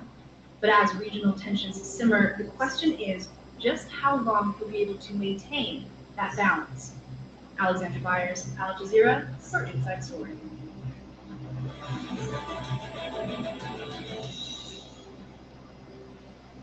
For more on this, let's bring in our guest. In Hanoi is Richard Hideri. He's an academic and author of books such as Asia's Battlefield, US-China, and the Struggle for the West Pacific. In Washington, D.C., he's President Poland, Director of the Southeast Asia Program and Asia Maritime Transparency Institute at the Center for Strategic and International Studies. And Andrew Lung is a China policy analyst who joins us from Hong Kong. A warm welcome to you all. I'd like to begin in Hanoi with Richard Hideri. Richard, the biggest military exercise the US and the Philippines have ever taken place. Manila now promising more military bases within the Philippines itself for the US, and now you have the Chinese foreign minister visiting. Is this a case of too little, too late for the Chinese? Are they trying to play catch up now? Right. I mean, on the one hand, the Philippines is kind of in a strategic sweet spot where I think it has a better bargaining position when it comes to dealing with China, because right now we have revitalized our alliance with the United States in ways that we didn't do in the past 6 years or so under former President Rodrigo Duterte. I think what's happening here is the Philippines is correcting under President Marcos Jr. the excessive and fruitless flirtation with China when you had a situation where President Duterte, did not assert our arbitration case in the South China Sea. He tried to downgrade or kind of, in fact, undermine our alliance with the United States, and he was offered billions of dollars in investments in China, and yet after 6 years of Duterte's presidency, not much concrete big-ticket infrastructure investments came in from China. And to make matters worse, actually, the situation in the South China Sea, where the Philippines and China have maritime disputes, actually deteriorated. So President Marcos Jr., in fairness, tried to keep this relationship with China, and China, in fact, he visited China earlier this year in January. But if you look at the long joint statement that came out, practically no serious concessions from China, whether on infrastructure investments, a lot of them were pledge-trapped and debt-trapped, nor was there any concessions from China on the South China Sea front. So the Philippines, realizing that it doesn't have much of a bargaining position vis-a-vis China, and that it has had a fruitless pivot towards China, is now going back to its traditional allies. So what is the lesson for China? The lesson for China is that you cannot have the Philippines on the cheap. If you want to have a better relationship with the Philippines, you have to offer something concretely to us. Literally concretely in terms of investments, but also, more importantly, when it comes to the territorial disputes in the South China Sea. Andrew, would you agree with that? You can't have a relationship, China can't have a relationship with the Philippines on the cheap, that it needs to be fruitful. The word that Richard used was fruitless. Would you agree with any of that? Well, first of all, you could look at the relationship. It's not just between the Philippines and China, it is between China and the United States, involving the South China Sea and Taiwan. A much bigger picture than just relationship between Philippines and China. Now, let's not forget that the Philippines has got a defense kind of agreement, which is renewed, I think, every couple of years. And under the agreement, the United States is given access to different assets in the Philippines. It seems that recently this agreement, some sort of a accord, has been reached with the United States, trying to play both sides. In other words, Philippines would like to benefit from the U.S. Military presence as a counterweight against China. But of course, the Philippines is not in Philippines' interest to provoke a regional war over Taiwan or over other waters, because immediately it would impinge on using the Philippines as a collateral damage. That would be very serious for the Philippines. And however, it seems that it's not a sweet spot, it's a very dangerous and delicate spot, because by allowing American military presence in the Philippines, in case that there is a war over Taiwan, for example, these military assets, American military assets, will be mobilized. and we're subject to retaliation, military retaliation from Beijing, using missiles or other bombardment, and we're hurting the Philippines nation and the people. So I think it's a very delicate spot. Gregory, Gregory, I will come to you. Gregory, I will come to you in just a second, but I just want to push Andrew on one of his points. Andrew, right now, at this moment, it's the US that are winning this relationship with the Philippines. It's not China. That billions of dollars worth of investment in China promised, and the successive governments of the Philippines didn't materialize. So right now, the US does have the upper hand in the Philippines over China. Sure, that's what it looks like. Yeah, I think the United States, of course, has got an upper hand, and militarily, as I said, that there is a president military accord with the Philippines, which has been lasting for quite a number of years already, and then the United States did deploy military assets in the Philippines, and after the recent kind of negotiations between the Philippines and the United States, and there has been some sort of agreement to continue to allow the American access to this military assets inside the Philippines. What I'm trying to say is that while the United States has got a leverage over the Philippines, the United States does not necessarily have leverage over China, because let's not forget, the Chinese navy has been is larger than the United States in terms of numbers, but secondly, the waters in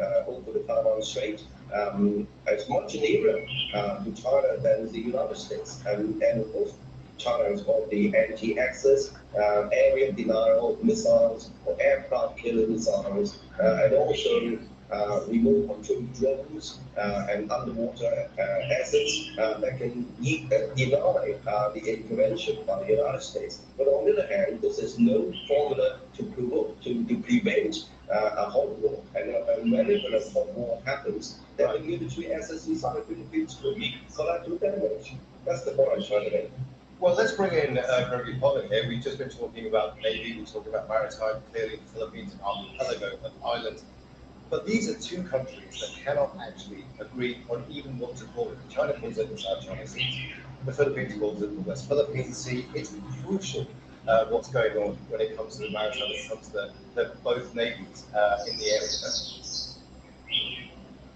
Yeah, look, absolutely. I think when we talk about the Philippine Alliance, when we talk about the Enhanced Defense Cooperation Agreement, the expansion of U.S. access to bases, you say, why is all this happening? The answer is the South China Sea and the inability or unwillingness in Beijing to recognize that its policies in South China Sea or West Philippine Sea push military. I think it's a fundamental problem right now between Beijing and Manila, because from the Philippines' point of view, it's responding to external threats from China. From China's point of view, the Philippines has no agency. It's not making any of its own decisions. It's a dupe of the Americans, which is, of course, extraordinarily offensive to the Philippine policymakers, and it means that the two sides are talking across each other. Richard, is this a strategic mistake on behalf of the Philippines? What Andrew was saying is that, okay, they might be the power in the Philippines right now, but the US doesn't control China. China ultimately is its own person, its own man. So, make a mistake. Yeah, I appreciate the fact that Greg mentioned a very important word, strategic agency. I love that our friend in China mentioned, our uncle mentioned that this is really just about US and China, as if none of us matter in the region, it's just about them. I don't think that's true. I think a lot of us have agency in this part of the region. We're all sovereign states. We want to make decisions accordingly. What I also find very interesting is what I call strategic gaslighting. As far as provocation is concerned, the threat is not coming from the Philippines. The Philippines is not threatening China or Taiwan, nor is the United States. The threat of the invasion of Taiwan is coming from China.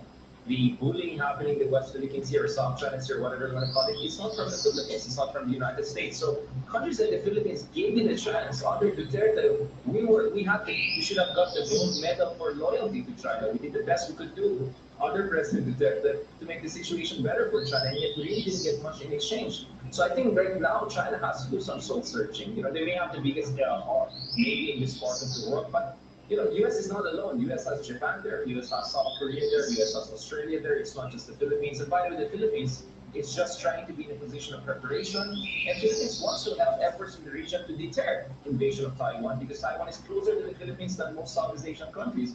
And the Philippines also wants to expedite the modernization of its armed forces by better alliance with the United States. But let's not make any mistake. Marcos Jr. does not want to just side with the US against China. He just wants to strengthen his country's position. I think we still want to have the best possible relationship we can have with China. But it's a give and take. And if China cannot even accept the Philippines agency and just sees us as a puppet of America, good luck with that.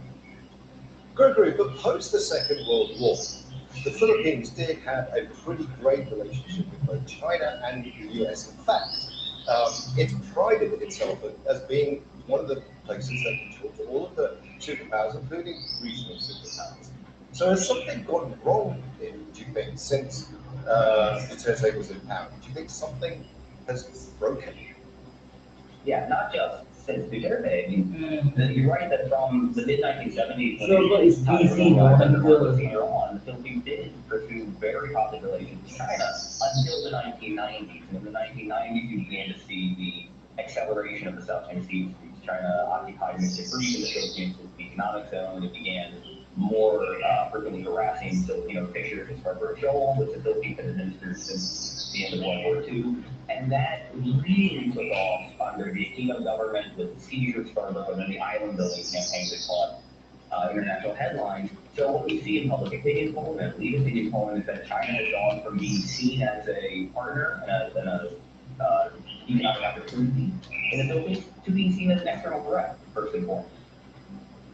Andrew, let me bring you in here. What we're talking about, I want to talk to you about hierarchy. China, obviously a very big power, has huge influence in Africa, has huge influence in South Asia, has investments all over the world, practically. How important is the Philippines to China? Well, I think that the Beijing regards the Philippines as a friend rather than as an enemy. There was a great economic relationship between the Philippines and China, as evidenced by the recent state visit by President Marcos to Beijing. And this relationship has been solidified. But what I'm trying to say is that Philippines, by allowing the assets inside Philippines to be used by American military, will subject itself to the risks and the possibility that in case of the war happening over the South China Sea, over the region, those military assets inside the Philippines could jeopardize the security and safety of the Philippine people, because they were subject to bombardment by retaliation by China. Now, but let's look at the risks of such a war.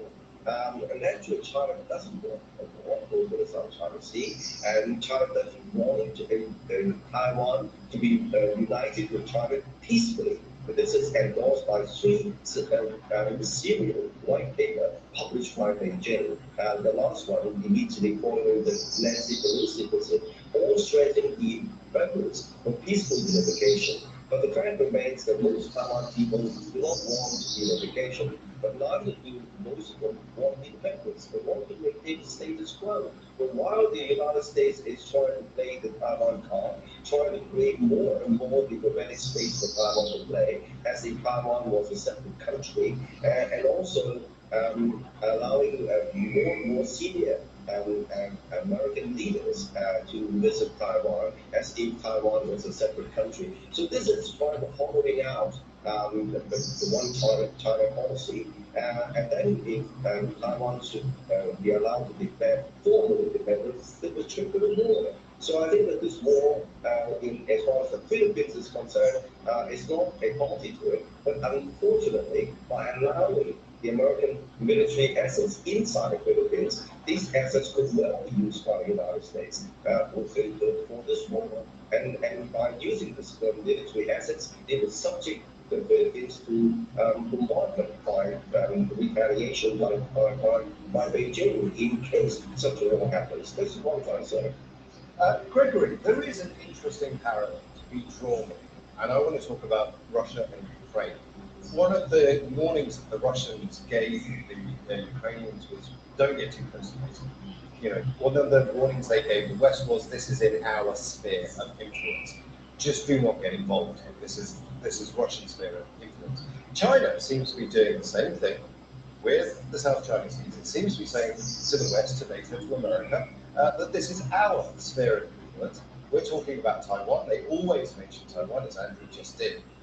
This is a dangerous precedent. It's a dangerous time. You could be walking blindly into a conflict. The US could blunder into a conflict, I'm sure.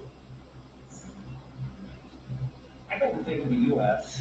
is Pollyannish here. I think the Biden administration understands that the risk of accidental escalation across the region, not just in the South Strait, but the South China Sea and the East China Sea, down the Indian border, is getting increasingly high. And a large part of that is because of Beijing's unwillingness to compromise on any of these issues with its neighbors. And for the U.S., there is a balancing act here. It wants to put up guardrails, maintain communication, prevent escalation, but the U.S. is also getting a lot of demand signals from its partners, right? And it has to respond if it wants to continue to be seen as the partner of choice, as their security provider. So when the Philippines comes knocking on American doors and says, we need help because China keeps trying to start our troops out in Scratch Islands every 6 weeks, the U.S. has to say yes. When Japan complains, when India complains, when Korea complains, when Vietnam complains, they come to the U.S. as a balancer. And I come back to this point I made earlier, one of the fundamental problems here is you ask China about the Philippines, and China wants to talk about Taiwan. China refuses to recognize that the Philippines has any legitimate reason to fear China, that China hasn't done anything over the last decade to drive the Philippines to the decision it's making. Richard, we are talking about Taiwan because it has been brought up. You were talking about the idea that the Philippines is a sovereign nation, that it should be able to develop relations with any country it wants, but the bottom line is that China's got a priority, it's Taiwan, and by allowing the Americans in, you're walking a dangerous path. Well, I would also want to mention that Taiwan also has an agency, right? So I think Andrew correctly pointed out, we also have to watch out where they're going to elect soon. They're going to have a presidential election very soon. So let's hope that the part of Taiwan also, they're playing their cards well so that they don't give anyone any excuse to do anything crazy or out of the box. Now, speaking of the Philippines, the reality is that we're just too geographically close to Taiwan to sit this out, and at the same time, we're a U.S. ally. We cannot be neutral because a lot of war games suggest that, including war game I think conducted by Gregory Paul's institution last year, suggests that southern Taiwan's shores could be one point of entry for potential Chinese kinetic action, and that's just over 100 nautical miles from some of the Philippine bases in Magulis, in Puga, among others. By the way, we didn't open the faces to Americas or not yet, but the reality is that the Philippines is just close to the too close to the Taiwan theater to be neutral, and we're U.S. allies.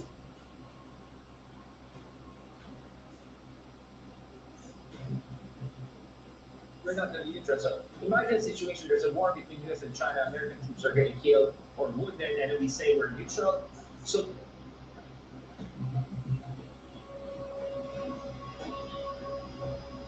that's why in recognition of that potential nightmare situation, what we want to do, at least as one is continue to prepare for that. And hopefully by having a collective strong stance together with US, but also with Japan and all others. The Algeria terrorists have captured the hospitals and they're holding hostages. We have closed off the area, but we cannot run to the sun when the hostages are in danger. We need your help. They are being held in the main building. Keep your eyes open. Somebody, give me hammer one. Hammer one, I've got ambush. Section B6.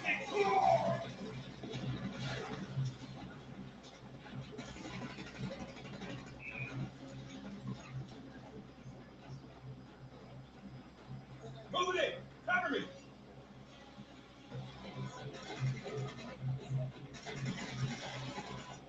Shooter. He's out. I'm taking. Covering.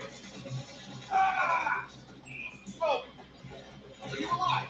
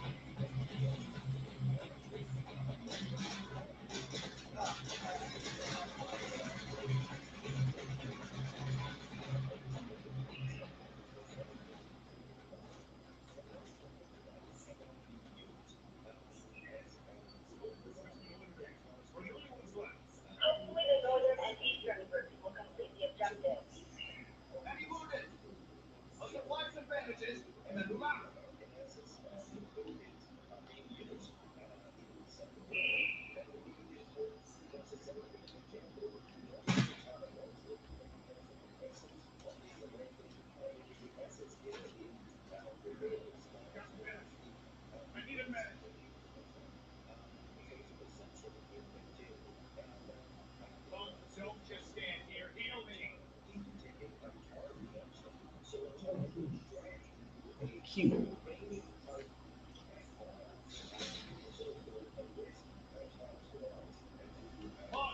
Don't just stand here, heal me!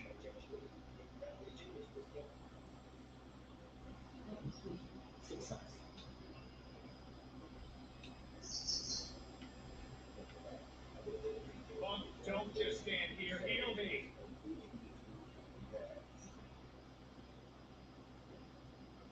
Q.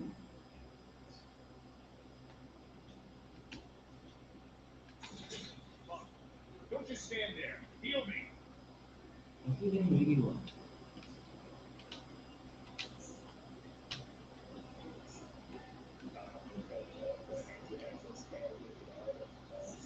Don't just stand here, heal me!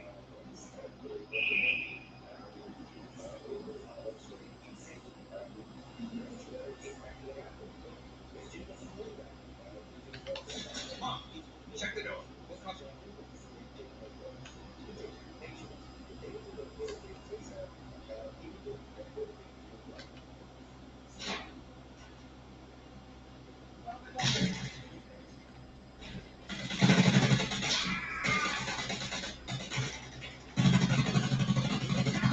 Too many of them.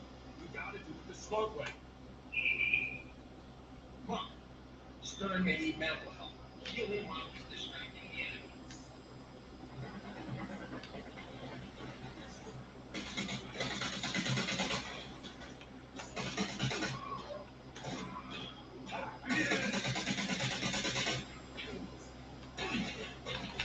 I feel much better now.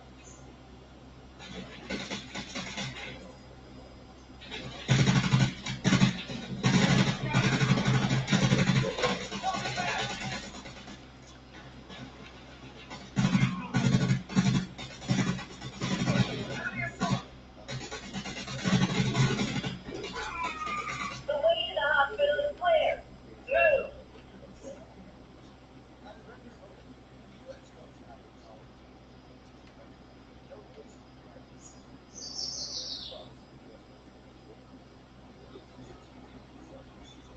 The Eastern group got ambushed.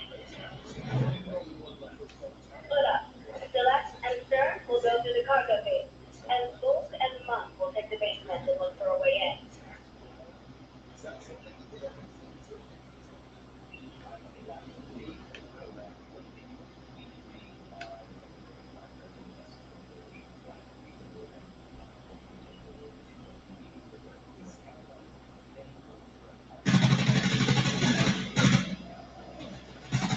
The attack of the government forces has been stalled, but the northern group is still holding the evac zone. Continue the operation.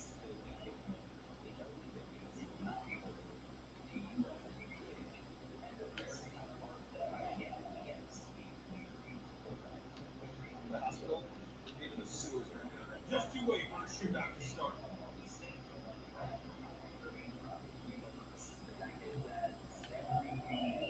Shoot us up! They got me!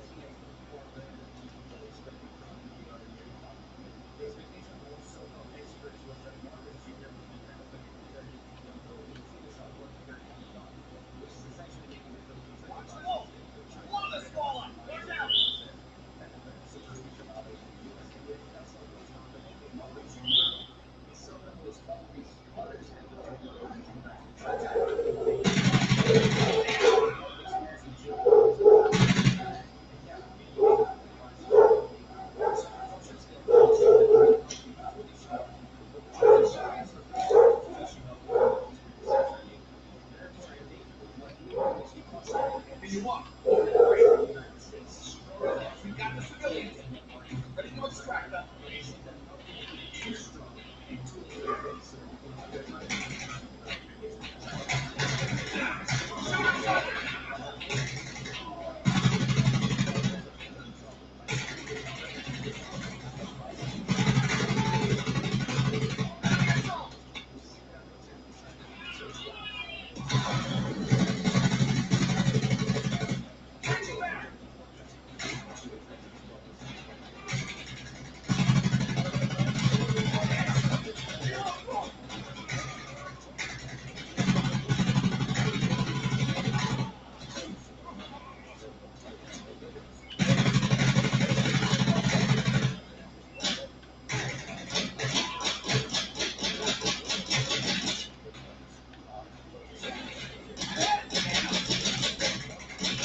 The northern group is holding the inner yard of the hospital. Move out. The chopper will extract you from there.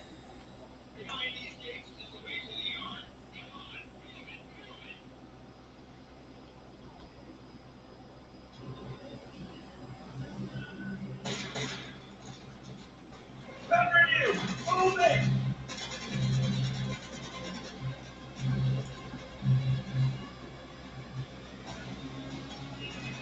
Go, go, go!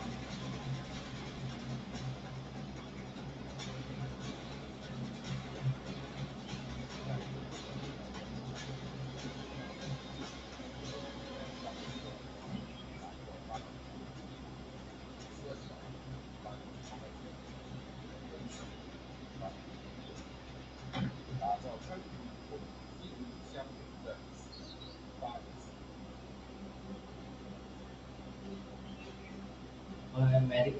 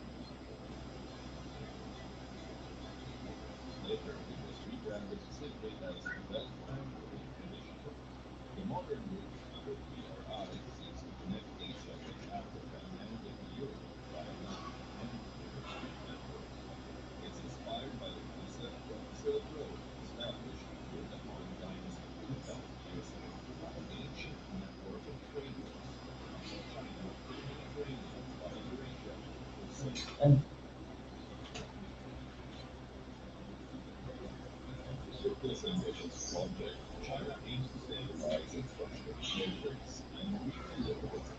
The ultimate terrorists have captured the hospital and are holding hostages. We've closed off the area, but we cannot launch an assault. The hostages are in danger. We need your help. They are being held in the main building. Careful, huh? Keep your eyes open! Somebody, give me hammer!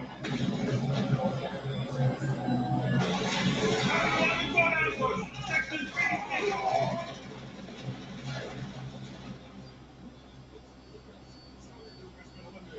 We're the only ones left.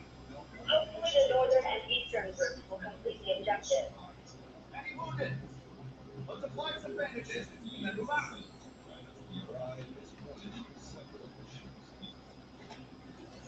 Check the door. Cover you.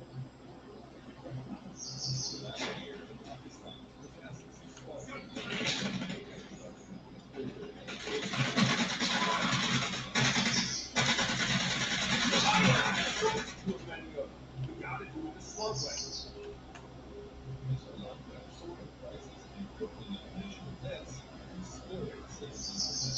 Slow to the fastest. Get the enemy from the flank.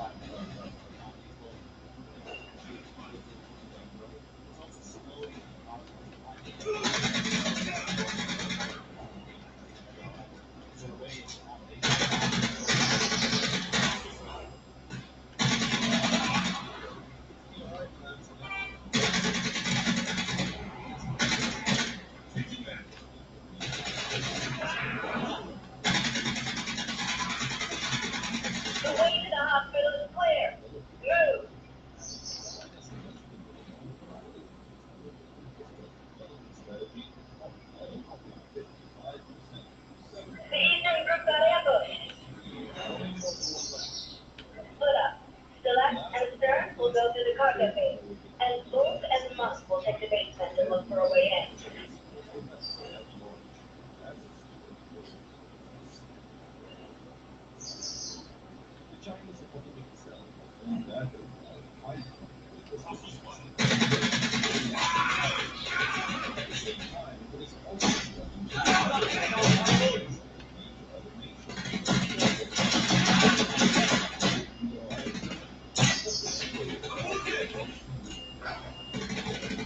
The attack of the government forces has been stalled, but the northern group is still holding the evac zone.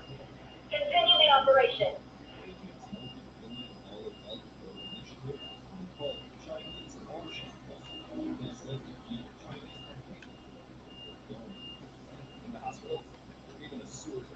Just you wait for a shootout to start.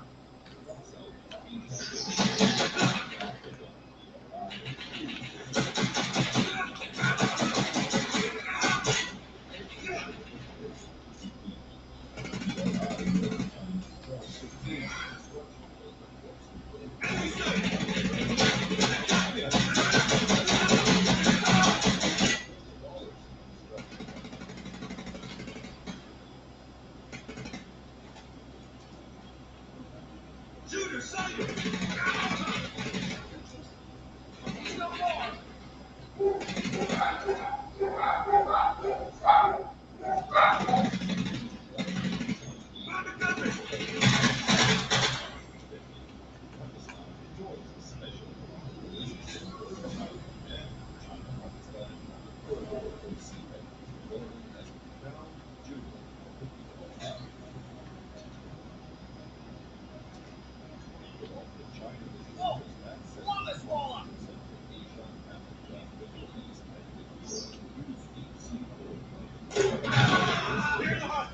They need medical help.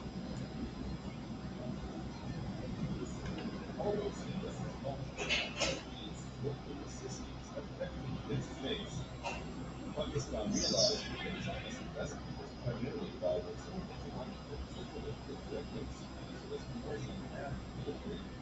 You are great.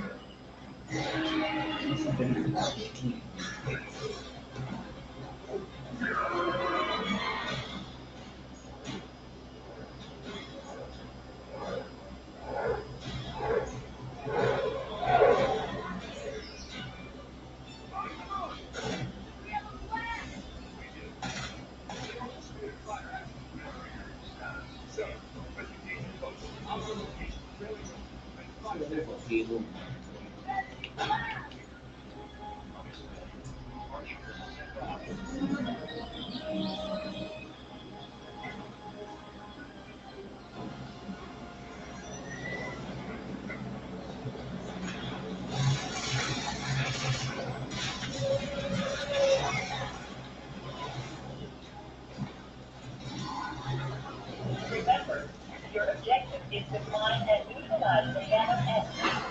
The rest will handle our work.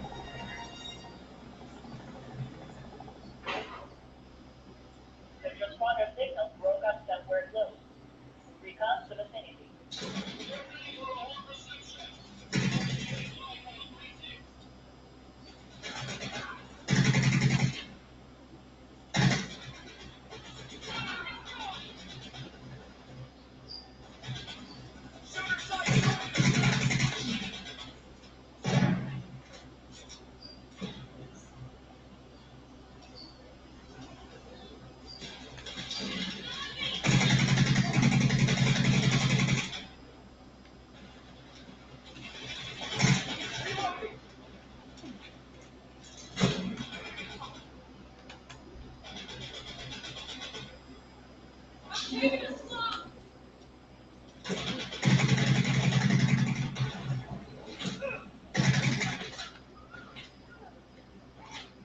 You fired as a commander on the chopper.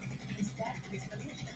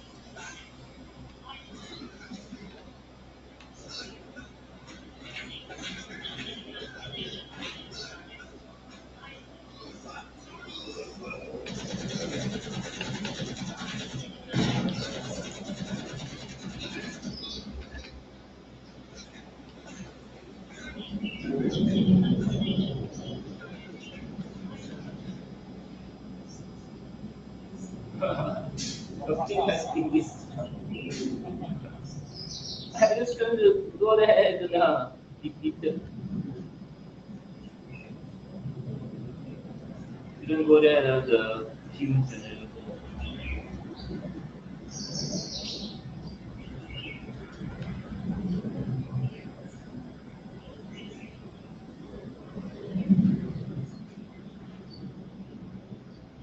What is this? How is this table?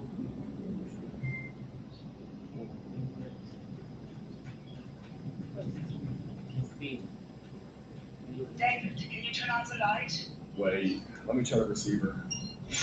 Let there be light! I'll take that. Go look for the repair kit. Be careful. I found a broken generator. Repairing now. Good. One more left.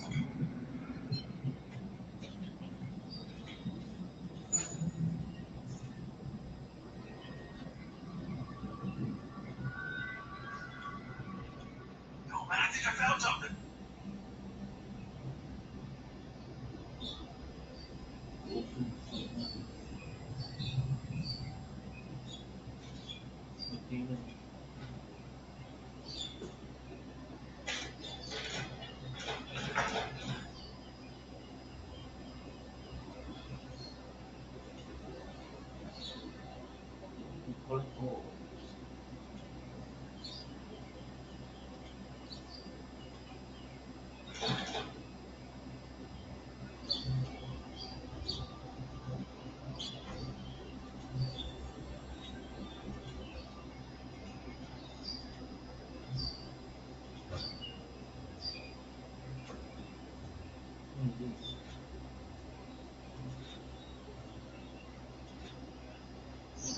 Different players.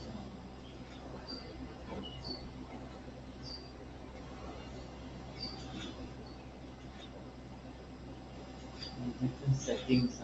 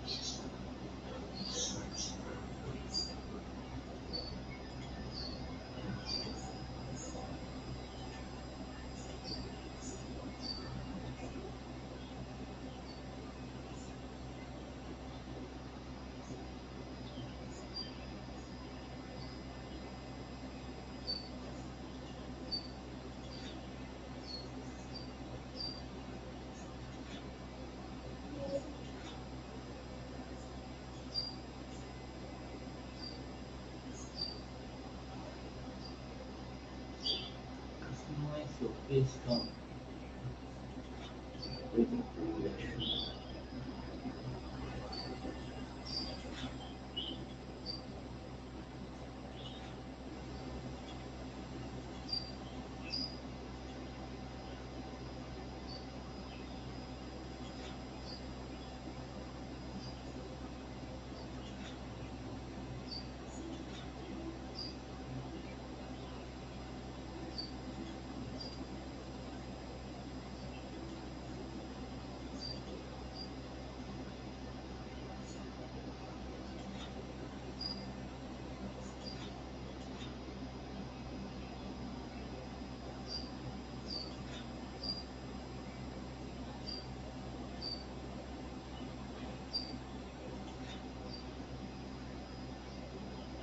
You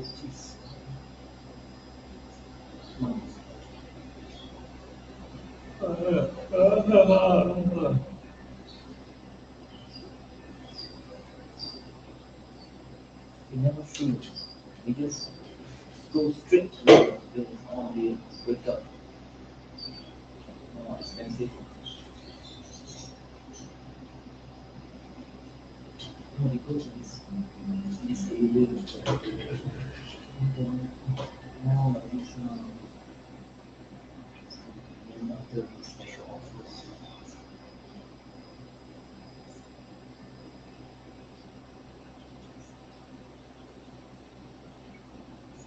Special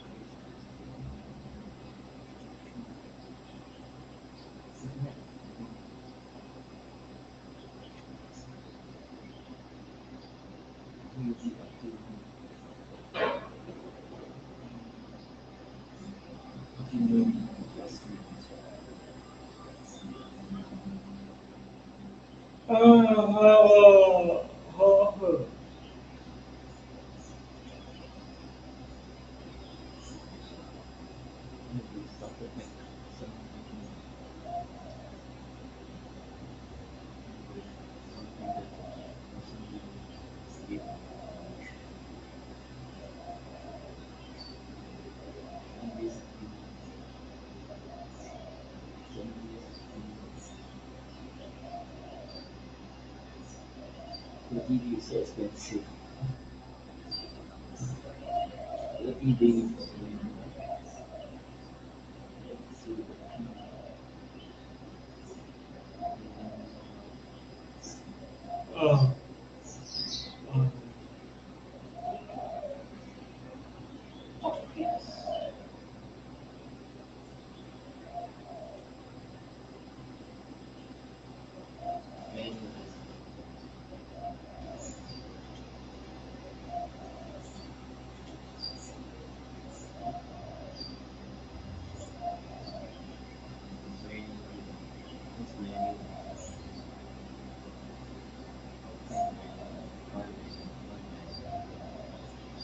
Quite interesting and right. So I used to buy a little, like, I think I didn't. It's better to put the skip and buy play. It's true. You know, wallpaper.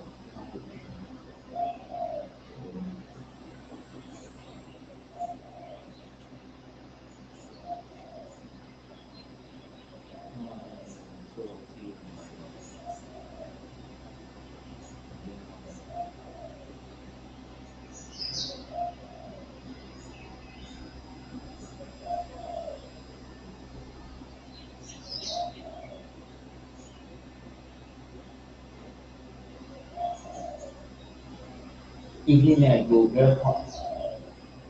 After I eat ready, then after that 4:30 I go in the evening. In